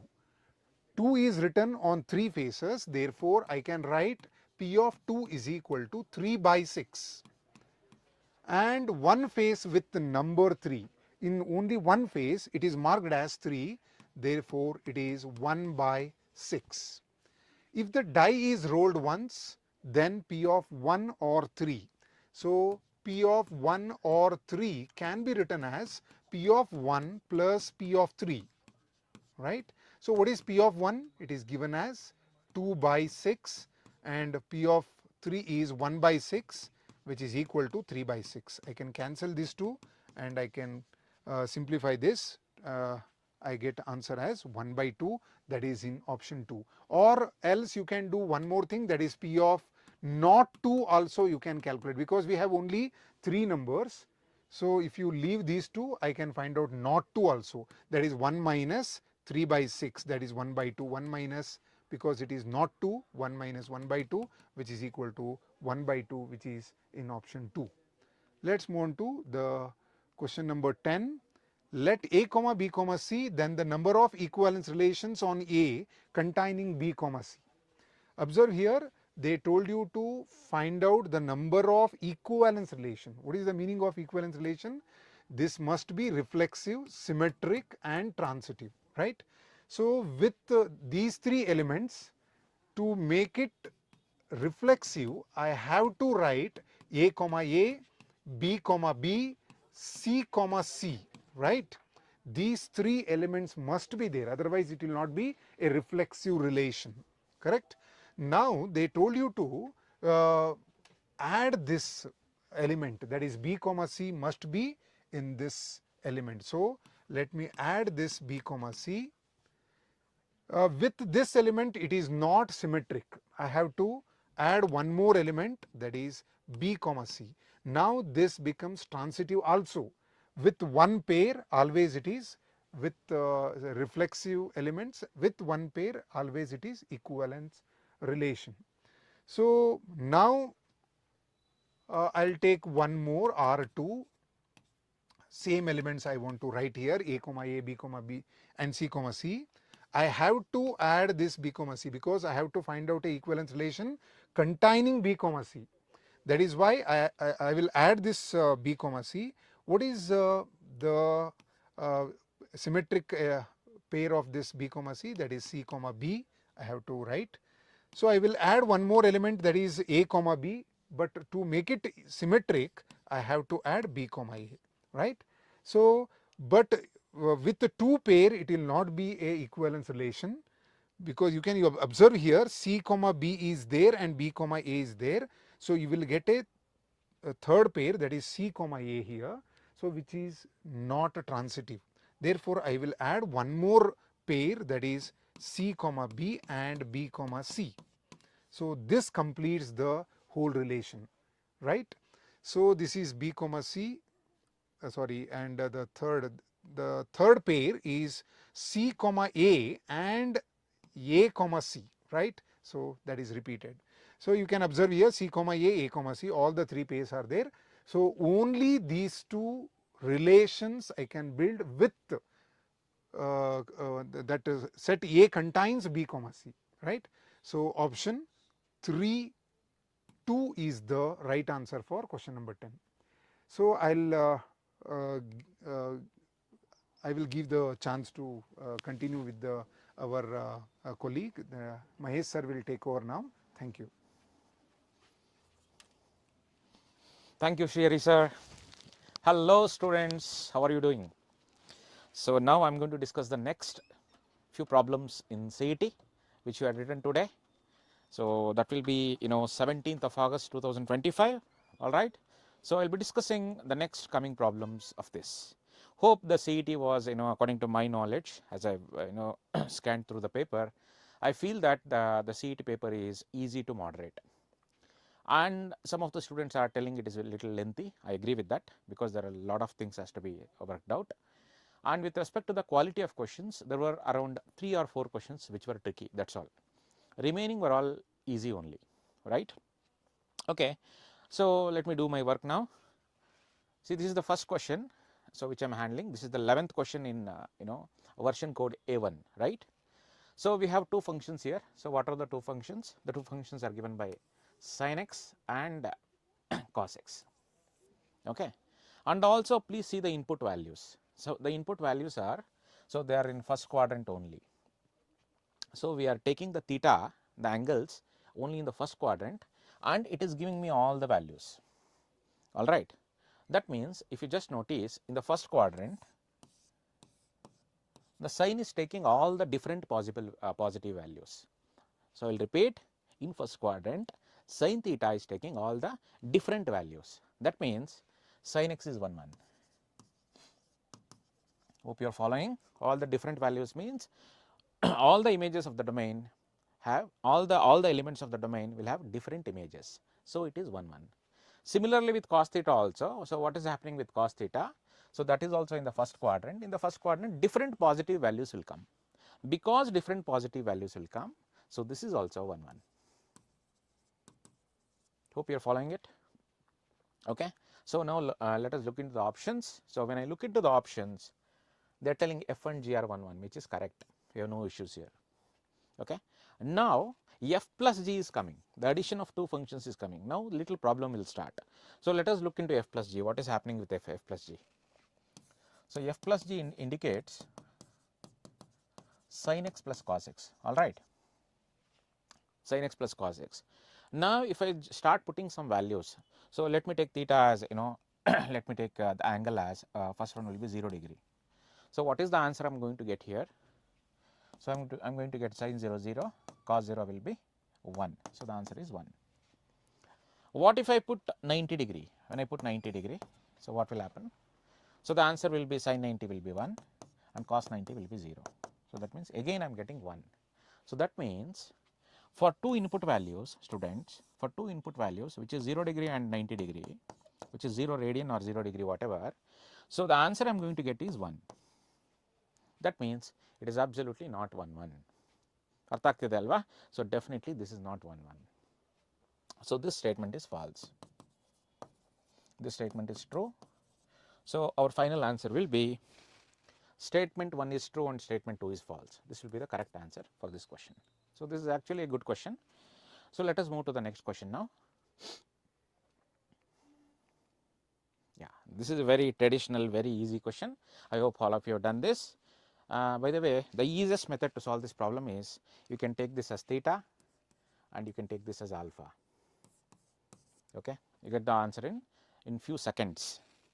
So this is nothing but secant square theta, students. Secant square theta plus cosecant square alpha. All right. So now what is your theta? Theta is nothing but tan inverse of 2. So tan theta is equal to 2. So but we want secant theta. So I will use the help. I will take the, you can use the property 1 plus tan square theta is equal to secant square theta, or you can take the help of right angle triangle. I find this is comforting, so I am going to take this. So this will be 2 by 1. So and this will be root 5 using the good old formula, Pythagoras theorem. So secant theta is nothing but, what is secant theta by the way? Very good. It is hypotenuse divided by adjacent. So this will be root 5 whole square plus I will look into the alpha now. So cot inverse of 3 is equal to alpha. So that means cot alpha is equal to 3. So what is cot theta by the way? Yes, adjacent divided by opposite. So this will give me root 10 obviously. So what is cosecant alpha now? Cosecant theta is nothing but hypotenuse divided by opposite side. So which will give me the answer as root 10 whole square. So 5 plus 10, the answer is 15. 15 will be the correct answer for this question. Okay, this was easy. I think all of you have done this, I know. We'll move to the next question now. Yeah, this is a little tricky question. First I will explain the concept. According to me, this is not an easy question. This is kind of moderate, I can say. Now students, they have given one equation, 2 cos inverse of x is equal to sin inverse of something. Now before we go here, we will discuss with this sin inverse. So what are the maximum and minimum value of sin inverse? So it lies between minus pi by 2 to pi by 2. All right, sin inverse lies between minus pi by 2 to pi by 2. Now rather than taking this, I am going to take the LHS because both are equal, they are telling. So what I am going to do now, this will be equal to 2 cos inverse of x less than or equal to pi by 2. This again solving this inequality, what I am going to get now? So dividing by 2 in all the places, I am going to get the answer as minus pi by 4 to pi by 4. This is also okay. Now please recall the property of cos inverse of x in inverse trigonometry. Cos inverse, now I am writing the property. Cos inverse of x lies between, our cos inverse of x lies between, using the inverse trigonometric property, it lies between 0 to pi. All right, it lies between 0 to pi. Now combining these two, what is the common value, students? So what is the common value for both of them? So the common value will be, when I combine that, the common value will be cos inverse of x is between 0 to pi by 4. That will be the common value. Fair enough, you know this. Now when I open the cos inverse this side, because cos inverse is a decreasing function, so less than will become greater than. So x lies between, so cos pi by 4, what is cos pi by 4? 1 by root 2, and what is cos 0? Cos 0 is 1. So the correct answer will be option D. Hope you followed this. See, cos is a decreasing function, So, when this cos goes this side, it will be cos pi by 4, cos pi by 4 will be 1 by root 2. So, that means x will be greater than 1 by root 2. Here when it goes this side, so cos inverse of 0 which is 1, so x is less than or equal to 1. So, the answer will be option D. Fair enough. Let us move to the next question now. Very simple question, they have given big statement, that is all. You can answer this in 10 seconds. So, what is the meaning of LPP? Linear programming problem. Linear means straight line, all right, it is a straight line. So, the curve will be a straight line. So, in a LPP, in a linear programming problem, the objective function is always linear. Of course, it is linear, it is not quadratic, this is true. In a LPP, the linear inequality, again linear, the linear inequalities on variables are called constraints. So, that is the definition of constraints. Constraints means the restrictions or the conditions to draw the graph. So, that is given by linear inequations. So, this is also true statement. So, the answer is both statement statement 1 is true and statement 2 is also true. Okay, this was pretty easy. Let us move to the next one. Yeah. So, this is a simple LPP question they have given. For this you have to write the rough graph. So, if you write the rough graph, you can arrive at the answer very easily. So, let us draw the rough graph of this. So, what they have given. So, first I will take this particular inequation or equation. So, for that we will consider 2 points. Because I have to draw the straight line, I have to consider 2 points, right. So, when x will be equal to 0, what will be your y value? Good, 40. When y is 0, what will be the x value? 40, all right. So, the graph will be, let me write the graph, 0 comma 40, 10, 20, 30, 40. So, this is 0 comma 40 and another one will be 0 comma 40 comma 0. So, this will be 40 comma 0, fair enough. So, now let me join these two. So, this will be the straight line. Now, students, they are telling less than 40. So, that means when I substitute origin here, so 0 plus 0 less than 40 satisfies. That means the area is towards the origin. So, area is going down, all right. So, this will keep in mind. Next, I will go with the second line. So, what is the second line there? So, this one, I am going with this. When x is 0, y will be equal to 30, and when y is 0, x will be equal to 60, no problem. So, this is 0 comma 30, where is 0 comma 30? 0 comma 30 is here somewhere, and where is 60 comma 0? 60 comma 0 is here, yeah. So, this will be the straight line. And what about area? Again less than 60, when I substitute 0, so 0 is less than 60, so it is going down again. Now, we have to check for common area. So, what will be the common area now? So, this will be the common area, students. This will be the common area. Now, what are the points? This is one point, so which is 0 comma 0, and this is the another point, and this is the another point, and the point of intersection which we need to find. The easiest method to find the points of intersection is solve the two lines. Just solving two lines, you will get the point of intersection. See here, x plus y is equal to 40, x plus 2y is equal to 60. So, let me call this as equation 2 and equation 1. So, I am going to do equation 2 minus equation 1. So, 2y minus y will be y. So, this will be equal to 20. And when y is 20, substitute this y in equation 1 or equation 2. So, when y is 20, x is also 20.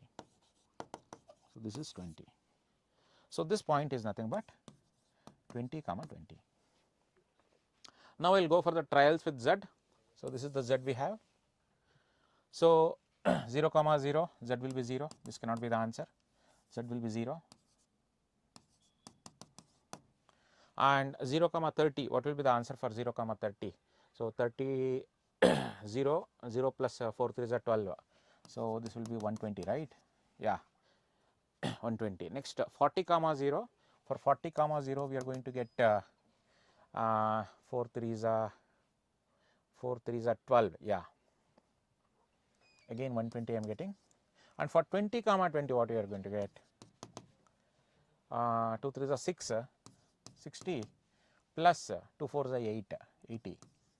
So, the answer I am going to get is 140. So, 140 is the maximum value for this particular question.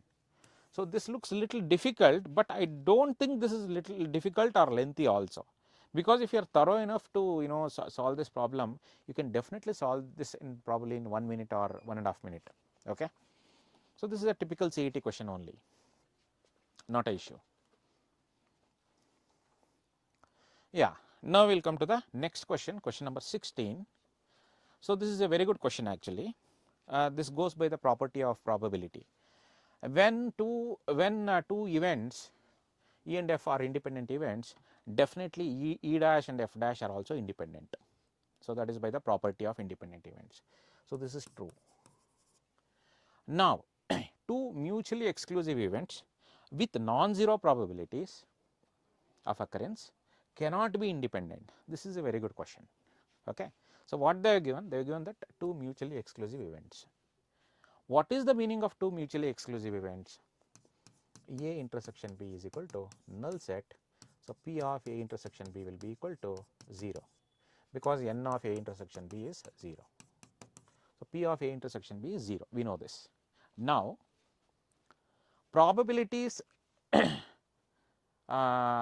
for two events to be independent, what is the condition? The condition is P of A intersection B must be equal to P of A into P of B, all right. So, this is the condition for independent events. Now, we already know that this is 0. When this is 0, and also we know that this is not equal to 0. So, this is some value 1 by 2 or 1 by 3. So, this is not equal to 0, and this is also not equal to 0. So, when both are not 0, the product of them will never be equal to 0, because this will be something like 1 by 2 and 1 by 3. So, which is not equal to 0, the product. So, the answer is they are also not independent, which is correct. So, this is also true. So, our answer will be both the statements are true. Statement 1 is true and statement 2 is also true. That will be the correct answer. Hope this is clear, everybody. The reason is because they have only given they are non-zero. When they are non-zero, the product of them will be, yeah, the answer will be both of them are true. So, both the statements are true. Option 3 will be the answer. So, the reason is both of them are non-zeros. So, product of them cannot be 0. So, the P of A intersection B is 0 given. So, the statement 2 is true. Next question will move, students. 17th question. Oh, this is a very easy question. Hope all of you have done this. P of A by B is equal to P of B by A conditional B is equal to P of B conditional A. So, what is the formula for P of A conditional B? P of A intersection B divided by P of B, and this will be equal to P of B intersection A divided by P of A by the definition of conditional probability. Now, we know that the intersection is commutative. So, P of A intersection B and P of B intersection A are same, they will get cancelled. So, we get P of A is equal to P of B. So, the answer is option D or option 4. Okay. So, that was the answer for question number 17. So, let us move to the question number 18 now. If A and B are two events, so that is given to you. So, A and B are two events such that A is the subset of B. That means A is the smaller set and B is the bigger set, that we know. All the elements of A are present in B, and P of B is not equal to 0, then which of the following is correct? This is also a question from exemplar, NCERT only, nothing else. So, let us solve this. So, they are talking about P of A conditional B. P of A conditional B is given by P of A intersection B divided by P of B, all right. Because A is subset of B, so P of A intersection B is nothing but P of A only, because all the values of A are present in B. So, this is nothing but P of A divided by P of B. Okay. You know the reason? Because P of A is the subset of B. So, P of A intersection B is P of A. Now, so most of the students think that this will be the answer, which is absolutely wrong. I will tell you the reason. See, now we have to compare this with P of A. This is your P of A by B, right? And we are comparing these two.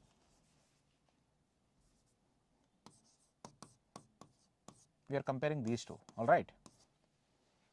So, now if you just observe the denominator is such that it is a decimal value between 0 and 1. It is not an integer, it is a decimal value between 0 and 1. For example's sake, let me take P of A as something, some 1 by 2 or something, 0.5. Let me take it as 0.5.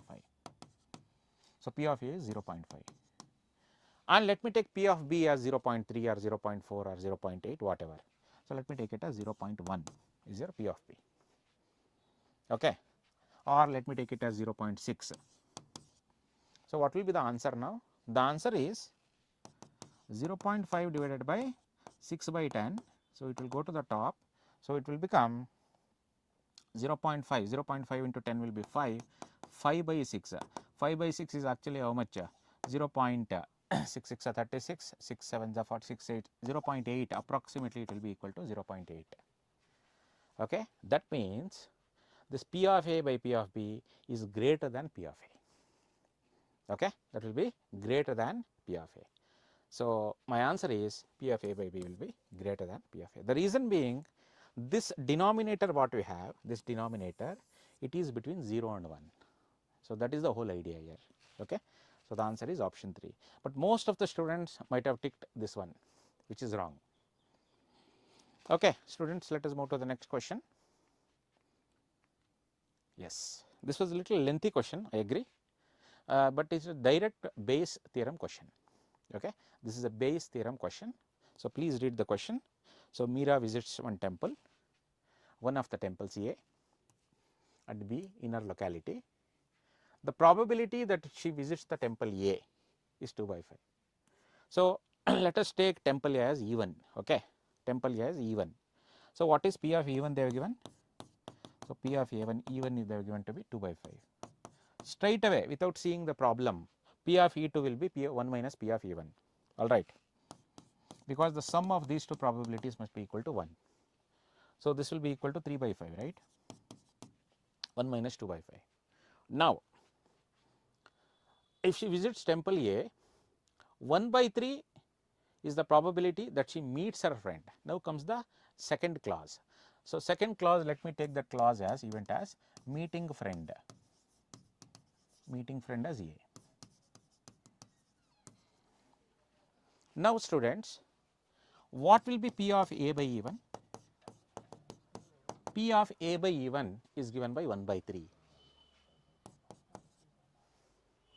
P of A by even is 1 by 3.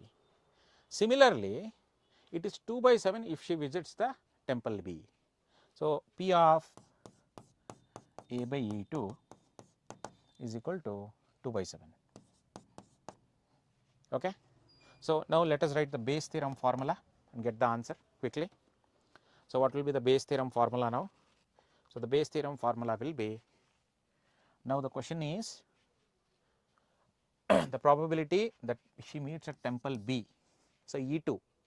So, E2 by A is the point here. P of E2 by A is equal to P of E2 into P of A by E2 divided by P of E2, P of A by E2 plus P of E1, P of A by E1, all right. So, this is the Bayes theorem formula. So, let us apply that. So, what is P of E2? 3 by 5 and 2 by 7. 3 by 5 into, this will be 2 by 7. Same thing will repeat here, 3 by 5 into 2 by 7. Let me check, am I writing correct? Yeah, 3 by 7 into 2 by 7, and this will be 2 by 5 and 1 by 3.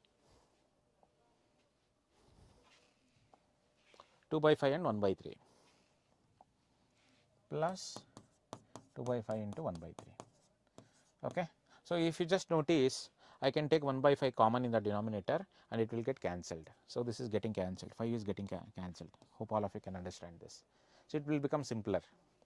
So, now this is nothing but 6 by 7. I think all of you can solve this by yourself, divided by 6 by 7 plus 2 by 3. So, this will give me 6 by 7, and what is the LCM here? 21 will be the LCM. So, 18, 3 6 is 18 plus 7 2 is 14.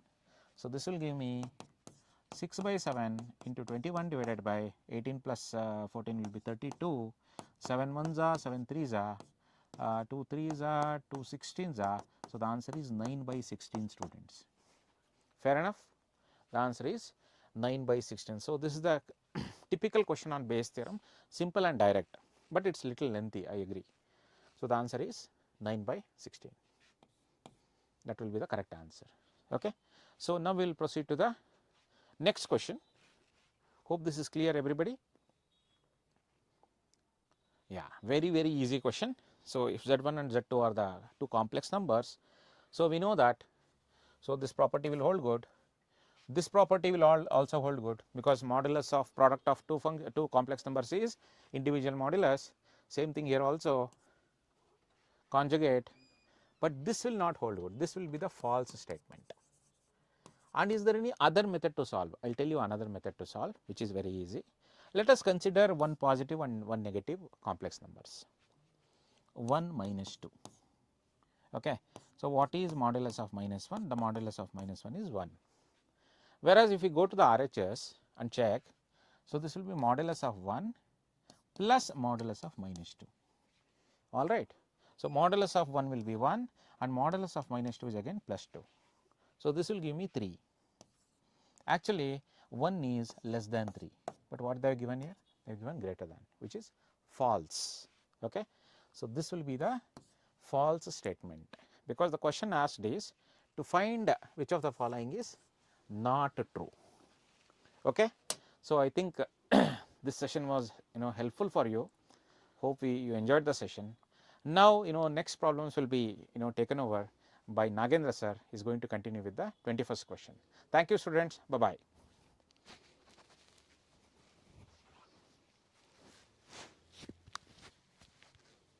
Hello students, I am Nagendra Prasad.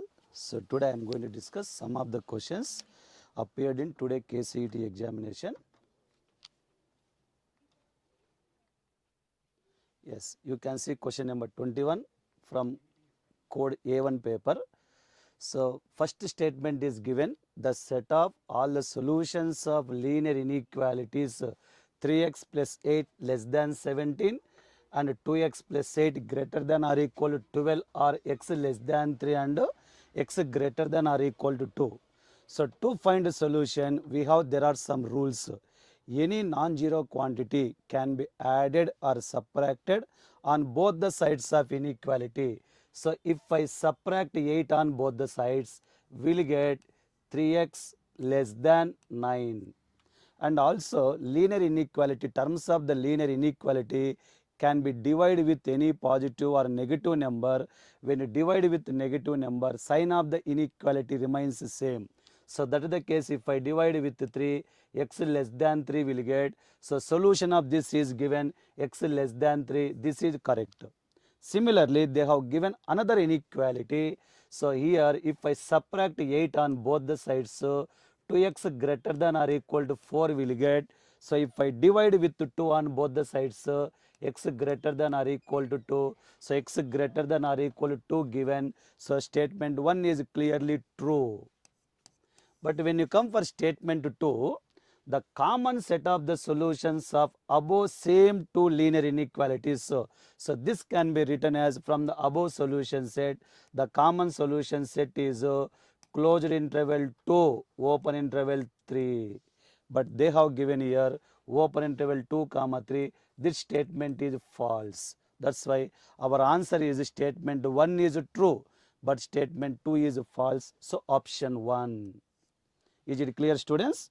Yes. Now move on to next question, question number 22. See, the number of 4-digit even numbers that can be formed using the digits 0, 1, 2, 3. We know clearly a number is said to be even if digit in the unit place is must be 0 or any multiple of 2. If you observe here given digits, there is a 0 also given. That's why we have to go with 2 cases. Case 1, if I take a digit in the unit place is 0 here, any non-zero digit can be taken in these 3 places. So 3 non-zero digits they have given. 3 can be arranged in 3 factorial ways, that is equal to 6. That indicate there are 6 even 4 digit numbers end with 0.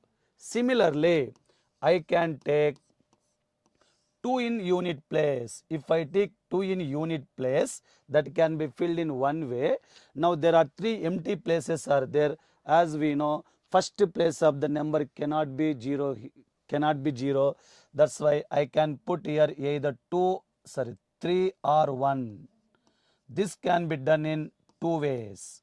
And remaining 2 places, 0 can be taken any of the 10th or 100 place. So these 2 can be filled in 2 factorial ways. So total 2 into 2, 4. That means here there are 2 set of even 4 digit numbers. So 6 numbers are end with 0 and 4 numbers are end with 2. Total together there are 10. So total, by using the given 4 digits, we can form 10 4-digit even numbers. So our answer is 2. So now move on to next question 23. The number of diagonals that can be drawn in an octagon. We know clearly a polygon having n vertices or n sides having there are diagonals. What the definition of diagonal? The line segment joining any 2 vertices which are not adjacent. Clearly in octagon there will be n sides and n vertices. By joining 8 vertices by taking 2 8C2 line segments will get. In out of the 8C2 line segments, 8 will be sides, remaining all are diagonals. We know the value of 8C2 is 28. So and 8 is subtracted, there will be 20. So the value of 8C2 can be written as 8 into 7 by 1 into 2. So 2 ones to 4 times cancel, 7 into 4 28, 28 minus 8 20. So our answer is 2, option 2. That means there are total 20 diagonals can be drawn in octagon. So now move on to next question 24. The number of terms in the binomial expansion we know clearly 1 more than given index. So they have given here the number of terms in the binomial expansion 22. Exponent is given 3n. We know clearly the number of terms is 1 more than exponent. That's why 3n is must be 21. When 3n is 21, n will be 7. So option 2 correct. So now move on to next question 25. 4th, 10th, 16th terms of geometric progression are given x, y, z. Now they are asking x, which option is correct? According to this, z square is equal to xy, y square is equal to xz, x square is equal to yz. Now clearly we know the difference between 10th term and 4th term is 6. 10th term and 16th term is also 6. That indicate x, y, z also in geometric progression. The condition for 3 numbers are in geometric progression. Y square is equal to xz. So our option is y is equal to root of xz. This problem can be also solved by using general term of geometric progression. 4th term is ar cube, 10th term is ar power 9, 16th term is ar power 16. Clearly we will get. So y by x is equal to z by y, y square is equal to xz. And move on to next question 26. So this model is very important in the matrices. So A is a square matrix such that A square is equal to A. We know clearly when A square is equal to A cube also will be A only. A power 4 also will be A only. Now they are asking we need to find I minus A whole cube. We know a plus b whole cube formula. A cube plus 3a square b plus 3ab square plus b cube. But in case of matrices, a plus b whole square cannot be taken as a square plus b square plus 2ab always. It is applicable only when ab product is equal to ba product. Then only we can apply number expansion for matrices. But when you observe here, I into a and a into I, product always same. That's why we can expand this by using number expansion, that a minus b whole cube formula. The formula of a minus b whole cube, a cube, I cube is I minus 3, I square into a plus 3, I into a square is given a minus a cube is also a. This indicate 3a minus 3a will be null matrix, leftover will be I minus a. So our option is I minus a, option 1. Now move on to next question 27. See, A and B are two matrices such that product AB is identity. We know clearly identity matrix is clearly square matrix, cannot be rectangular matrix. And also matrix multiplication is defined. The number of columns in first matrix is equal to number of rows in second matrix. Order of the B matrix is given. They are asking order of A matrix. We know resultant is square matrix. And A order is unknown, B order is given 3 by 4. As we know clearly, matrix multiplication defined when there are 3 rows in the second matrix, 3 columns must be there in the first matrix 3. And number of rows can be anything, columns must be 3. But resultant is given identity in other side. So the order of the AB must be row from A matrix, column from B matrix will get. The order of the AB is m by 4. But they given multiplication of AB's identity, it cannot be rectangular, it must be square matrix, m is must be. So here m is must be, how much will get? 4. So order of B given 3 by 4, order of A must be 4 by 3. They are asking order of A, that means order of A must be 4 by 3. So our option is 3. They are not asking order of AB matrix, order of only A matrix, m value clearly 4. If you replace 4 by 3 is order of the matrix A. Now move on to question number 28. So which of the following statement is not correct? A row matrix has one row, this is true. A diagonal matrix has all the diagonal elements are equal to 0, this is wrong. So second option is correct. We need to mark second option because they are asking which is wrong. Third one is clearly correct. A symmetric matrix A is a square matrix, satisfy the condition A transpose is equal to A. And fourth statement is given, a skew symmetric matrix has all the diagonal elements are zeros. So 1, 3, 4 correct statements. They are asking wrong statement second. Now move on to next question 29. A is matrix. All the elements of matrix A are equal to 1. A power 6 is equal to K into A transpose given. In this case, A transpose also is equal to matrix A. Now to find A power 6, there is no formula. We need to multiply A into A square into A square, A power 4 into A square, A power 6. Because of all the elements of a matrix A are equal, there is a one identity. When all the elements of a matrix A are equal to 1, there is a one identity. A power n is equal to 2 power n minus 1 into matrix A. Because of n is 6 given, A power 6 is equal to 2 power 6 minus 1, 5 into A transpose again is equal to A. That's why our answer is K is 32. Option 1 is correct. But this result is applicable only when all the elements of a matrix are equal to only 1. That is 2 by 2 matrix. Yes, now move on to next question, 30th. So A is a matrix with elements K to 2K. and determinant of A cube is given 125. Now they are asking what is the value of K. We know clearly the determinant of product AB is determinant of A into determinant of B. Using this we can write determinant of A power n is equal to determinant A whole power n, where n is a natural number. Using this identity, determinant of A cube can be written as a determinant A whole cube. Other side is given 125. 125 can be written as 5 cube. That indicates determinant of A is 5. So the determinant of 2 by 2 matrix is product of the diagonal elements minus other two elements. Diagonal product is k square minus other product is 2 into 2 4 is equal to 5. Then k square is equal to 9. So k value is plus or minus 3. So clearly option 2 correct. So thank you students. Now KGN sir will take over next session.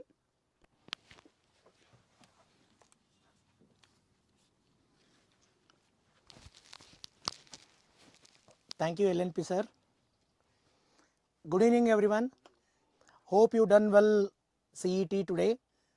The paper was easy to moderate. We'll start from question number 31.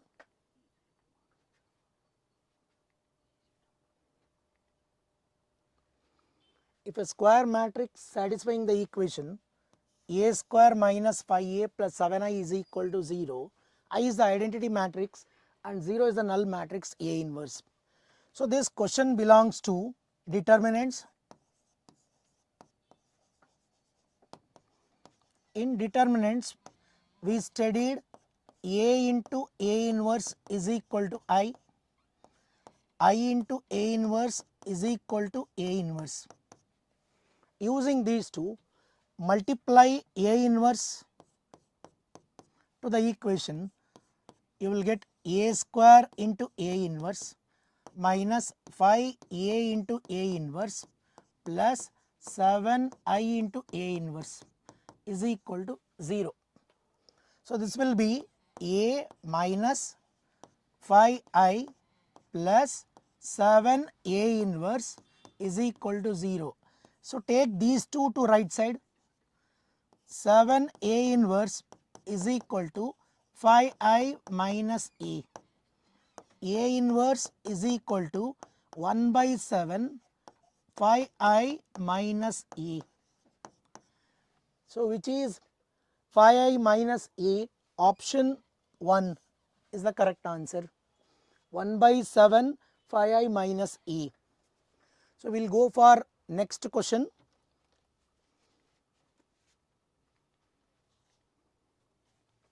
If A is a square matrix of order 3 cross 3, determinant A is equal to 3 and the value of determinant 3A inverse. And this is a question from again determinants.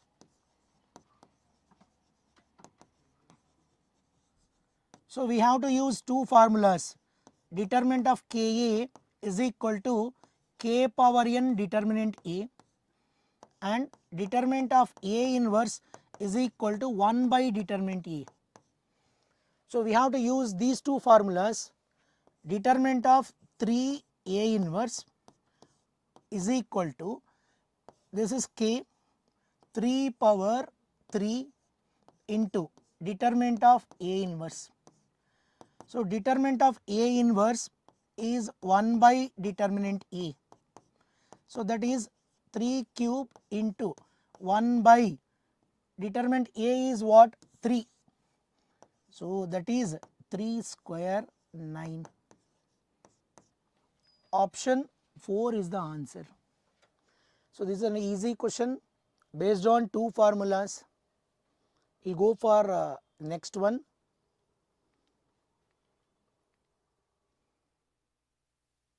B is equal to 1 3 1 alpha, adjoint of the matrix A, and determinant A is equal to 2, then alpha. So this question is again from determinants.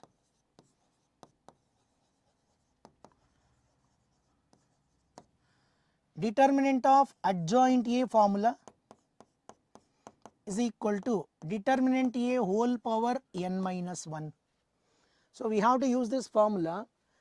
So B they have given as adjoint A. So take the determinant of this, determinant of adjoint A. So determinant B is equal to determinant A whole power 2 minus 1. Determinant B is alpha minus 3 is equal to, determinant A value is 2, take minus 3 to here, alpha is equal to 5. So this is based on determinant of adjoint A is equal to determinant A whole power n minus 1. So option 2. So we will go for next question.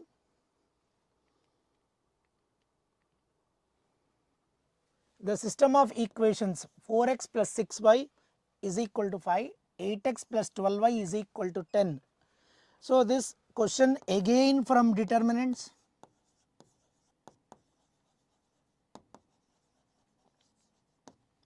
Find out determinant A. If it is equal to 0, this has infinitely many solutions.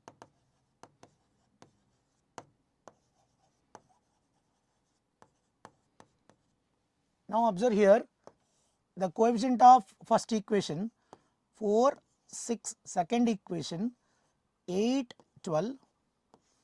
So if you simplify this, you will get 0, 48 minus 48, or proportionality will be there. Since it is 0, infinitely many solutions. We will go for next one.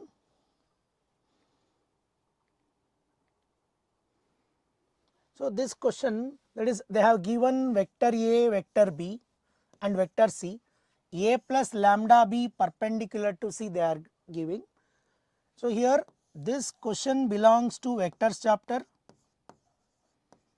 They have given perpendicular concept, A dot B is equal to 0. The condition for perpendicularity is A dot B is equal to 0. So they are asking A plus lambda B perpendicular to C. So this is A and this is B. A plus lambda B is 1 plus lambda into I plus 2 minus lambda into J plus 1 plus 4 lambda into K,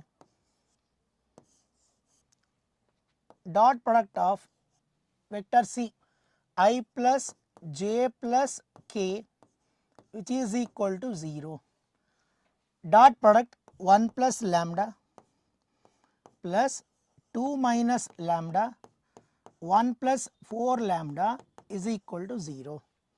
So lambda cancels, 4 plus 4 lambda is equal to 0, lambda is equal to minus 1. The same question is there in our NCERT textbook. A plus lambda B perpendicular to C, 8 is the answer. Some variation is there in the textbook. So the option minus 1. We will go for next one.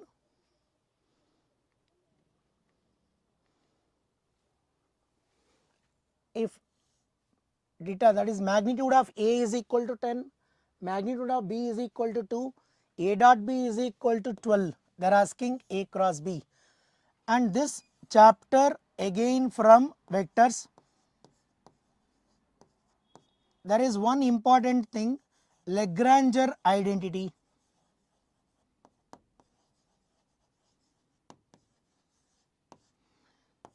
This Lagrange identity is the relation between cross product and dot product.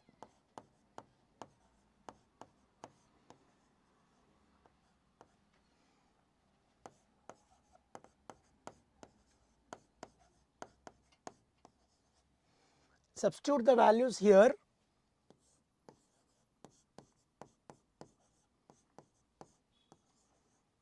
A dot B is 12 square, that is equal to 10 square into 2 square. Take this 12 square here.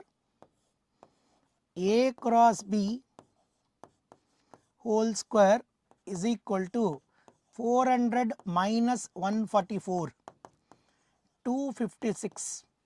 Therefore, magnitude of A cross B equal to square root of 256. So, that is equal to 16. Usually from Lagrange identity, they used to ask one question every year. We will go for the next question.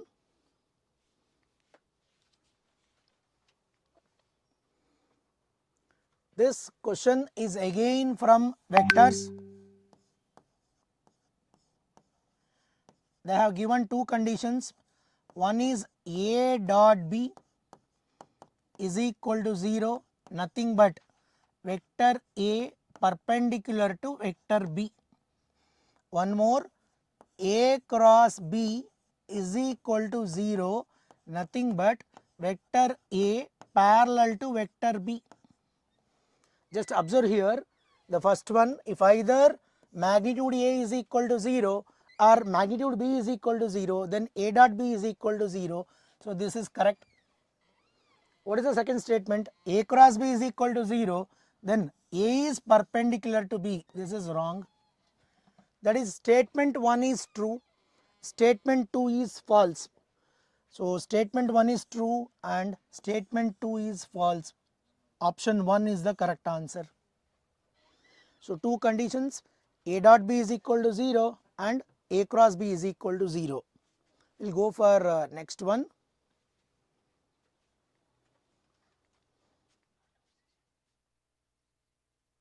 If a line makes an angle 90 degree, 60 degree and theta with xyz axis, theta is acute, find the value of theta.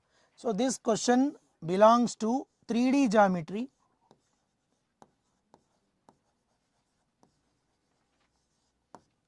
The formula is cos square alpha plus cos square beta plus cos square gamma is equal to 1. So, they have given alpha, beta, gamma.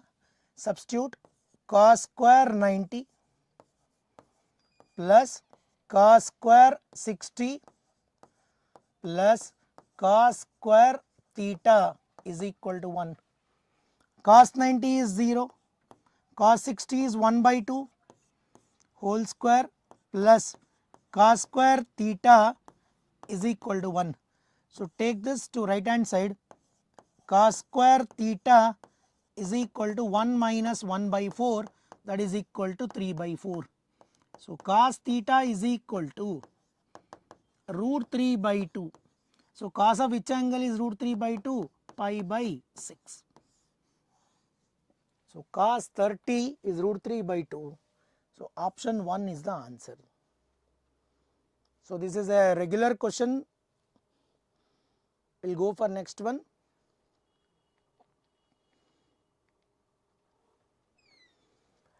Equation of line passing through 0, 1, 2 and perpendicular to the line they have given. This is the question from 3D geometry. Whenever two lines are perpendicular, we have the formula A1 A2 plus B1 B2 plus C1 C2 is equal to 0. Since they have given passing through the point x, y, z, it satisfies all the 4 equations. Substitute x, y, z 0, 1, 2 to all the options, it satisfies all the options. We will check the perpendicular condition. Option 1, so here 3, 4 minus 3, 2, 3 minus 2, multiply 6 plus 12 plus 6. This is not equal to 0. Option 1 is not the answer. Second one, minus 6 plus 12 minus 6, which is equal to 0. Therefore, option 2 is the answer. So, using A1 A2 plus B1 B2 plus C1 C2 is equal to 0. So we can eliminate the options. Option 2 is correct. We'll go for next one.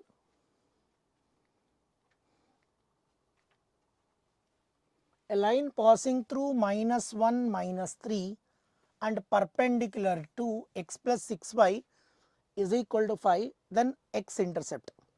So this problem belongs to straight lines.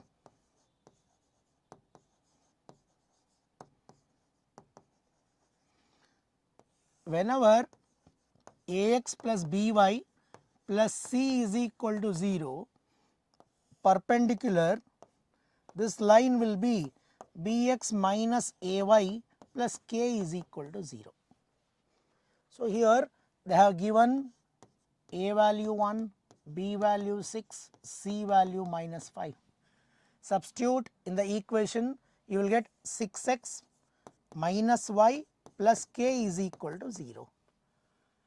Passing through -1, -3 given, this is x value and this is y value. Substitute here, 6 into -1 -3 plus k is equal to 0.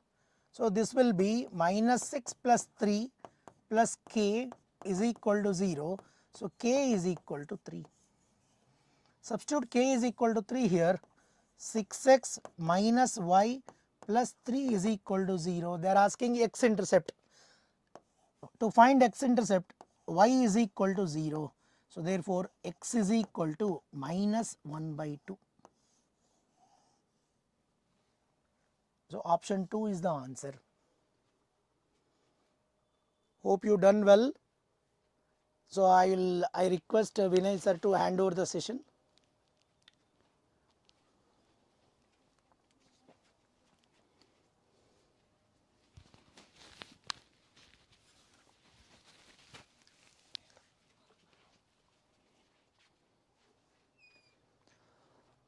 So hello everyone, this is Vinay P. So next question number 41.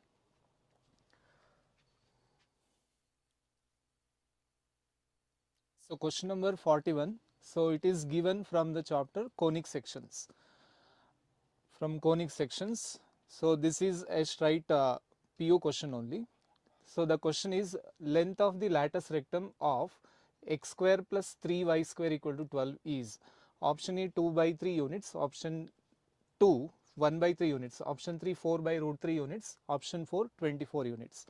So we know that this equation is not in standard form. So to convert this equation to standard form, let us divide both sides by 12 so that we get x square by 12 plus 3y square by 12. So it become y square by 4 is equal to 1. So we know that this is a standard equation of the ellipse. So here a square equal to 12 and b square equal to 4. So we know that a is the length of the semi major axis and b is the length of the semi minor axis. So they are asking length of lattice rectum. So what is the formula here? The length of lattice rectum is 2b square by a. Length of lattice rectum is equal to 2b square by a. So substitute the values here. So already we know the value of b square. So it will become 2 into 4 divided by, so a value. So we know the value of a square. A square is 12. Then a is equal to root 12. So root 12 we write it as 2 root 3. So it will become 2 into 4 divided by 2 into root 3. 2 cancel. So we get the answer 4 by root 3. So hence the correct option is the third option, 4 by root 3 units. Okay. Now let's move on to the next question. So question number 42. So question number 42 is on limits, first PU limits chapter. So given what is the value of limit as x tending to 1, x to the power 4 minus root x divided by root x minus 1. So first option 0, second option is 7, third option limit does not exist, and the fourth option is 1/2. So here, so if we see this problem, so if we directly substitute x equal to 1, we get indeterminate form 0/0. So whenever we get indeterminate form 0 by 0, so we can choose the L-Hospital rule, or we can simplify the numerator and denominator. So for here I will use the L-Hospital rule. So that is differentiate the numerator and denominator separately. So we get limit as x tending to 1 by LH rule. So it will become limit x tending to 1. So differentiation of x power 4 is 4x cube minus differentiation of root x 1 by 2 root x whole divided by differentiate the denominator. So we get 1 by 2 root x minus 1 derivative is 0. So we get this one. Now substitute x equal to 1 here. So we get 4 into 1 cube, that is 4, minus 1 by 2 into root 1. Root 1 is 1 only. So 4 minus 1 by 2 divided by 1 by 2 into root 1, that is 1 by 2. So 4 minus 1 by 2. So 4 minus 1 by 2, by taking LCM as 2, so we get 4 2s are 8. So 8 minus 1, so we get 7 by 2 whole divided by 1 by 2. 7 by 2 whole divided by 1 by 2. So if we take 1 by 2 to the numerator, so it will become 7 by 2 into 2 by 1. Then 2 will get cancelled. So we get the answer as 7. Okay. The correct option is the second option. 7 will be your correct option. Okay. Now let us move on to the next question. So question number 43. So question number 43, it is asked from this first year topic. So here they are given y equal to cos x whole divided by 1 plus sin x. Then what is the derivative of this function? So they are given actually here 4a, b, c, d. So the dy by dx value they are given 4 dy by dx values. So among these 4, which one will be the correct one of dy by dx? So first one they are given only b is correct, that is this one, dy by dx is correct. And the second one is only a is correct, that is the first option will be your correct option of dy by dx. And the third option they are given both a and c are correct. So a and c, these two will be correct. And the fourth option they have given both B and D are correct. That means option B and option D will be correct. So by seeing this question, first we have to simplify this function. One is directly by using the U by V rule. Another one is by simplifying that function. So here we know that the cos x can be written as sine of pi by 2 minus x divided by 1 plus sin x. So I will write 1 plus sin x as 1 plus cos of pi by 2 minus x. So just I am simplifying that function because they have given two different values of dy by dx. So if we use the half angle formula, sin theta can be written as 2 sin theta by 2 cos theta by 2. So it will become 2 sin theta by 2. So what is theta by 2? Pi by 2 into 2, it will become pi by 4 minus x by 2 whole divided by 1 plus, so what is 1 plus cos theta? Again we have one more half angle formula, 1 plus cos theta. 1 plus cos theta can be written as 2 cos square theta by 2. So here what is in the place of theta? Pi by 2 minus x is there. So 1 plus cos theta. So it can be written as 2 cos square 2 cos square theta by 2. Theta by 2 is pi by 4 minus x by 2. Now here, okay, numerator is 2 sin theta by 2 cos theta by 2. No? So it will be cos of pi by 4 minus x by 2. Again we get in numerator. Okay. Now 2 will get cancelled and here cos and in square one of the cos will cancel. So remaining sin by cos. So what is sin by cos? It become tan. So sin of pi by 4 minus x by 2 divided by cos of pi by 4 minus x by 2, it will become tan of pi by 4 minus x by 2. So the simplified version of the given function is tan of pi by 4 minus x by 2. Now we know the derivative of tan theta is secant square theta. into, so if we find this is your y value. Now if we differentiate, dy by dx is equal to secant square of pi by 4 minus x by 2. Now by using chain rule, if we differentiate pi by 4 minus x by 2 again, so we get minus 1 by 2 as extra term into, so your option C will be one of the correct option. Option C will be your one of the correct option. Now we have to check by using the u by v rule. So if we use u by v rule here, so what we get? So using u by v rule, the given function can be written as, so what is given? Cos x divided by 1 plus sin x. So y is equal to cos x divided by 1 plus sin x. So you using the quotient rule, so dy by dx is equal to denominator the whole square, that is v square, next here v into derivative of u, derivative of numerator, that is cos x derivative minus sin x, minus of derivative cos x we write as it is, into differentiation of 1 plus sin x, it will be cos x. So it is simplified as 1 into minus sin x into minus sin x minus sin square x, and here minus cos x into cos x, it will be cos square x whole divided by 1 plus sin x the whole square. Now if you observe here, we can use the trigonometric identity by taking minus common, so it will become minus of sin square x plus cos square x, so it will become minus of 1, and here minus sin x minus 1, if you take minus common, so it will be 1 plus sin x whole divided by 1 plus sin x the whole square. Now here from numerator 1 plus sin x cancel, in denominator whole square 1 plus sin x will be cancelled, so we get minus 1 by 1 plus sin x. So this is also the correct answer for the given question. So if you observe the options, in option they have given option A is also your correct option. Hence here both A and C are our correct answers. Hence option 3 will be the correct answer for this question. Okay. Now let us move on to the question number 44.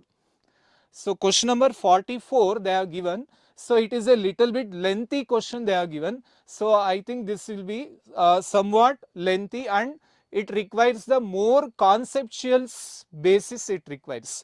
So if we see, match the following, in the following this greatest integer function, it denotes the greatest integer less than or equal to x. So to understand this question, we have to go graphical method. So if we see the graph of this functions, then we can easily understand in which interval. So if you see, in all the intervals they have given open interval minus 1 comma 1. So consider the graph of all these functions in this interval only and see whether it is increasing function or continuous function or differentiable function. So we know that whenever the graph has a sharp edge, at the point of sharp edges the function will not be differentiable. So if we observe the graph of the first one, that is if we observe y equal to x into mod x, so it can be written as y is equal to x square if x is greater than or equal to 0, because mod x equal to plus x, x into x is x square, and minus x square if x is less than 0.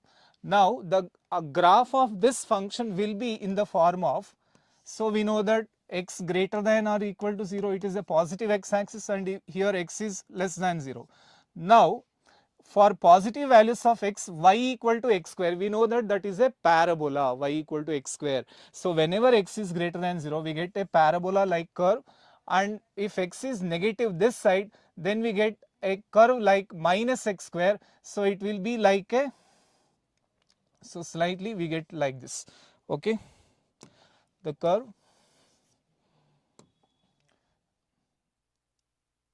we get like this. Sorry. So we get like this. Now if we observe here, it is clearly, so it is continuous, in, so open interval minus 1 comma 1, and also it is differentiable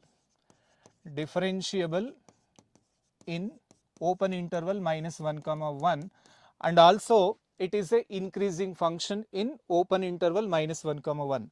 Now if we observe the second function, that is y equal to root of modulus x. So if we consider y equal to root of modulus x, so actually here it can be written as root x if x is greater than or equal to 0, and root under minus x if x is less than 0. So you can say root of minus x is not defined, but here we have the condition x is less than 0. So if x is less than 0, then minus into minus, since x is already negative, so minus into minus it becomes again the positive. So whenever we have root x, the x is defined only for positive real numbers, but here they have given root of mod x. So root of mod x is defined for all real values of x. Hence the graph of root of mod x will be, so root x graph will be like a parabola, like half parabola, and root of minus x will be a parabola, so opposite parabola, like this we get. Now clearly we have the sharp edge at x equal to 0. Hence this curve or this function is not differentiable in open interval minus 1 comma 1, because the point 0 lies in between the interval minus 1 comma 1. So it is not differentiable in open interval minus 1 comma 1. So if you observe the option, it cannot be differentiable. That means the B cannot be go to the second one. Now the B can take continuous in open interval minus 1 comma 1, and it is not differentiable at least one of the point minus 1 comma 1, because if you observe the graph has a sharp edge at x equal to 0. So it is not differentiable at x equal to 0. 0 lies between minus 1 to 1. Hence it is not differentiable. Then the third graph, if you observe x plus greatest integer of x, so here also the graph is discontinuous. We know that the greatest integer function is discontinuous at every integer points. So the graph will not be continuous graph. Hence for this for C it is not continuous. So the C cannot go to the first one. So C can take either it is strictly increasing only, because it cannot be differentiable greatest integer function and it is not continuous. So we can take it is strictly increasing. Then fourth one, so if we observe the fourth one, modulus of x minus 1 plus modulus of x plus 1. So we know that the modulus function is continuous everywhere, and sum of the two continuous function is also continuous. So this function, this particular function is continuous at all the points in the interval open interval minus 1 comma 1 also. So for this particular D, it is always a continuous function in open interval minus 1 comma 1. So D can take first one, D goes to first one, and A, x into modulus of x. So if you observe the graph, so it is continuous and also differentiable. So we can take here root under mod x. So second one will be differentiable in open interval minus 1 comma 1 A, and second one root under modulus of x. So if you observe the graph, root under, it is not differentiable. So it is not differentiable at least one of the point in the interval open interval minus 1 comma 1. Then the remaining one, this is the C will go to the third one. Hence by observing these four options, option 3 will be your correct answer. Okay. Now next, question number 45. So here they given the function f of x is defined as e power x plus ax if x is negative, and f of x equal to b into x minus 1 whole square if x is greater than or equal to 0 is a differentiable at x equal to 0, then which option will be the correct answer here? So since they are given differentiable, it is also continuous, because we know that every differentiable function is also continuous. So in this question we have to apply both continuous condition and also differentiable condition.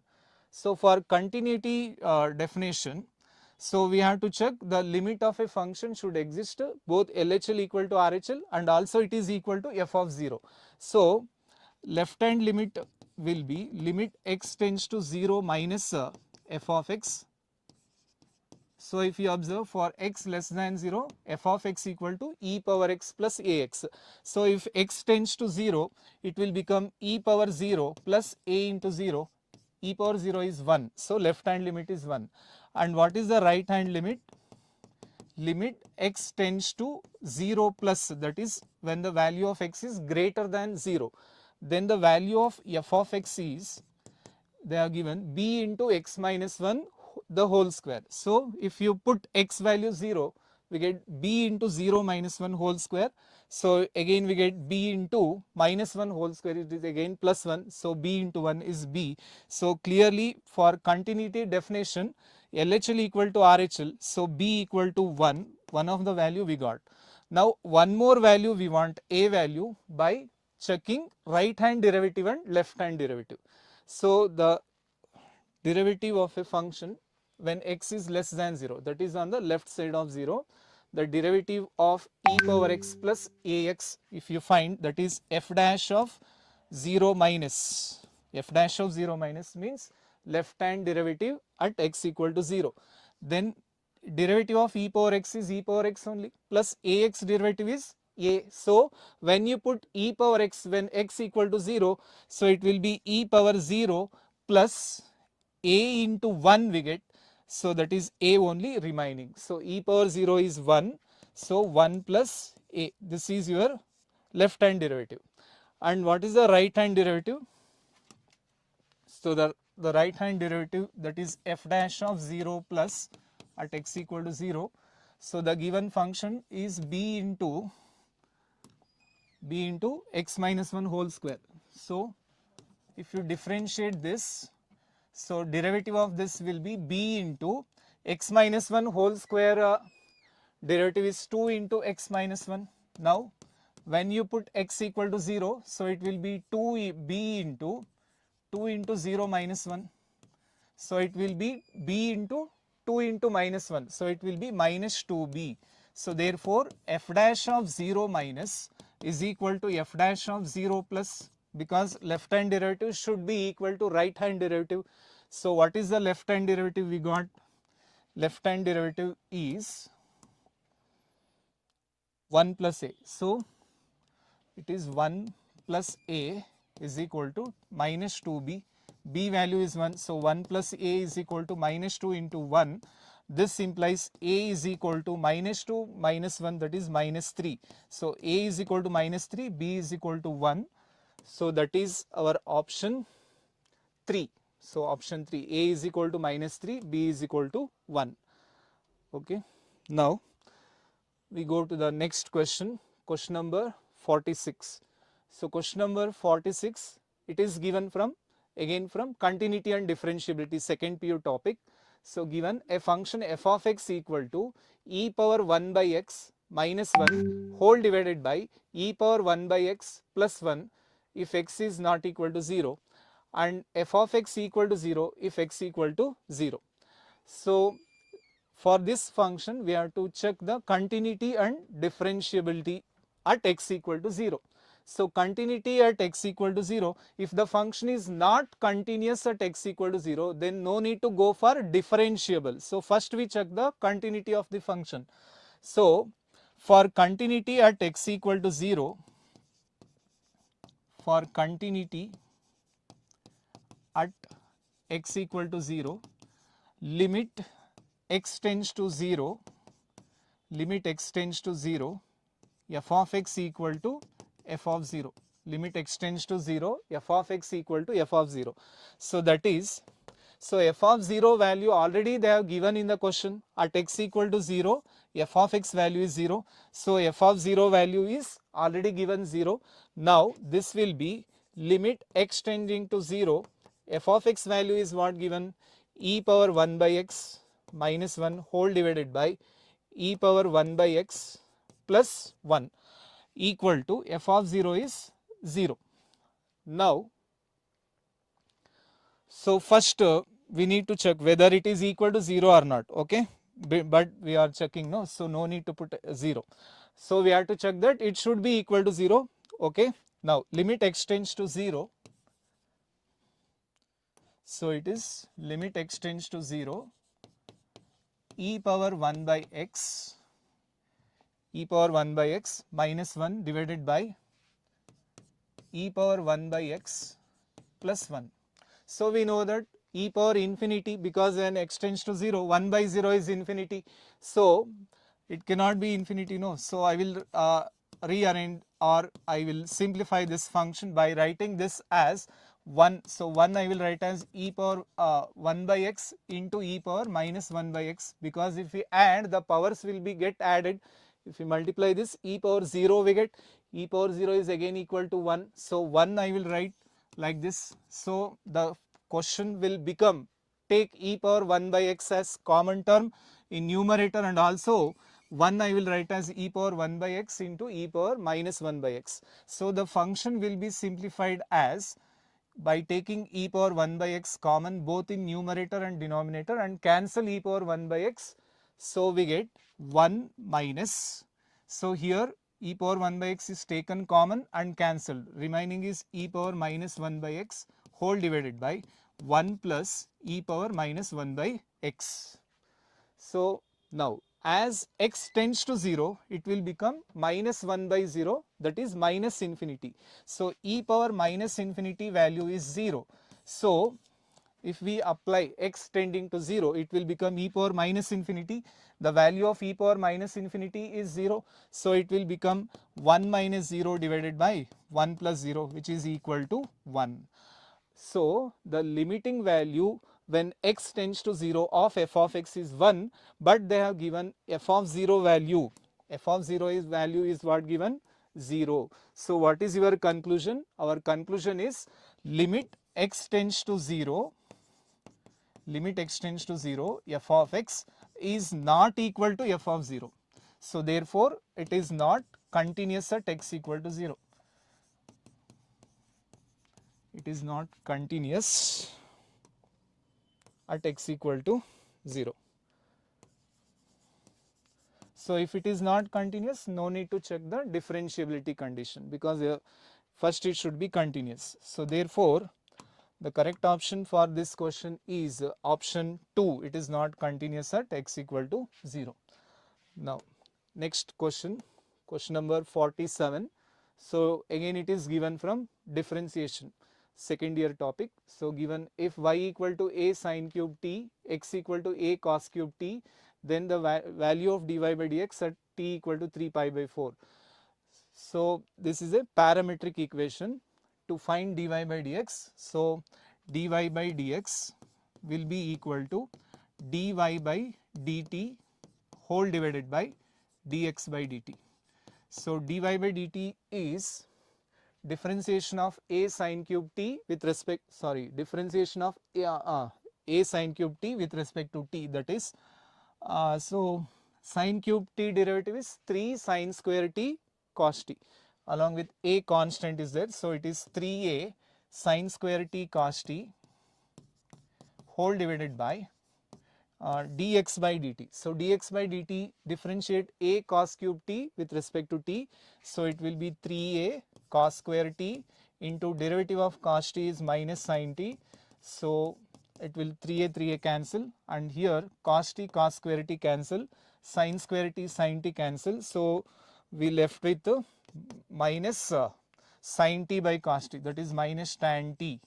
Now put t equal to 3 pi by 4, so dy by dx value at t equal to 3 pi by 4. So we get minus tan of 3 pi by 4. So tan 3 pi by 4 is tan 135 degree. It comes in second quadrant 135 degree. So tan pi by 4 is 1, tan 3 pi by 4 is minus 1. So it will become minus of minus 1 equal to plus 1. So here the correct option is fourth option 1. Okay. Now next question, question number 48. So the derivative of sin x with respect to log x is, so if we take u equal to sin x and v equal to log x, so derivative of u with respect to v, that is du by dv, we have to find. So if we take u equal to sin x and v equal to log x, so du by dx, so we know that it is cos x, derivative of sin x, and dv by dx is 1 by x, log x derivative 1 by x. So du by dv we want, that is differentiation of u with respect to v. Du by dv is equal to du by dx divided by dv by dx. So we get cos x divided by 1 by x.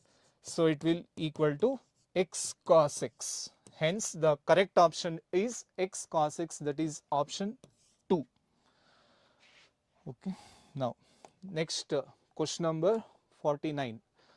So 49th question is given from application of derivatives. So what is the minimum value of 1 minus sin x? So 1 minus sin x minimum value they are asking. So we know that sin x value lies between minus 1 to plus 1. Sin x value lies between minus 1 to plus 1. We know that a range of sin x, maximum value is plus 1, minimum value is minus 1. So now if we multiply both sides by minus 1, again it will become the same condition if we multiply both sides by minus sign. So again we get the same condition, minus 1 less than or equal to minus sin x less than or equal to plus 1. Again if we multiply both sides by minus sign, the inequality will interchange, but again we get the same condition, minus sin x also lies between minus 1 to plus 1. Now the given function is 1 minus sin x. So for this add 1 on both sides. So we get minus 1 plus 1 less than or equal to 1 minus sin x less than or equal to 1 plus 1. So it will become 0 less than or equal to 1 minus sin x, and 1 minus sin x is less than or equal to 2. So by seeing this, the minimum value of 1 minus sin x is 0, maximum value of 1 minus sin x is 2. So therefore minimum value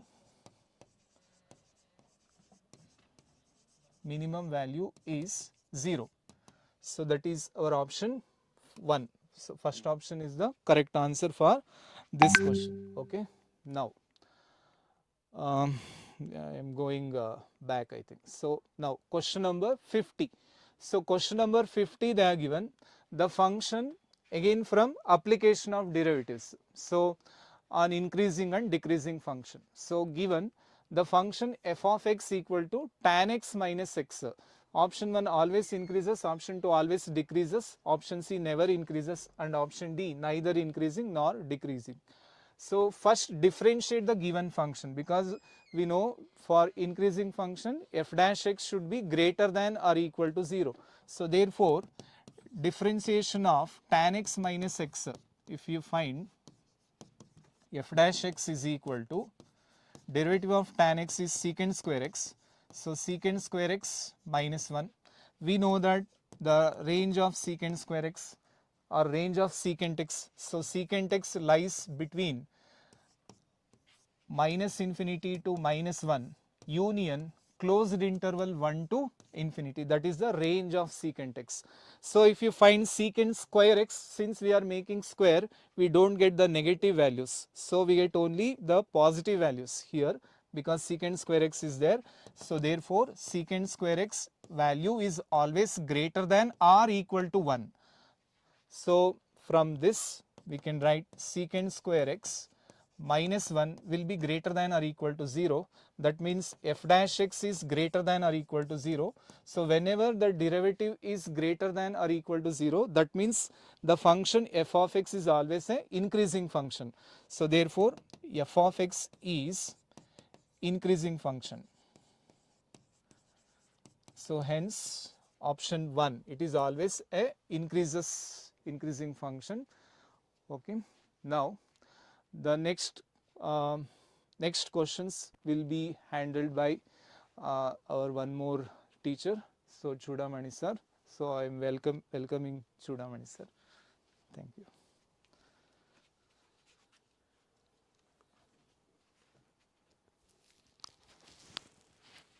Thank you, Vinay sir. Hello, students. I just continue with the next question.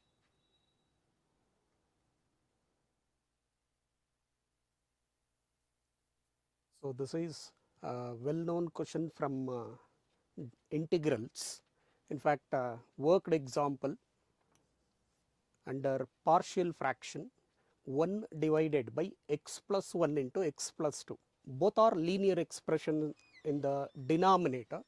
So we can split this as a divided by x plus 1 plus b divided by x plus 2. Okay. So 1 by x plus 1 into x plus 2 can be resolved, split into this. By taking LCM, we get a into x plus 2 plus b into x plus 1. We are supposed to get the values of a and b. To get the value of a, make the coefficient of x as 0. That is, x plus 1 equals 0 means x is equal to minus 1.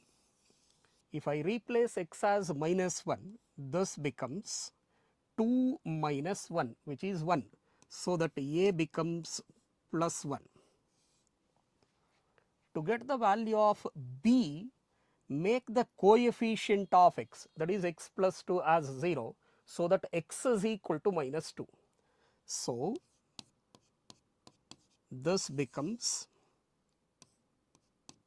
0 minus 2 plus 1, that means minus 1. b into minus 1 means minus b. So that is b becomes minus 1. I just substitute here, that is 1 divided by x plus 1, b is minus 1, divided by x plus 2. We are supposed to integrate this, I just operate integral on both sides with respect to x. X plus 1 into x plus 2 with respect to x. As we know, the integral of 1 by ax plus b, that is log of ax plus b divided by coefficient of x, that is a. So here x we have, coefficient of x is 1. It is just log of x plus 1 minus log of x plus 2 plus constant of integration c. This is just of the form log a minus log b, which is log of a by b. Log of x plus 1 divided by x plus 2 plus c, constant of integration. So this is your answer. I hope option 4 is the correct answer. I hope you understood this. We'll move to next question. Please go through this question. This is again a simple question based on properties of definite integral, that is integral from minus a to plus a f of x into dx. So that is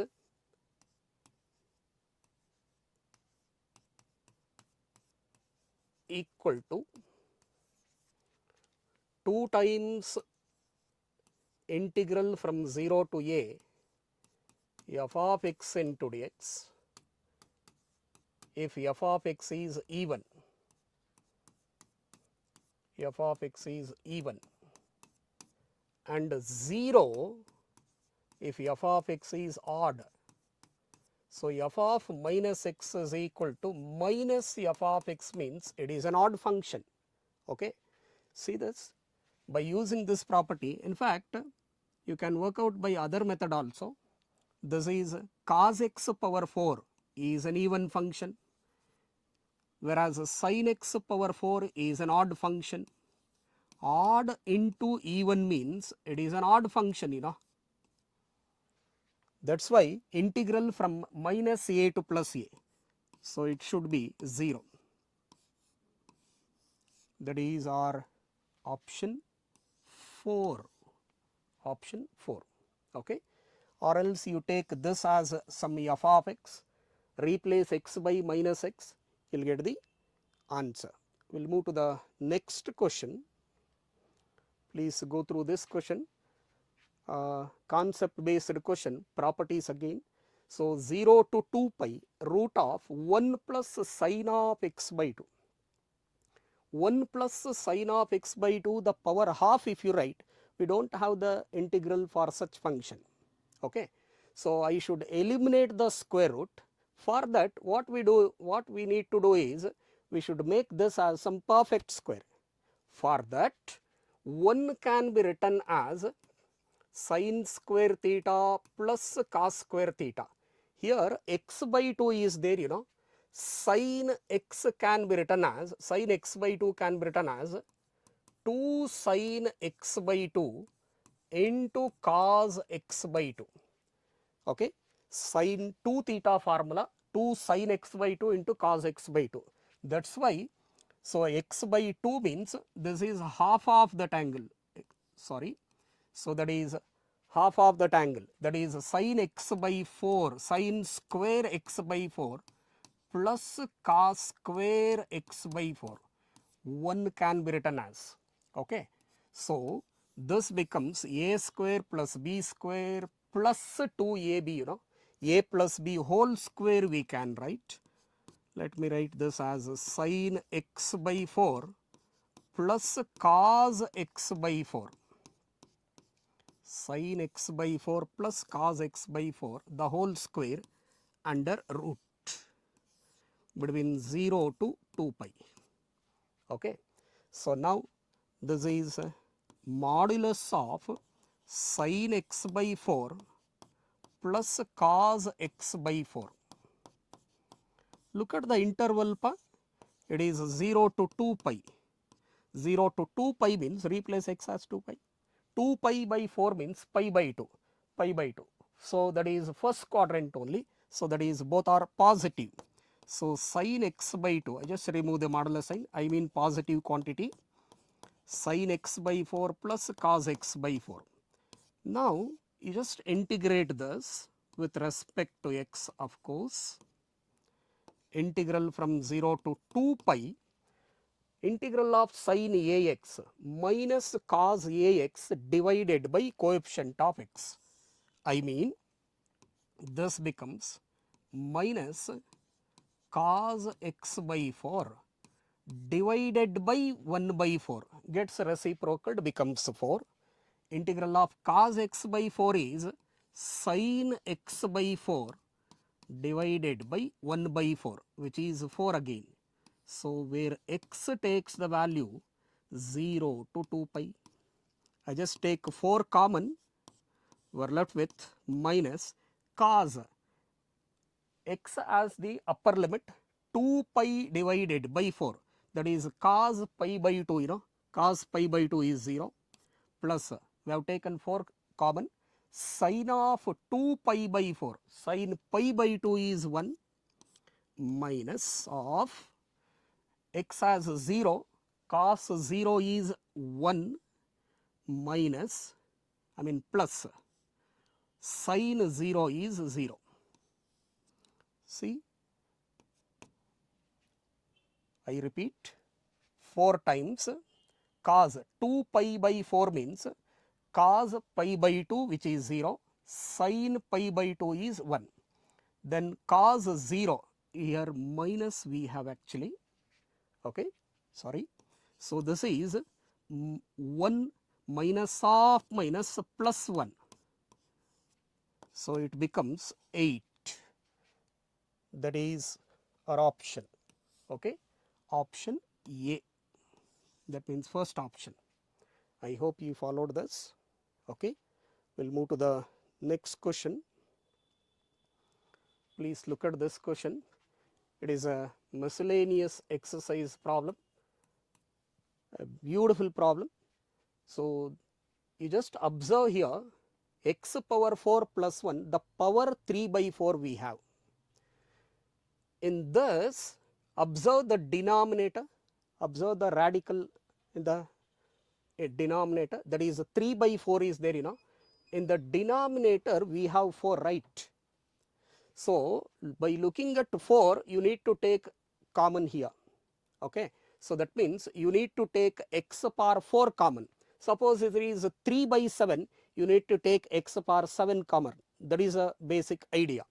So let me write this as integral of dx divided by x square, x power 4 plus 1 is there, I just take x power 4 common, 1 plus 1 by x power 4 whole to the power of 3 by 4 we have. I just write whole power 3 by 4. A into b power m means a power m into b power m, So we are supposed to take 3 by 4 for this also. Okay. So 4 gets cancelled. So that's why you need to take x power 4 common. So by looking at the denominator in the index, you need to take that power common. That is the basic idea. So now x cube into x square means x to the power of 5, So 1 divided by 1 plus 1 by x power 4 whole to the power of 3 by 4 into 1 by x to the power of 5. Now observe this one pa. If I differentiate 1 by x power 4, you get 1 by x power 5, right? 1 by x power n means minus n by x to the power of n plus 1, agree? So and at the same time, this is f of x power n into f dash x, it is of the form. That's why we need to take the substitution 1 plus 1 by x to the power of 4 is equal to some new variable t. Derivative of 1 is 0. 1 by x power 4 means minus n divided by x to the power of n plus 1, that is 5 with respect to x is equal to dt. We need to solve for 1 by x power 5 becomes 1 by x power 5 into dx is equal to minus 1 by 4 into dt. Agree? So this takes the form 1 divided by, this is nothing but t to the power of 3 by 4 into minus 1 by 4 into dt. It is of the form 1 by x power n, or else x power minus n you can write and integrate using the well known formula, standard formula. I just write this as minus 1 divided by n minus 1 into t to the power of n minus 1. Okay. So integral of 1 by x power n means minus 1 by n minus 1 into x power n minus 1. 3 by 4 minus 1 means minus 1 by 4, so that this and this gets cancelled actually. We are left with minus 1, t to the power of minus 4, t to the power of minus 1 by 4 becomes, if you shift this to the numerator, plus 1 by 4. I replace t as 1 plus 1 by x to the power of 4 whole to the power of 1 by 4. Of course, minus 1 is here. Minus sign is there. So minus of this plus constant of integration c. So this comes out to be minus of, if I take the LCM, x power 4 plus 1 divided by x to the power of 4 whole to the power of 1 by 4.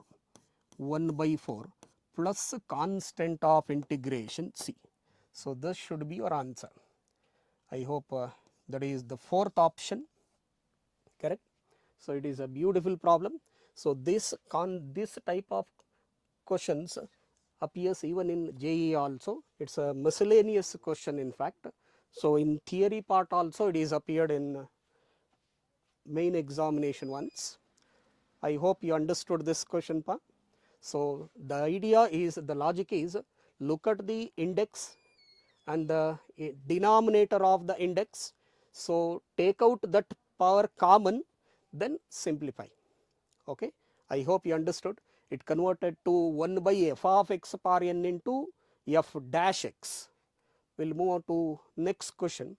So this is again a simple question. So previous one is a little tedious process. So of course a very good question.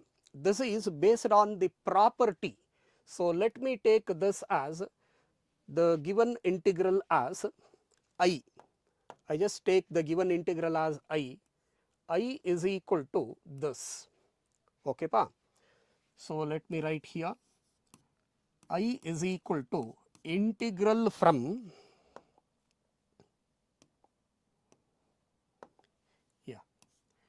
integral from 0 to 1 log of, if I take the LCM, 1 minus x divided by x with respect to x, call it as equation 1 pa. So then replace x by a minus x, upper limit minus x, property 1 minus x. So the given integral takes the form integral from 0 to 1 log of, if I replace x as 1 minus x, what happens pa? 1 minus of 1 minus x divided by 1 minus x. If I remove the bracket, plus 1 and minus 1 gets cancelled. So x divided by 1 minus x we have. Let me call this as equation 2. I just add 1 and 2, add 1 and 2. So LHS with LHS, I plus I, 2I is equal to, so integral from 0 to 1, I just take out the common. So that is log of 1 minus x divided by x plus log of x divided by 1 minus x. Okay. So with respect to x, see this is log a plus log b. What is log a plus log b? Log ab, correct. So that is integral from 0 to 1 log of a into b. So gets cancelled, we are left with log 1. Integral from 0 to 1 log 1. What is log 1? 0. So this becomes 2I is equal to 0, so that I is equal to 0. This is your answer. A simple question. So but you should note that you should make use of this property. You should identify, you should recognize the property, so that it is easy only. Okay pa. So I hope you understood. We'll move to the next question. So observe this. So those 5 questions from integrals, 3 questions from definite integral and 2 from indefinite integral. This is from application of integral concept. So areas, y is equal to sine of x by 3, area bounded by the curve, the x axis and the line x equals 0 and x equals 3 pi. See, for example, y is equal to sine of x divided by a, let us say. So x takes the value 0 and x is equal to 3a. So now here if I take a, so this is a by x. You can work out by 2 methods. You can take x by 3 as some new variable t and you can work out, or else we have one more shortcut method, that is if y is equal to sin ax or cos ax, sin ax or cos ax, then area bounded by one arc, area bounded by one arc will be 2 divided by a. This is a simple method. only for MCQs again. So 2 divided by A. Okay. So between 0 to 3 pi means, between 0 to 3 pi means, so replace x as x by 3. If I replace here pi by 3 means 3 gets cancelled, x takes the value 0 to pi, 0 to pi. Okay. So replace x as pi by 3, you know. So 3 into pi by 3 means we are left with pi. 0 to pi means 1 arc. Look at the, you just recollect the sine curve. So it is 1 arc between 0 to pi. There is only 1 arc. So that required area bounded by 1 arc means, so that is 2 divided by A. So coefficient of x is A, you know. Here the coefficient of x is 1 by 3. So 2 divided by 1 by 3, which is 6. So this is the shortcut method, that is option 3. Or else required area will be, so integral from 0 to 3 pi. So you just take x by 3 as some new variable, let us say t. So x is equal to 3t. If I differentiate, dx is equal to 3 into dt. Change the limits. When x is 0, t is also 0. When x is equal to 3 pi they have given, you know. So t becomes, so x as 3 pi means 3 gets cancelled, we are left with the pi. So you should integrate from t takes the value 0 to pi sine x as x by 3 as t we have taken, you know, sine t, and differentiate means dx can be written as 3 into dt. I'll take out 3 outside. Sine, integral of sine is minus cos t. We have integrated, replace 0 to pi. So minus 3 into cos pi minus cos 0. Okay. So minus 3 into cos pi is minus 1, cos 0 is also minus 1, minus 3 into minus 2, it is come out to be 6. So that is there in the option 3. That is the required area. So this is a standard method, or else you can do it directly. Sine of x by 3 means cos of x by 3 minus cos of x by 3 divided by 1 by 3. So make sure that, so between 0 and 3 pi, when x is x by 3, so it is only 1 arc. So between 1 arc we have the area 2 by a. That is the simplest method. I hope you understood both the method. So I'll move on to the next question. Look at this. So this is an exemplar problem actually. Ditto problem, they are picked from the exemplar problem. So if you go through the questions from 2014 till here, so majority of the questions, particularly in mathematics, so most of the questions will appear from exemplar and NCERT only. Okay. So this is an exemplar problem. Area of the region bounded by y is equal to x square. So degree of x is 2. So that means it is symmetric about y axis, positive y axis of course, because the coefficient of y is positive, and the line y equals 16, it is a straight line. Y is equal to x square. It is a parabola. Degree of x is 2 means it is an upward parabola. Govinda parabola, let us say. Symmetric about both the axes, right? And y is equal to 16. Say somewhere here, y is equal to 16. As we know, equation of x axis is y is equal to 0. Agree? So bounded by the curve, that's it, they have told. You can take either x axis. I'll take y axis here. So O A B. I'll find out the area of OAB. Since it is symmetric about both the axes, if I multiply with 2, we get a complete area. Area of OABC we get. Okay. So for that, I just take this portion. Okay. So this will be the measurement along x axis, x unit I just denote, and this is a measurement along y axis, a small change in y, you know. So change in y, delta y, so I mean dy, okay. So this is the region we are supposed to find into 2, okay. So x into dy will be the area. In general, x into dy will be the area. So integral from y takes the value c to d.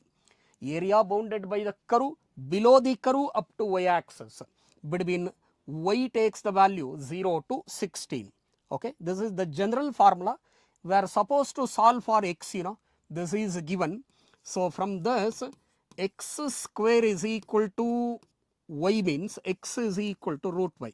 So required area will be 2 into area of OAB, 2 into area of OAB, that is 2 into integral from area of OAB from C to D, from C to D. C is 0 here and 16.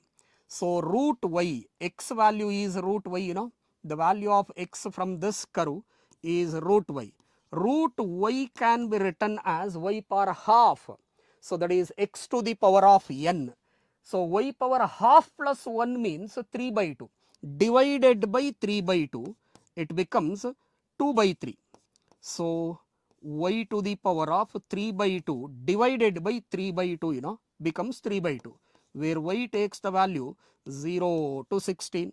So we are left with 4 by 3 into, so 4 upper limit first, 16 the power 3 by 2 minus the lower limit is 0. 0 power 3 by 2 is 0 only. So I just, okay. So let me write here. So that is 4 by 3 into, so 16 can be written as 4 square, you know, 4 square the power 3 by 2, okay. A power m whole power n means m into n.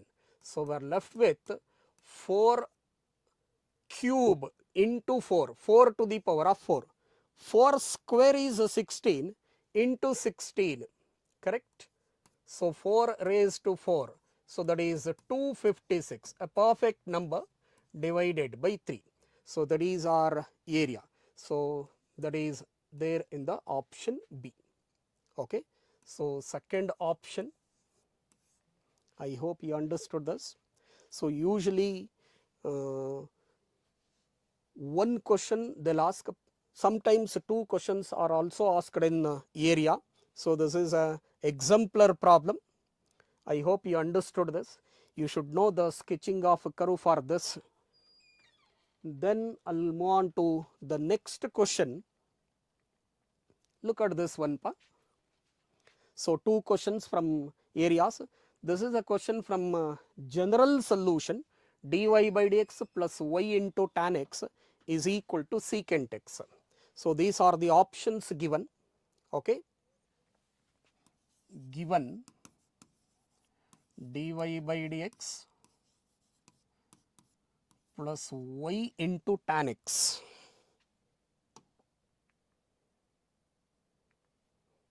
Y into tan x, sorry. Y into tan x is equal to secant x. So this is again an exemplar problem. You can check. This is a linear differential equation. In theory, we come across this question under 5-mark section. So this is of the form dy by dx plus dy by dx plus py is equal to q. Dy by dx plus py equals q. Coefficient of y is p here. So p is tan x and q is secant x. Okay. So now integrating factor,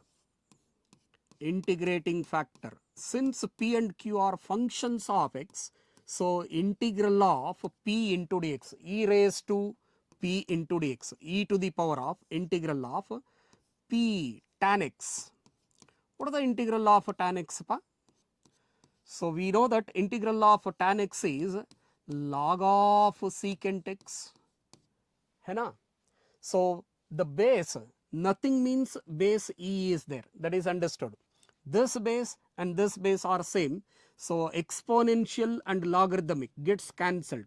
This is just of the form a raised to log f of x to base a. So e base same iddaga gets cancelled and we are left with f of x. This is a well known result under logarithms. So this becomes secant x, that is the integrating factor actually. So in exemplar problem book they ask us to find only integrating factor, but here so ask us to find the general solution. We know that the solution of the differential equation is y into integrating factor is equal to integral of q into integrating factor with respect to x plus a constant of integration c. So now y into, that is a formula actually, integrating factor is secant x is there, you know, we just obtain integrating factor as secant x. So q is again secant x. Secant x into secant x means secant square x. Okay, so that is y into secant x. Y into secant x is equal to integral of secant square x. What is the integral of secant square x? So if you differentiate some function, you are going to get this as the derivative. Which is that function? Tan x, right? So derivative of tan x is secant square x. That's why integral of secant square x is tan x. Okay, don't by heart the formulae. You just take the reverse process of differentiation. So this comes out to be which option? Y into secant x is equal to tan x, correct? Y into secant x is equal to tan x plus c. Yes, pa. So that is the first option. So it is a very good question. Of course, a familiar question, a linear differential equation. Okay, whereas in theory it is appeared, they'll ask in 5 mark section actually. I hope you understood this. I'll move on to the next question. So that is a very simple question based on again differential equation only, on the concept order of differential equation, order and degree. If a and b are the order and degree respectively of the differential equation, d square y by dx square the whole square plus dy by dx the whole cube plus x power 4 equals 0. So then a minus b is dash, they are asking. See, order and degree. What do you mean by order and degree?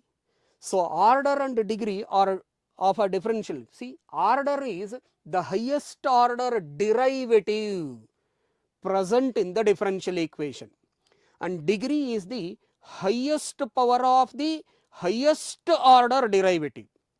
Make sure that before writing order and degree, so it should be free from radicals and fractional power, and it should be a polynomial equation in its derivative. So free from fraction, no radical signs are there. So sine of a dy by dx, cos of dy by dx, log of dy by dx. So such functions are not polynomial equation in its derivative. In such case, degree is not defined, whereas here no such problem. So it's a direct question. So order is 2, differentiated twice maximum, and the degree is not 3 actually. Why? Because it is not the highest derivative. Highest derivative is 2.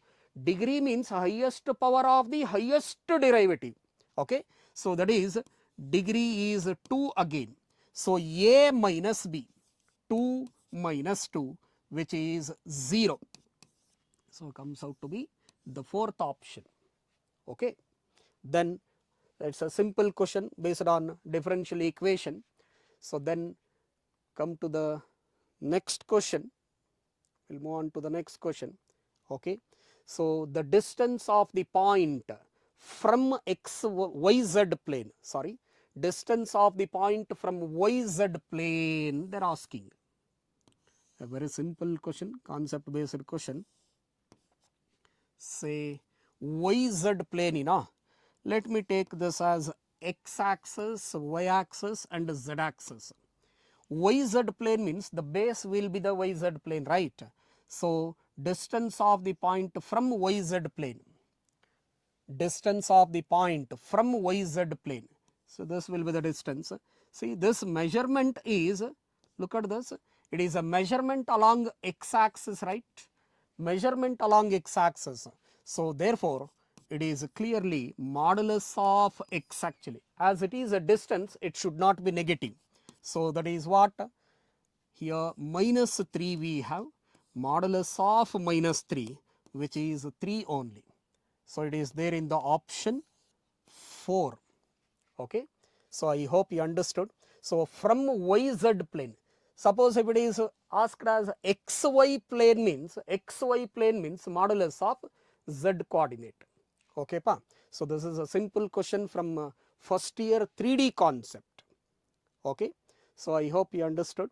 So from this session, around 9 questions from differentiation part, I mean integral part, and 1 from first year question. So hopefully this year first year questions are increased actually. So 25 to 30% they are telling, around 25 questions, let us say 15 questions till now, since 14 they have appeared, but this year 20 questions they have increased up to 33 point something, 34%. So that means you need to give importance for first year concepts also. So okay friends, so I hope this session is helpful for you. So by this I conclude this discussion in mathematics. I request Savita madam to continue the next session within 2 minutes. Please stay back. Okay. So please comment any doubt, post it on the group.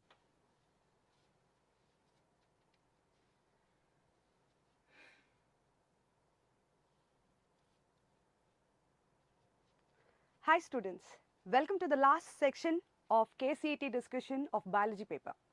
I am Savita M, head of the Department of Biology from RVLH. Before we start the introduction part, let me first introduce my teammates who are going to help me out in discussing all the 60 questions. So my colleague Dr. Garima Gupta. Hi everyone. Shushmita Ghosh ma'am. Hello Last everyone. but not the least, Shanaz ma'am. Hello everyone. Okay, so with this, today we're going to also start with the discussion with our paper analysis.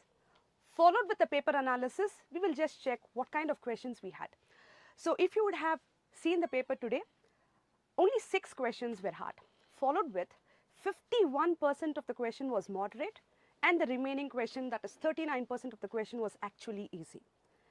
And if you check what was the percentage of the questions appearing from your first year to that of the second year, so you have 22 questions coming from the first year, that makes it 36.6%, whereas in case of second PUC, 38 questions came. So not wasting much of your time, I'm going to take you into the topic. So let's start with the first question, and this question comes from the first topic, the living world. So as you read the question says incorrect. So reading the question is very important, which says incorrect statement with respect to the rules of binomial nomenclature. So let's see. The first word represents the genus while the second component denotes a specific epithet. Right statement. Biological names are generally in Latin or Latinized irrespective to their origin. Correct. Biological names are underlined separately when handwritten. So 3 statements are correct. So obviously our fourth answer will be our option. Biological names are printed in italics to indicate their. So you have the wrong word here, non. So thereby our answer becomes option 4. So let's see the next question. Okay. It's a match the following. Usually we say it's a time saving question and it's a very easy question. So cockeye, definitely it is going to be spherical. So thereby option 1 is ruled out, option 4 is ruled out. Bacillus is going to be rod shaped. So thereby your answer is going to be option number 2, because here B says 2 option. So cross check it if it is going to be vibrium, comma shaped, spiralum, spiral. Very easy question. Next question. So read the given statement and it says choose the correct option. So the question clearly specifies correct option. Gemme are green unicellular. The word is sexual, so it should have been asexual, which develops receptacles called gemme cup. So obviously this is going to be false. Next, protonema develops directly from spore. Yes, this is true. So both the statement 1 and 2 are true, wrong. Statement 1 is true, it should be false, so this is also wrong. Statement 1 is false, correct. Statement 2 is true, correct. So here it says false, this is wrong. So thereby your answer becomes option 3. Next question. During a field trip, a student observed marine, the word is marine, organism with worm-like body, and it says cylindrical body and divisible into proboscis, collar and a long trunk. As soon as you see this three words in the sentence, definitely your answer is going to be Belanoglossus.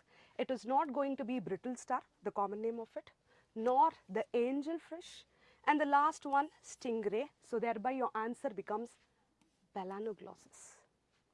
Next question. Okay, so I hope all of you had practiced all the diagrams which came in NCERT. So as you see, the first one clearly says it is vexillary. So thereby option 2 is removed. Next comes imbricate. So option 1 is also removed. Next is twisted. So twisted, so answer becomes option 3, because here it says valvate. Valvate is the last one, so thereby your answer is option 3. Okay, match the following. In match the following, it says vascular bundle to the transverse section, and the first one says radial. So radial, when the word comes, alternative, so thereby it represents root. It says cambium, so it's going to be dicot. So thereby option 1 becomes second. So 1 is ruled out, 4th is ruled out. Next, conjoint, xylem and phloem falls in the same line. Open, cambium is present. So again this is going to be dicot, followed with end arch. Protoxylem is going to face the pith region. So again this becomes 4th one. So B is 4, this is 3, ruled out, answer becomes 3. So we are moving on to the next question now. Which of the following statement are correct with respect to frog? Bitters canals are present in male frog, true, which also transfers sperm. Copulatory pads are present in male, which plays an important role during copulation. It's not in female, male, so this is a wrong statement. Sound producing ocal sacs are present in male frog, true. Breeding season, it helps in attracting the opposite sex. Cloaca is present both in male and female, this is wrong. So answer is A and C, so thereby the option becomes option 3. Okay, now the reserve material in prokaryotes. In the topic the cell, when we studied prokaryotic organism, we came across inclusion bodies which consist of phosphate granules, synophycean granules. So obviously option 1, option 3 and the 4th one is ruled out. So option 2 becomes your answer. Next, the cell wall-less. As soon as you see the word cell wall-less, The one and only example which we studied in biological classification is mycoplasma. We did study mycoplasma. When we use penicillin, we cannot kill it because it lacks cell wall. So obviously bacteria is ruled out. Blue-green algae, other name for blue-green algae is cyanobacteria. Your answer is mycoplasma. Okay, so the next question, again, see the image. It clearly says a reaction can take place in a faster pace in presence of enzyme. And the question says the graph showing a concept of activation energy of an enzyme is, observe the graph and choose the correct option. If you have studied your diagram part, even the graph present in your NCERT textbook, if you see this particular arrow mark, it clearly indicates here M signifies without the enzyme, whereas N is with the enzyme. So thereby your option clearly says here M activation energy without enzyme and N activation with the enzyme. So 2, 3 and 4 is said to be the wrong ones, and answer is option number 1. Again, you have matched the following, and I hope all of you studied prophase 1 of meiosis, which we always kept saying that it is one of the important questions for a 5 marker. Followed with that, if you see this question, we always say that liptoteen is a stage where condensation of chromosome occurs like a beaded-like fashion, which can be seen with the microscope. So option A will be chromosome visible under light microscope. So A becomes 2, option 1 is ruled out, option 2 is ruled out, option 3 is ruled out. But while you are cross-checking the answer, I hope you remember zygotene is a stage where synoptonemal complex brings about pairing up of homologous chromosome. If you come across the word pachytene, it is where the enzyme recombinase is going to bring about recombination at a junction which is called as chiasmata. Crossing over is going to occur. Diplotene, synoptonemal complex starts to disappear, but still chiasmata still appears. Finally, when synoptonemal complex disappear, you will see terminalization of chromosome, which is called as diakinesis. So thereby your answer for this particular question is going to be option 4. Next, the given statement, choose the correct option. So let's see what is the correct option here. In Kelvin cycle, carboxylation is catalyzed by. So here the word is Kelvin cycle and it ends with PEP carboxylase. It should be Rubisco in case of statement number 1. Followed with Hatch and Slack pathway, carboxylation is catalyzed by RUBP carboxylase. So this is false statement. This is also a false statement. It should have been actually interchanged. So thereby, the first statement says true, it's wrong. Second statement is also wrong. Third statement, it says true here, it's also wrong. So the last statement becomes our answer. Option 4 is our choice. Okay, again a cycle. TCA cycle starts with the condensation of acetyl-CoA. So acetyl-CoA is 2 carbon. It combines with 4 carbon, which is said to be oxaloacetic acid. So oxaloacetic acid comes here. When these two combine together, you have 6 carbon, which is called citric acid cycle. So thereby we call the cycle as TCA, and your answer here is option number 1. Okay, next question.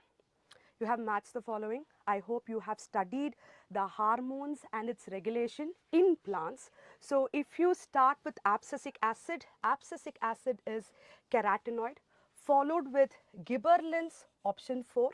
Next you have kinetin, which is adenine derivative, and auxin, indole acetic acid. Thereby your answer becomes option 3. Next question. Okay. This question, I hope you have studied the concept here. It says respiratory mechanism is controlled by medulla oblongata. So we all studied the rhythm center is said to be medulla oblongata. Right next to medulla oblongata, there's a center which is called as pneumotoxic center, which works with respect to the concentration of carbon dioxide concentration and H plus ion concentration. If these two increase, then the rate of breathing is going to become faster and deeper. Followed with that, we also came across pons being the pneumotoxic center here. So, answer should be both pneumotoxic and chemosensitive area. When we speak about chemosensitive area, it is adjacent to that of medulla oblongata. So, remember this, followed with the answer option 3. So, I have solved the 15 question. The remaining questions will be followed with my colleague Dr. Garima Gupta. So, she will start discussing from the question number 16 onwards.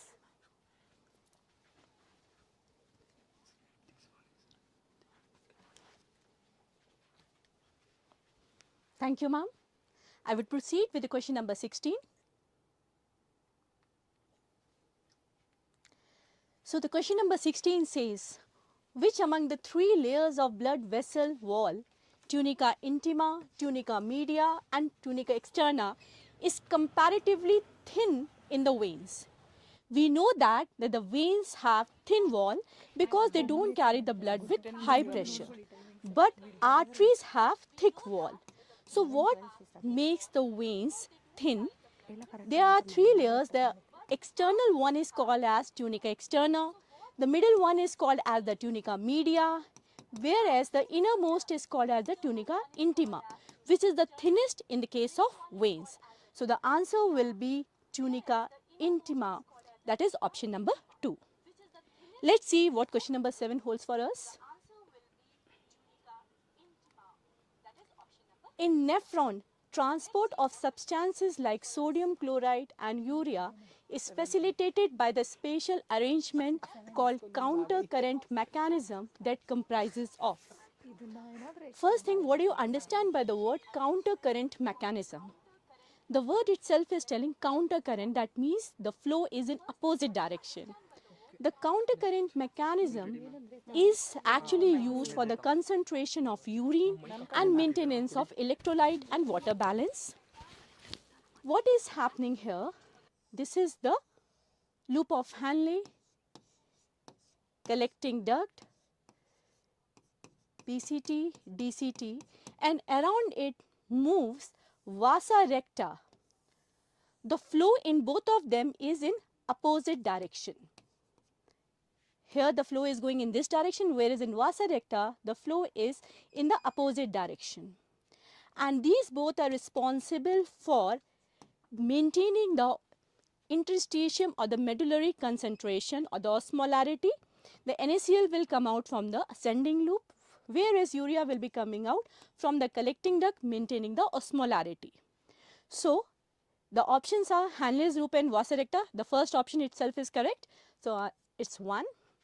Henle's loop and glomerulus, no, the glomerulus is a tuft of capillaries. It's not the correct option. Vasa recta and collecting duct, no, not. The contact mechanism we can see is in Henle's loop and vasa recta. And fourth, ascending limb and collecting duct, no. So the answer is the first option. Let's see the next question. In the mechanism of muscle contraction of shortening of muscle, the dash get reduced, whereas the dash retain the length. The arrangement of the muscle is like this.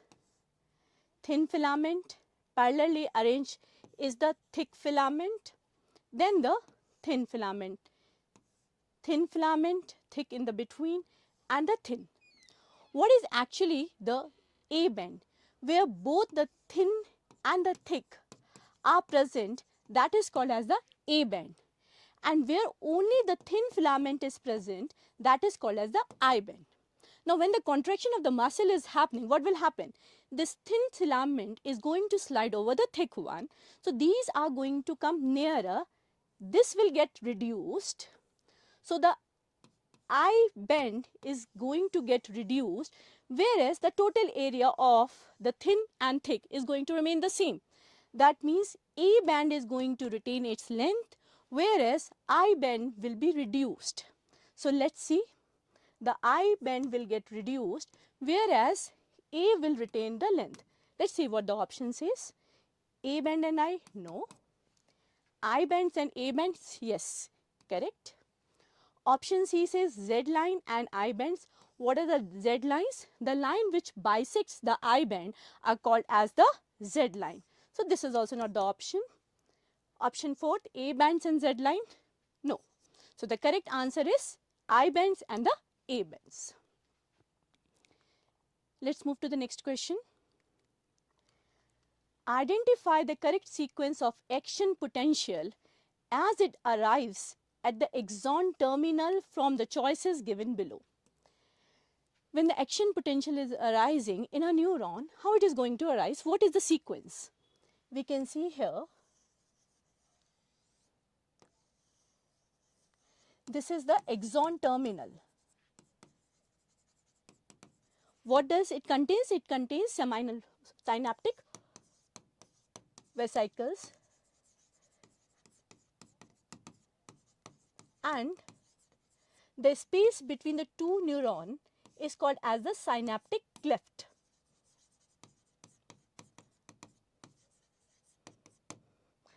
This is the membrane of the neuron, the previous neuron from which the action potential is being transferred. So it is presynaptic membrane, whereas the next neuron membrane is called as the postsynaptic membrane.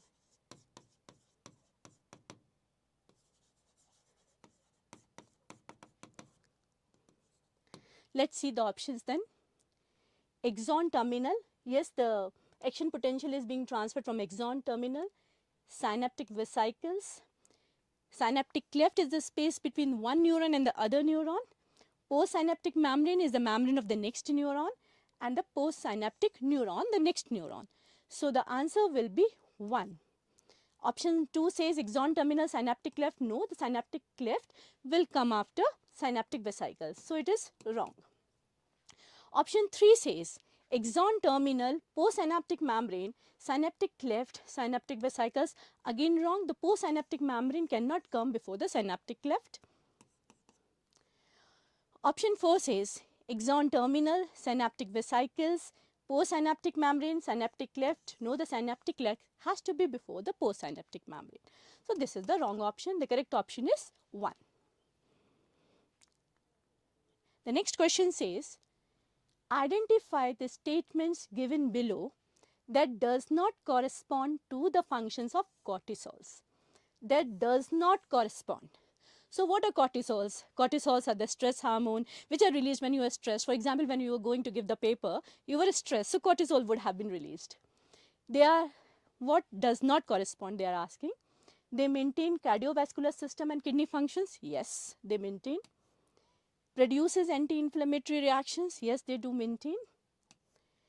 Maintains electrolyte balance, osmosis and blood pressure.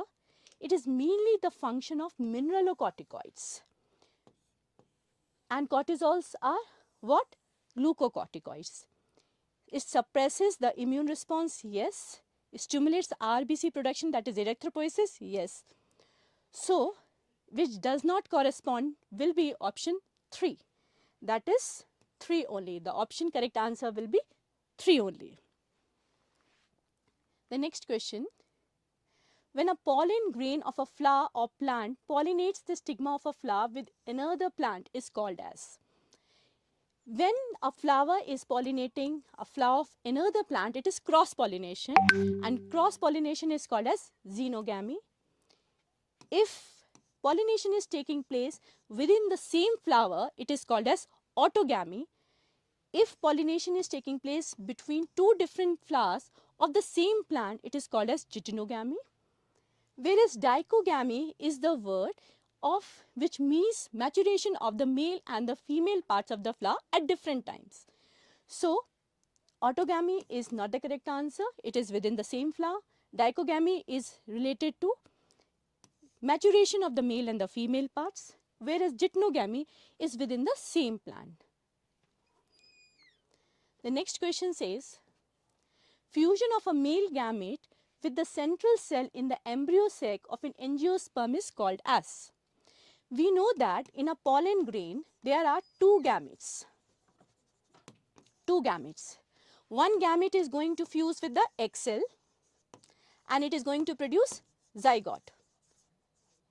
Whereas other male gamete is going to fuse with the central cell which is having bipolar, two nuclei. So there will be fusion of three nuclei. Therefore, it is called as triple fusion. It is called as triple fusion. Let's see what the option says. Double fertilization.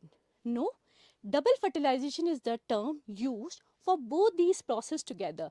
That is the fusion of male gamete with the egg cell and the fusion of the other male gamete with the central cell.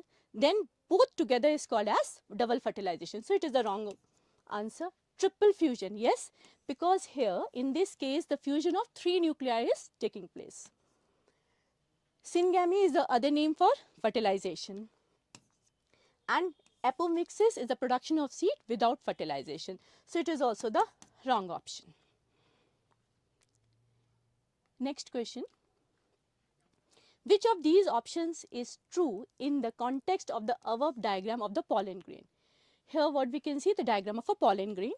The larger part, that is A, is called as the vegetative cell, which is going to provide nourishment to B, which is the smaller part, that is a generative cell.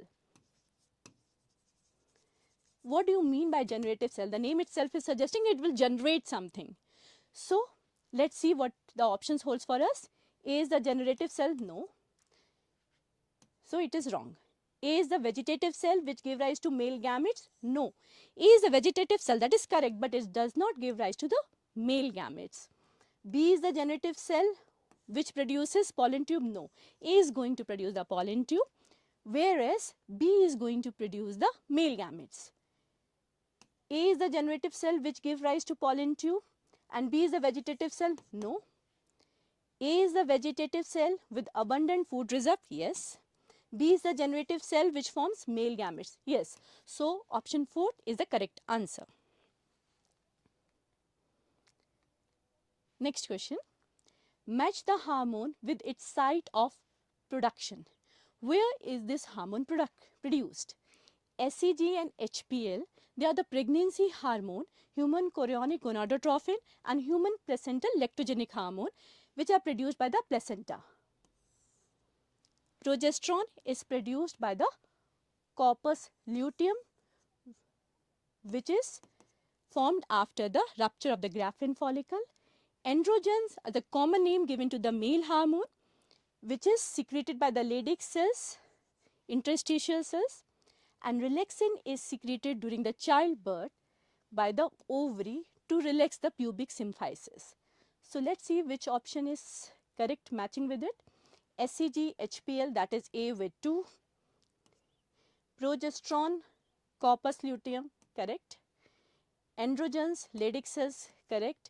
Relaxin with ovary, correct. So option 1 is the correct answer which is matching with the hormone with their sites of production. Then question number 25. Choose the correct sequence of sperm transport during ejaculation. Where are the sperms produced? They are produced in the testes, the seminiferous tubules are there. These seminiferous tubules are going to produce the sperms. These sperms will be transported from the seminiferous tubules to rete testes. From rete testes, they are going to vasa efferentia, not vasa differentia, it's vasa efferentia. And then into epididymis, which is the coil-like structure. And from here, it is going to transfer into vasa deferens, which is going to open into the ejaculatory duct, which is a common duct for vasa deferens as well as the duct coming out of the seminal vesicles. So let's see what the options hold for us. Seminal tubules, rete testes, yes. Vasa efferentia, correct. Epididymis, the coil-like structure. Vasa deferens and ejaculatory duct. Option 1 itself is correct option. Option 2 says seminal tubules, rete testes, epididymis, no, it has to be after this. Seminiferous tubules, vasa efferentia, no. Seminiferous tubules, rete testes, epididymis, no. So option first is the correct option. Question number 26. Select the mismatch pair. We have to find out which is mismatched. First month of pregnancy, formation of heart. Yes, but obviously with the help of the heartbeat only, we are able to find that pregnancy is there in the first month. So this is correct. It's not the mismatch one. Second month of pregnancy, movement of the fetus. No. The movement of the fetus is felt in the 5th month of the pregnancy. Third month of the pregnancy, formation of most of the major organ system. Yes, that is correct. At the end of the 3rd month, major organ formation starts. 6th month of the pregnancy, eyelids start separating and eyelashes are formed. Yes, that is also correct. So the mismatch pair is B, option B. Second month of pregnancy, movement of the fetus is not felt. It's the 5th month. Then question number 27. Out of the following options, identify which one is not a natural method of contraception. Not a natural method of contraception. The natural method of contraception means where we are not using some external devices. So, coitus interruptus is a natural method. Then, lactational amenorrhea, it is also a natural method depending upon the lactation period naturally occurring in mothers. Periodic abstinence, that depending upon the absentees of the time where the ovulation won't occur. So it is also a natural method. But implants are the contraceptives which are subdermally placed inside to produce the hormones in order to prevent contraception. So it is not the natural method. It has to be subdermally implanted. So the correct answer is implants because they are asking not a natural method. Next question says, in zygote intrafallopian tube transfer, the embryo up to how many cell stages transferred into the fallopian tube? As we know that in the fallopian tube, in the ampullary region, zygote is formed which will undergo cleavage up to 8 cell stage in the fallopian tube, and after that the division will start in the uterus. So, if we want to insert the zygote up to the 8 cell stage, we need to insert it into the fallopian tube. And if we need to insert it after the 16 cell to 32 cell stage, it has to be inserted into the uterus, which is called as intrauterine transfer. So the answer will be 8 stage because the question is asking in the fallopian tube. So correct answer is 8 blastomeres. 2 is not the correct answer, not the 16 because it has to be implanted in the uterus.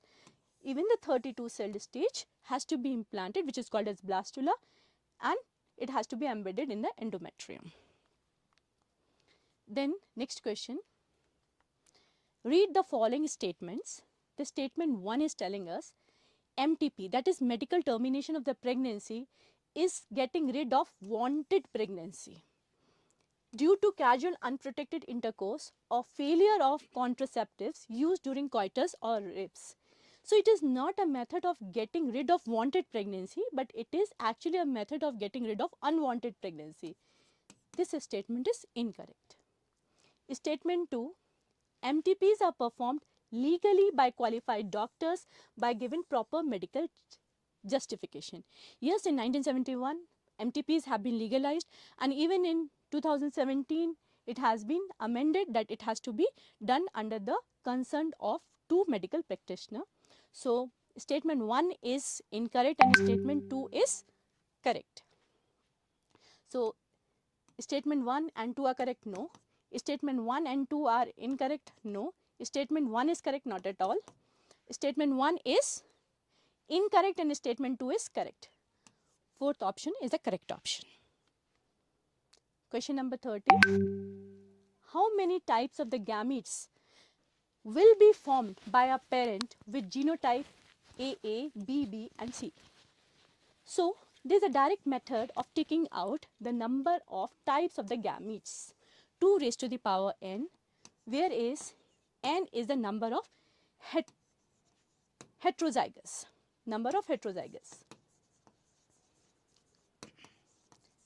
So how many heterozygous combination we can see here? AA is one type. Heterozygous means two different types of the alleles. So here we can see three different types of the alleles. 2 raised to the power 3, that is 8. So how many different types of the gametes can be seen? It is 8, that is option 3. We can find 8 different types of the gametes will be formed. Now I would like to call my colleague Sushmita ma'am to discuss the further questions.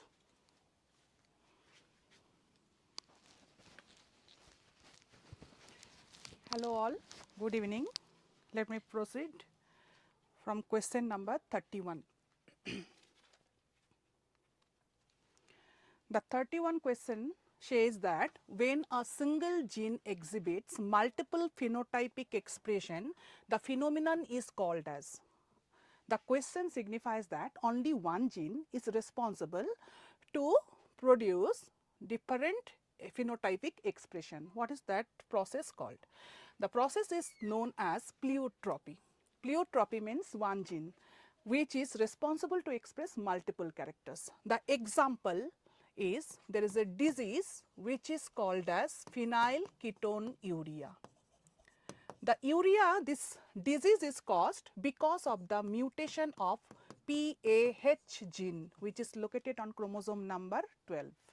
This gene is responsible for the synthesis of one enzyme which is responsible for phenylalanine metabolism. It's an amino acid, it helps in amino acid metabolism.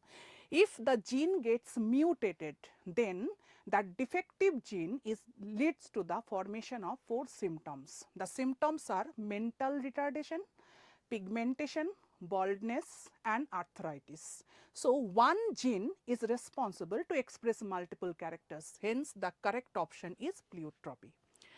So let me think about, let us study about other options. Polygenic inheritance, multiple genes are responsible for development a single character, like human skin color is an example of polygenic inheritance. Incomplete dominance, in a heterozygous pair of allele, one allele is incompletely dominating over the other, and hence there is the formation of an intermediate character, that is incomplete dominance. Co-dominance means, co means together, two alleles together express a single character, that is called as co-dominance. Anyway, pleiotropy, the option 3 is the correct option. Second one, next question, a colorblind man marries a carrier woman. Colorblind man means the genotype would be XCY, and this man gets married to a carrier woman. Carrier woman genotype would be XCX. So what would be the gametes? The gametes would be here XCY, here XCX. So if we put it into the checkerboard, the thing would be XCY, XCX. XC, XC, XCY, XCX, X and Y. This would be the colorblind female. Colorblind female. Here it is colorblind male. This is normal male. And this one is carrier female. The question they have asked is the percentage of their colorblind progeny in the next generation would be. In the next generation, the colorblind female and colorblind male. So the percentage would be 50%. Hence 50%. Option 2 is the correct option. Come to the question number 33. Identify which one of the given pair of options is correct with respect to Down syndrome and Turner syndrome. Before going to the options, let us study what is called Down syndrome. Down syndrome is nothing but the trisomy of 21st chromosome. What does it mean? In the 21st position, there is an extra chromosome that is called as trisomy. Okay, so one X chromosome is extra. Total number of chromosome in human body is 46. One chromosome extra, so total number would be 47. Okay, so that leads to the different symptoms. What are the symptoms of Down syndrome? That would be like short statured, broad palm, physical and mental development would be retarded. These are the symptoms. Second thing they have told about Turner syndrome. Turner syndrome is a syndrome which occurs in case of females. Females would be having one loss of X chromosome. There would be loss of one X chromosome. So what would be happening? Instead of presence of two X chromosome, there would be only one X chromosome. And as one X chromosome is less, then what would happen? The female would be suffering from sterility. Okay, menstrual cycle will not be developed. Mammary glands development will not be taking place. The female would be extremely sterile. So here let us see the option short statured individual. This is correct. But Turner syndrome, gynecomastia. Children, gynecomastia is development of breast in males. That is called as gynecomastia, which occurs in case of Klinefelter syndrome. So first option is not a correct option. Round head, partially opened mouth, and here overall masculine development, which is not also a correct option. Option C, broad palm, physical and mental development retarded, that is in case of Down syndrome. Yes, it is a correct option.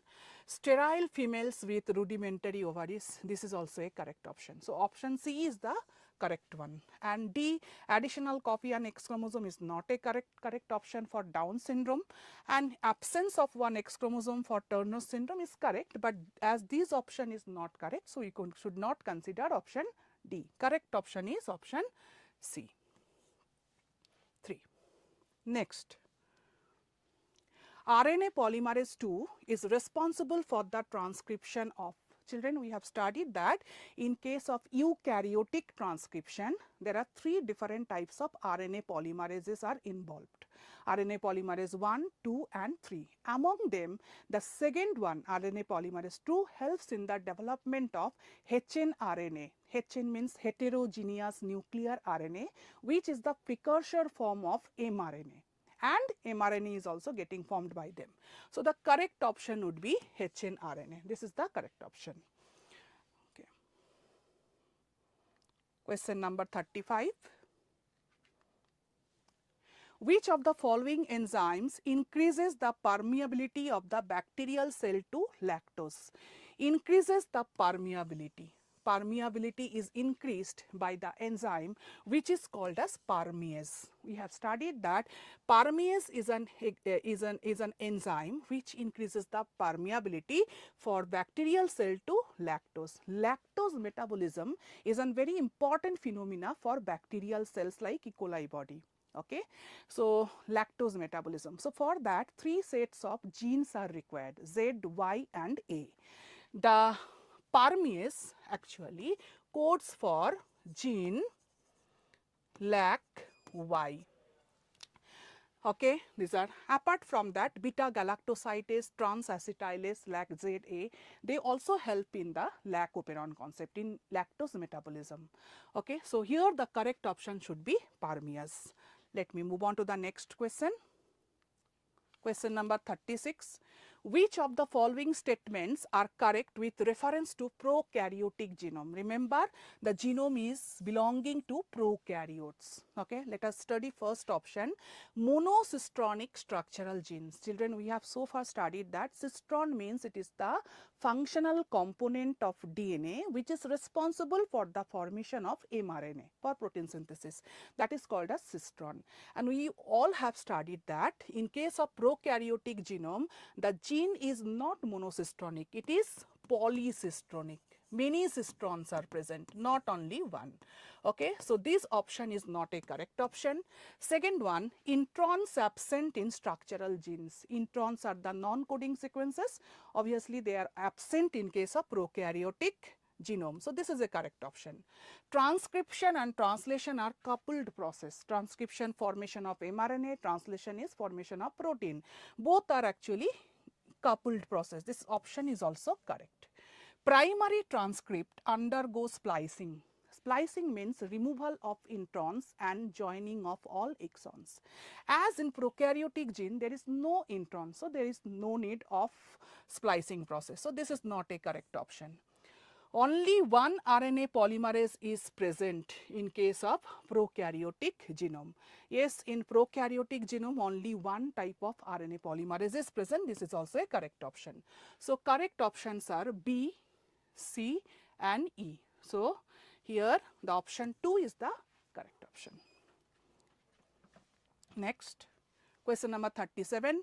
When a change in the gene frequency of a population occurs by chance, okay, it is called as gene frequency of a population can be changed by different means, but when it is happening all of a sudden or by chance, then the term is called as genetic drift. Genetic drift is the correct option.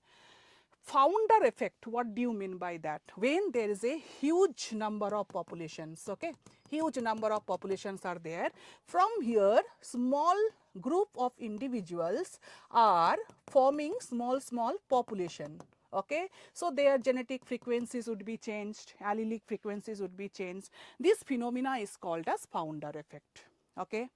Genetic recombination, you are quite familiar with this word genetic recombination. It's a part of sexual reproduction where two different genes are combined and forming a new variety, that is genetic recombination.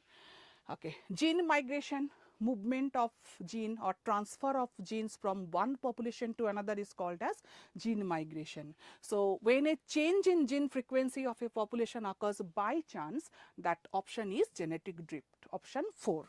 Thank you. Question number 38. Darwin's finches represent one of the best example of dash seasonal migration, adaptive radiation, chemical evolution, genetic equilibrium. You have so far studied Darwin, the father of natural selection, okay, who visited Galapagos Island. It's an island of Pacific Ocean, okay. He visited that place, and there one of the variety of bird was actually amazed him a lot. He had seen that basically this variety are basically having the seed eating habit. Starting from a seed eating habit, within few years they developed the different food habit, and along with that the size of their beaks also got changed, okay. So then he explained the phenomena with respect to a natural selection. The process is starting from a common point, okay, and the organisms are radiating to different geographical area to get adapted. The phenomena is called as adaptive radiation, okay. So correct option is adaptive radiation, option 2.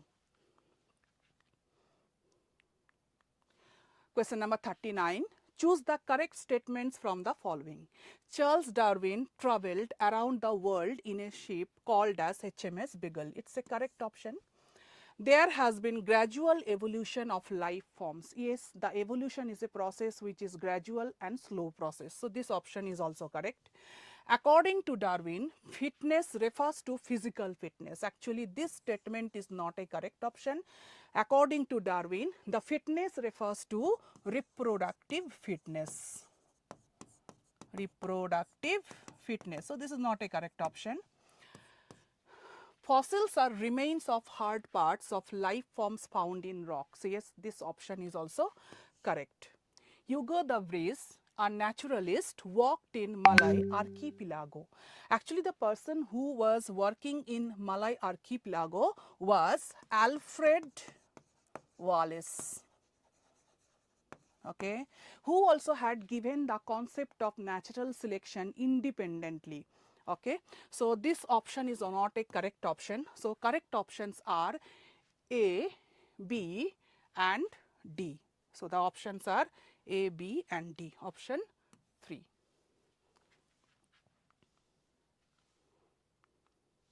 Question number 40. In which of the following HIV replicates and produces its progeny viruses? We all are familiar about the HIV virus. It's a type of retrovirus where the genetic material is RNA. You know that the HIV virus is having the reverse transcriptase enzyme through which the RNA gets converted into DNA, and with that only they just infect the human body. and their first target is helper T lymphocytes, because T lymphocytes are the one which are providing immunity to our body. So, their first target is immunity providing cells, that is T lymphocytes. But one thing they have not mentioned here, along with T lymphocytes, HIV targets the macrophages also. Okay. So, that might be a question for your NEET exam. So, here the correct option is helper T lymphocytes, option A. Question number 41, which of the following are the techniques for detection of cancer of internal organs? The cancer can be detected by 3 methods. So far we have studied. The first method is called as the radiography. Okay. Radiography is a technique where we are using the X-ray. By the X-ray exposure also, okay, the affected internal organ which is actually having the cancer can be detected. Apart from that, MRI, magnetic resonance imaging, this is also a process by which under the field of magnetic field, the 3D structure, 3-dimensional structure of the affected internal organ can be detected. So, MRI is also an option. Then CT scan. CT means computed tomography. Okay. CT scan is also a method where with the help of X-ray radiation, the internal organs can be, picture of the internal organ can be taken. Understood? So, these 3 are the processes which can detect the cancer. So, let us go with the option. Option A says it is radiography and MRI. Yes, both the options are actually correct. B is saying it is MRI and computed tomography. Yes, MRI, computed tomography, CT scan is also important. Yes, this is also a correct option. Widal test and radiography. Widal test is the confirmatory test of typhoid. So, this is not a correct option. D is saying MRI Widal test, hence it is also not a correct option. So, correct option is A and B, that is question option number 2. Question number 42, malignant malaria is caused by. The malignant malaria, the word malignant malaria signifies that the malaria very much acute, okay, form of malaria where all the body organs would be affected. Okay. So, even the malaria causing protozoa can reach to the brain also, which can cause death of the person. It is the most dangerous form of malaria, that is malignant malaria. So, so far we have already studied that malaria causing organisms are of 4 types. Here all 4 types are actually options I would be given. Among them, the malignant malaria causing organism is the Plasmodium falciparum. So, option C is the correct option. Question number 43, the drug prescribed to the patients who have undergone organ transplant and is produced by. The drug which is responsible for the organ transplant patient, okay, as an immunosuppressive agent is cyclosporine A. Cyclosporine A is used as immunosuppressive agent, okay, which is obtained from Trichoderma polysporum. It's a fungus, okay, from which this drug is obtained. Okay, during any kind of organ transplantation and all, what happens, our immune system interfere in between the organ transplantation process. So, immune system should be suppressed during the organ transplantation. So, for that cyclosporine A is actually used, which is obtained from Trichoderma polysporum. Now, you might ask why this option is not a correct option. Option A, cyclosporine A is the correct option, but it is not obtained from Monascus purpureus. Monascus purpureus is the one which is responsible for the formation of statin, which is a cholesterol lowering agent. So, this is not a correct option. Even this one is also not a correct option. Option 4 is also not a correct option. Option 3 is the correct option. Next, Question number 44. Read the following statements and select the correct option. Statement 1. Biocontrol refers to the use of biological methods for controlling plant diseases and pests. So far we have studied that plant diseases and pests can be actually controlled by pesticides, some chemicals and all. The method which is called as biocontrol, here to control the plant diseases and pests we are using some biological method. So first statement is a correct statement. Second one, Trichoderma species are effective biocontrol agents for several plant pathogens. Several plant pathogens like oomycetes, fungus, these are the plant pathogen which cause some harmful effect over the plant. Trichoderma polysporum is being a fungus, it has some antifungal activity. It can produce some antifungal drug which can prevent the disease which is caused by the fungus. So this is also a correct option. Option statement 1 and statement 2, both the statements are correct. So option 4 is the correct option. Question number 44. Match the column 1 with column 2. Choose the correct option given below. Streptococcus. Streptococcus is the bacteria which is responsible the formation of streptokinase. Okay, and this streptokinase is a clot buster. It is helped in removing the clot, okay, for the patient who are suffering from heart attack. So streptococcus will be related to clot buster.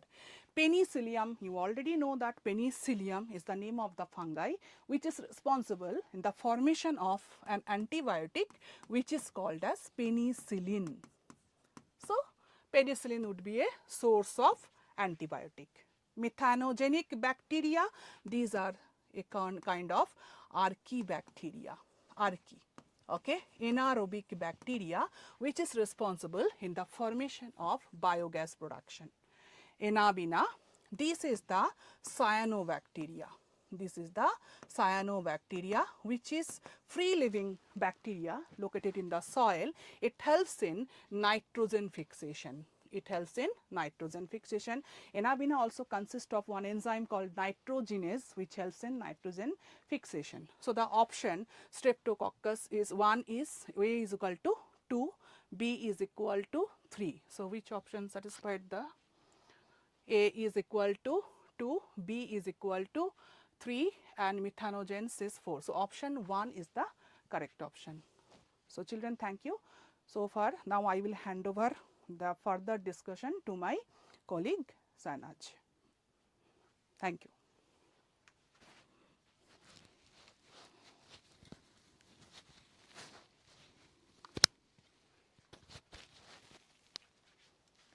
Hello everyone. Now let's move on to the next question, that is question number 46.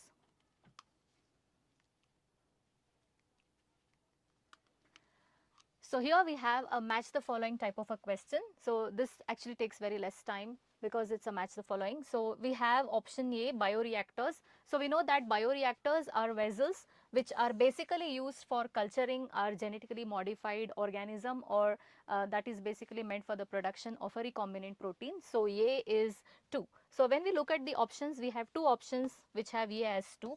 Now let's look at option B.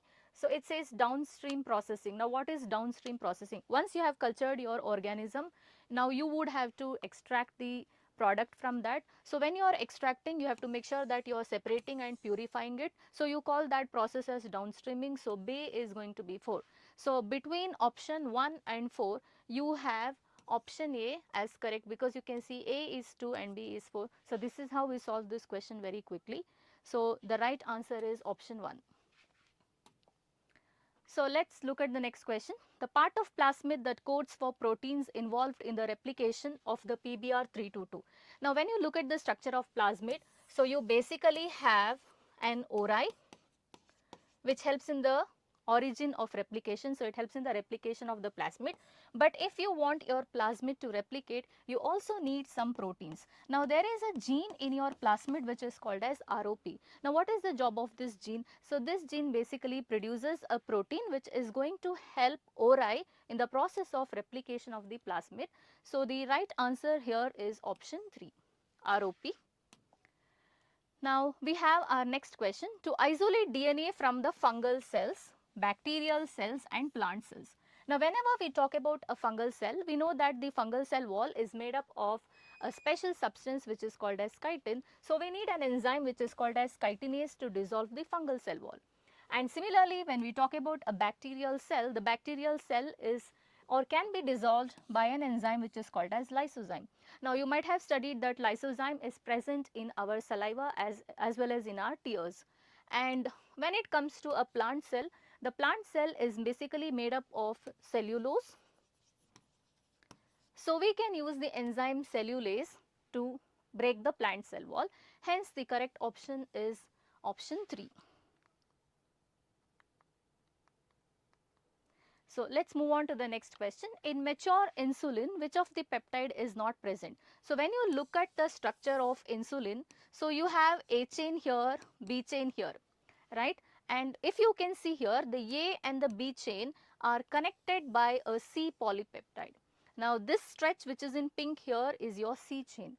Now if you want mature insulin, so this is immature insulin. If you want a mature insulin, you will have to remove this C chain. So obviously your mature insulin is not going to have the C chain. So here the question is asking you something which is not present in your mature insulin. So it's going to be C peptide. Hence you choose the answer as option 3. Now the next question says a scientist wants to produce virus free plant in tissue culture. So you will have to concentrate on two things here. First thing is tissue culture. You know that whenever you want to do tissue culture, you can use any part of the plant body. But mind you, here they have asked you to produce virus free plant. Now you know that if you want to produce virus free plants, you will need meristems. And why meristems? You know that meristems are the quickly dividing cells of a plant body, and because they are dividing so fast, the virus cells cannot keep up with the pace of the division. Hence they will not be able to survive within the meristematic cells. And not only that, the meristems, since they are the young cells, they do not have plasmodesmata, which disrupts the further viral multiplication. So you can use any type of meristem for the cultivation process in tissue culture. Hence you can choose both axillary meristem and apical meristem. So which means your option should have both B and C, and here option 2 has B and C. So we will choose the answer as option 2. Next question says some strains of Bacillus thuringiensis, you can abbreviate this as BT. We all know that it is a BT bacterium. It produces proteins. Now we know that the proteins produced by the BT bacterium is CRY proteins. Now these proteins kill insects. See, if you are smart, you can see that in the question only they have told that the CRY proteins kill insects. So if you are smart enough here, the question itself is providing you the answer. So which one of the following is not killed by the proteins of Bacillus thuringiensis? I feel it's more like to check if you are alert, because the question itself is giving you the answer over here. So it says that it kills insects, and which one does not belong to arthropoda or which one does not belong to insects here. So it is very obvious that it is tapeworm, because we know that tapeworm belongs to Platyhelminthes, right? So hence the option is very easy here, and it is option 4. Now the next question is, which one of the following population attributes contributes to increase in population density? This is a very general question, anybody can answer this. So which among the following is actually going to increase the population of an area? Obviously it is the birth and immigration. What is immigration? When population or a group of people enter into a new habitat, you call it as immigration. So obviously birth and immigration is going to increase the population size, whereas emigration and mortality or death rate are going to decrease the population. So we will go with the answer as option 1. Let's look at this question. If 8 individuals in a laboratory population of 80 fruit flies. So originally how many fruit flies were there? 80 fruit flies were there. In that how many have died? 8 have died. So 8 have died here during a specified time interval. We don't know what is the time interval. It's just some time interval. So the death rate in the population during that period is, you have to calculate the death rate. And you know that it is given as 8 by 80. It's very simple math, and you're going to end up with the answer as 0.1 fruit fly per time interval. So the answer is option 3. So we have the 54th question. Choose the correct sequence of steps involved in decomposition. So we all know what is decomposition, right? So whenever an organism dies or a plant falls off, the plant parts falls off, they have to decompose. What is decomposition? Breakdown of the organic substances into simpler ones. And once all these organic substances are broken down into these simpler inorganic substances, they are just released into the environment, right? Maybe in the atmosphere or into the soil. So there are so many steps over there. We all know the first step is fragmentation, right? So all of them have fragmentation. So you can't get to the answer just by looking at this. So what is the next step in decomposition? It is leaching. Now what is leaching? Whenever the material or your detritus is fragmented into small pieces, some of the inorganic substances which can actually dissolve in water get down into the deep horizons of the soil and get precipitated over there, and you can't use them because they get precipitated as unavailable salts, and that's called as leaching. Finally, you have catabolism here. Now what is catabolism? Wherein the actual process of decomposition begins. The bacteria and the fungi start releasing enzymes which can break down your detritus furthermore. And you have the next step which is called as humification, which leads to the formation of humus. You know that humus can stay in the soil for a very long time because it is resistant to decomposition, and it undergoes very slow decomposition. Hence it serves as a reservoir of nutrients. So that's called as humification. And finally you have mineralization, where all the inorganic substances which are formed like carbon dioxide and all that are released into the environment. Hence the correct answer is option 4. Let's move on to the next question. With respect to the limitation of ecological pyramids, which of the following statements are correct?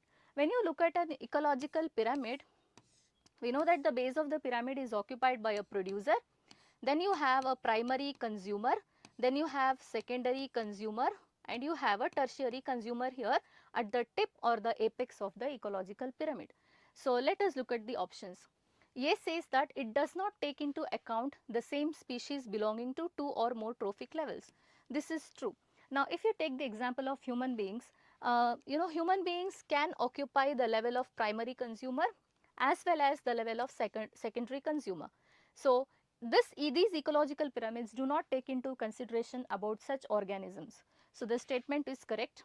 It assumes a simple food chain, something that almost never existed in nature.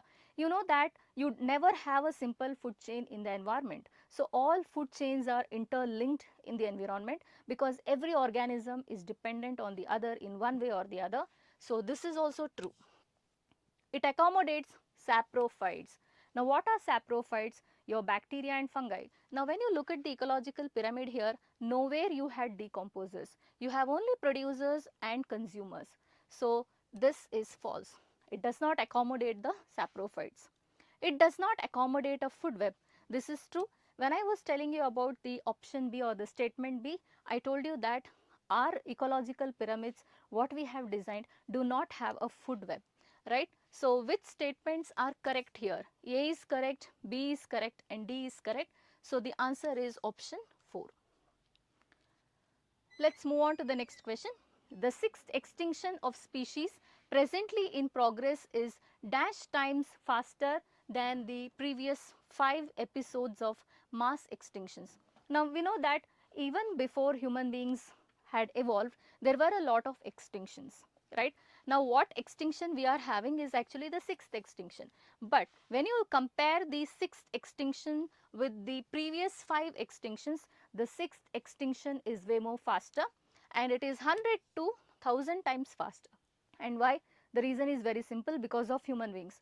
Because of anthropogenic activities, the extinction is quite faster. Hence, the answer is option 2.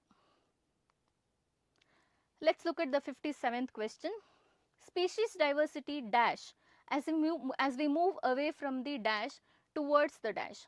So, we know that species diversity decreases as we move from the equator to the poles. So, that is the reason why when you look at the forests, the evergreen forests which are there very close to the equator, you know that there are a lot of animals, there are a lot of plants, there are a lot of species over there, right, because that is very close to the equator and it is getting everything like the sun rays, rainfall, everything. But when you move towards the pole, what happens? The flora and fauna decreases. There are no animals and there are very rarely plants also growing over there, right. So, the answer is option 2. Let us look at the 58th question. In a practical examination, the following pedigree chart was given as a spotter for identification. The students identify the given pedigree chart as. Now, look at this chart. Here, the first generation of the parents is not affected, right. But when you look at the second generation, here you can see that both the male and the female, that is the daughter and the son, are affected. So, from this, what do we understand? That it is definitely not an allosomal linked disorder, but it is autosomal. So, you can rule out option C and option D, or option 3 and option 4. Now, you have a little confusion between option 1 and option 2. Now, that also will be clarified. Please look at the second generation here. Now, here only some of the progeny, that is only some of the daughters or some of the sons are affected, not all children are affected. So, from this what can we conclude? That it is a recessive disorder. If it was dominant, all the children would have been affected. So, we will choose the answer as option 2. Let us look at the next question. A student observed the TS of a plant organ slide under microscope. He observed the vascular bundles in the stellar region. So, please look at the description of the vascular bundle. It says that the vascular bundle is conjoined, collateral and open. Now, what is the meaning of an open vascular bundle? Whenever there is a cambium strip between the xylem and the phloem, you call it as open vascular bundle, and you know that open vascular bundles are the characteristic features of dicots. So, you can rule out option 3 and option 4. Now, you have only option 1 and 2 which has dicot in the answers. And when you have to see here conjoint and collateral bundles, we know that conjoint and collateral vascular bundles are a characteristic of the stem. So, we will choose the answer as option 2. And what do you have in the root? What kind of bundles do we have in the root? In the dicot root or in the monocot root, you have radial vascular bundles, which means xylem and phloem are present on different radii.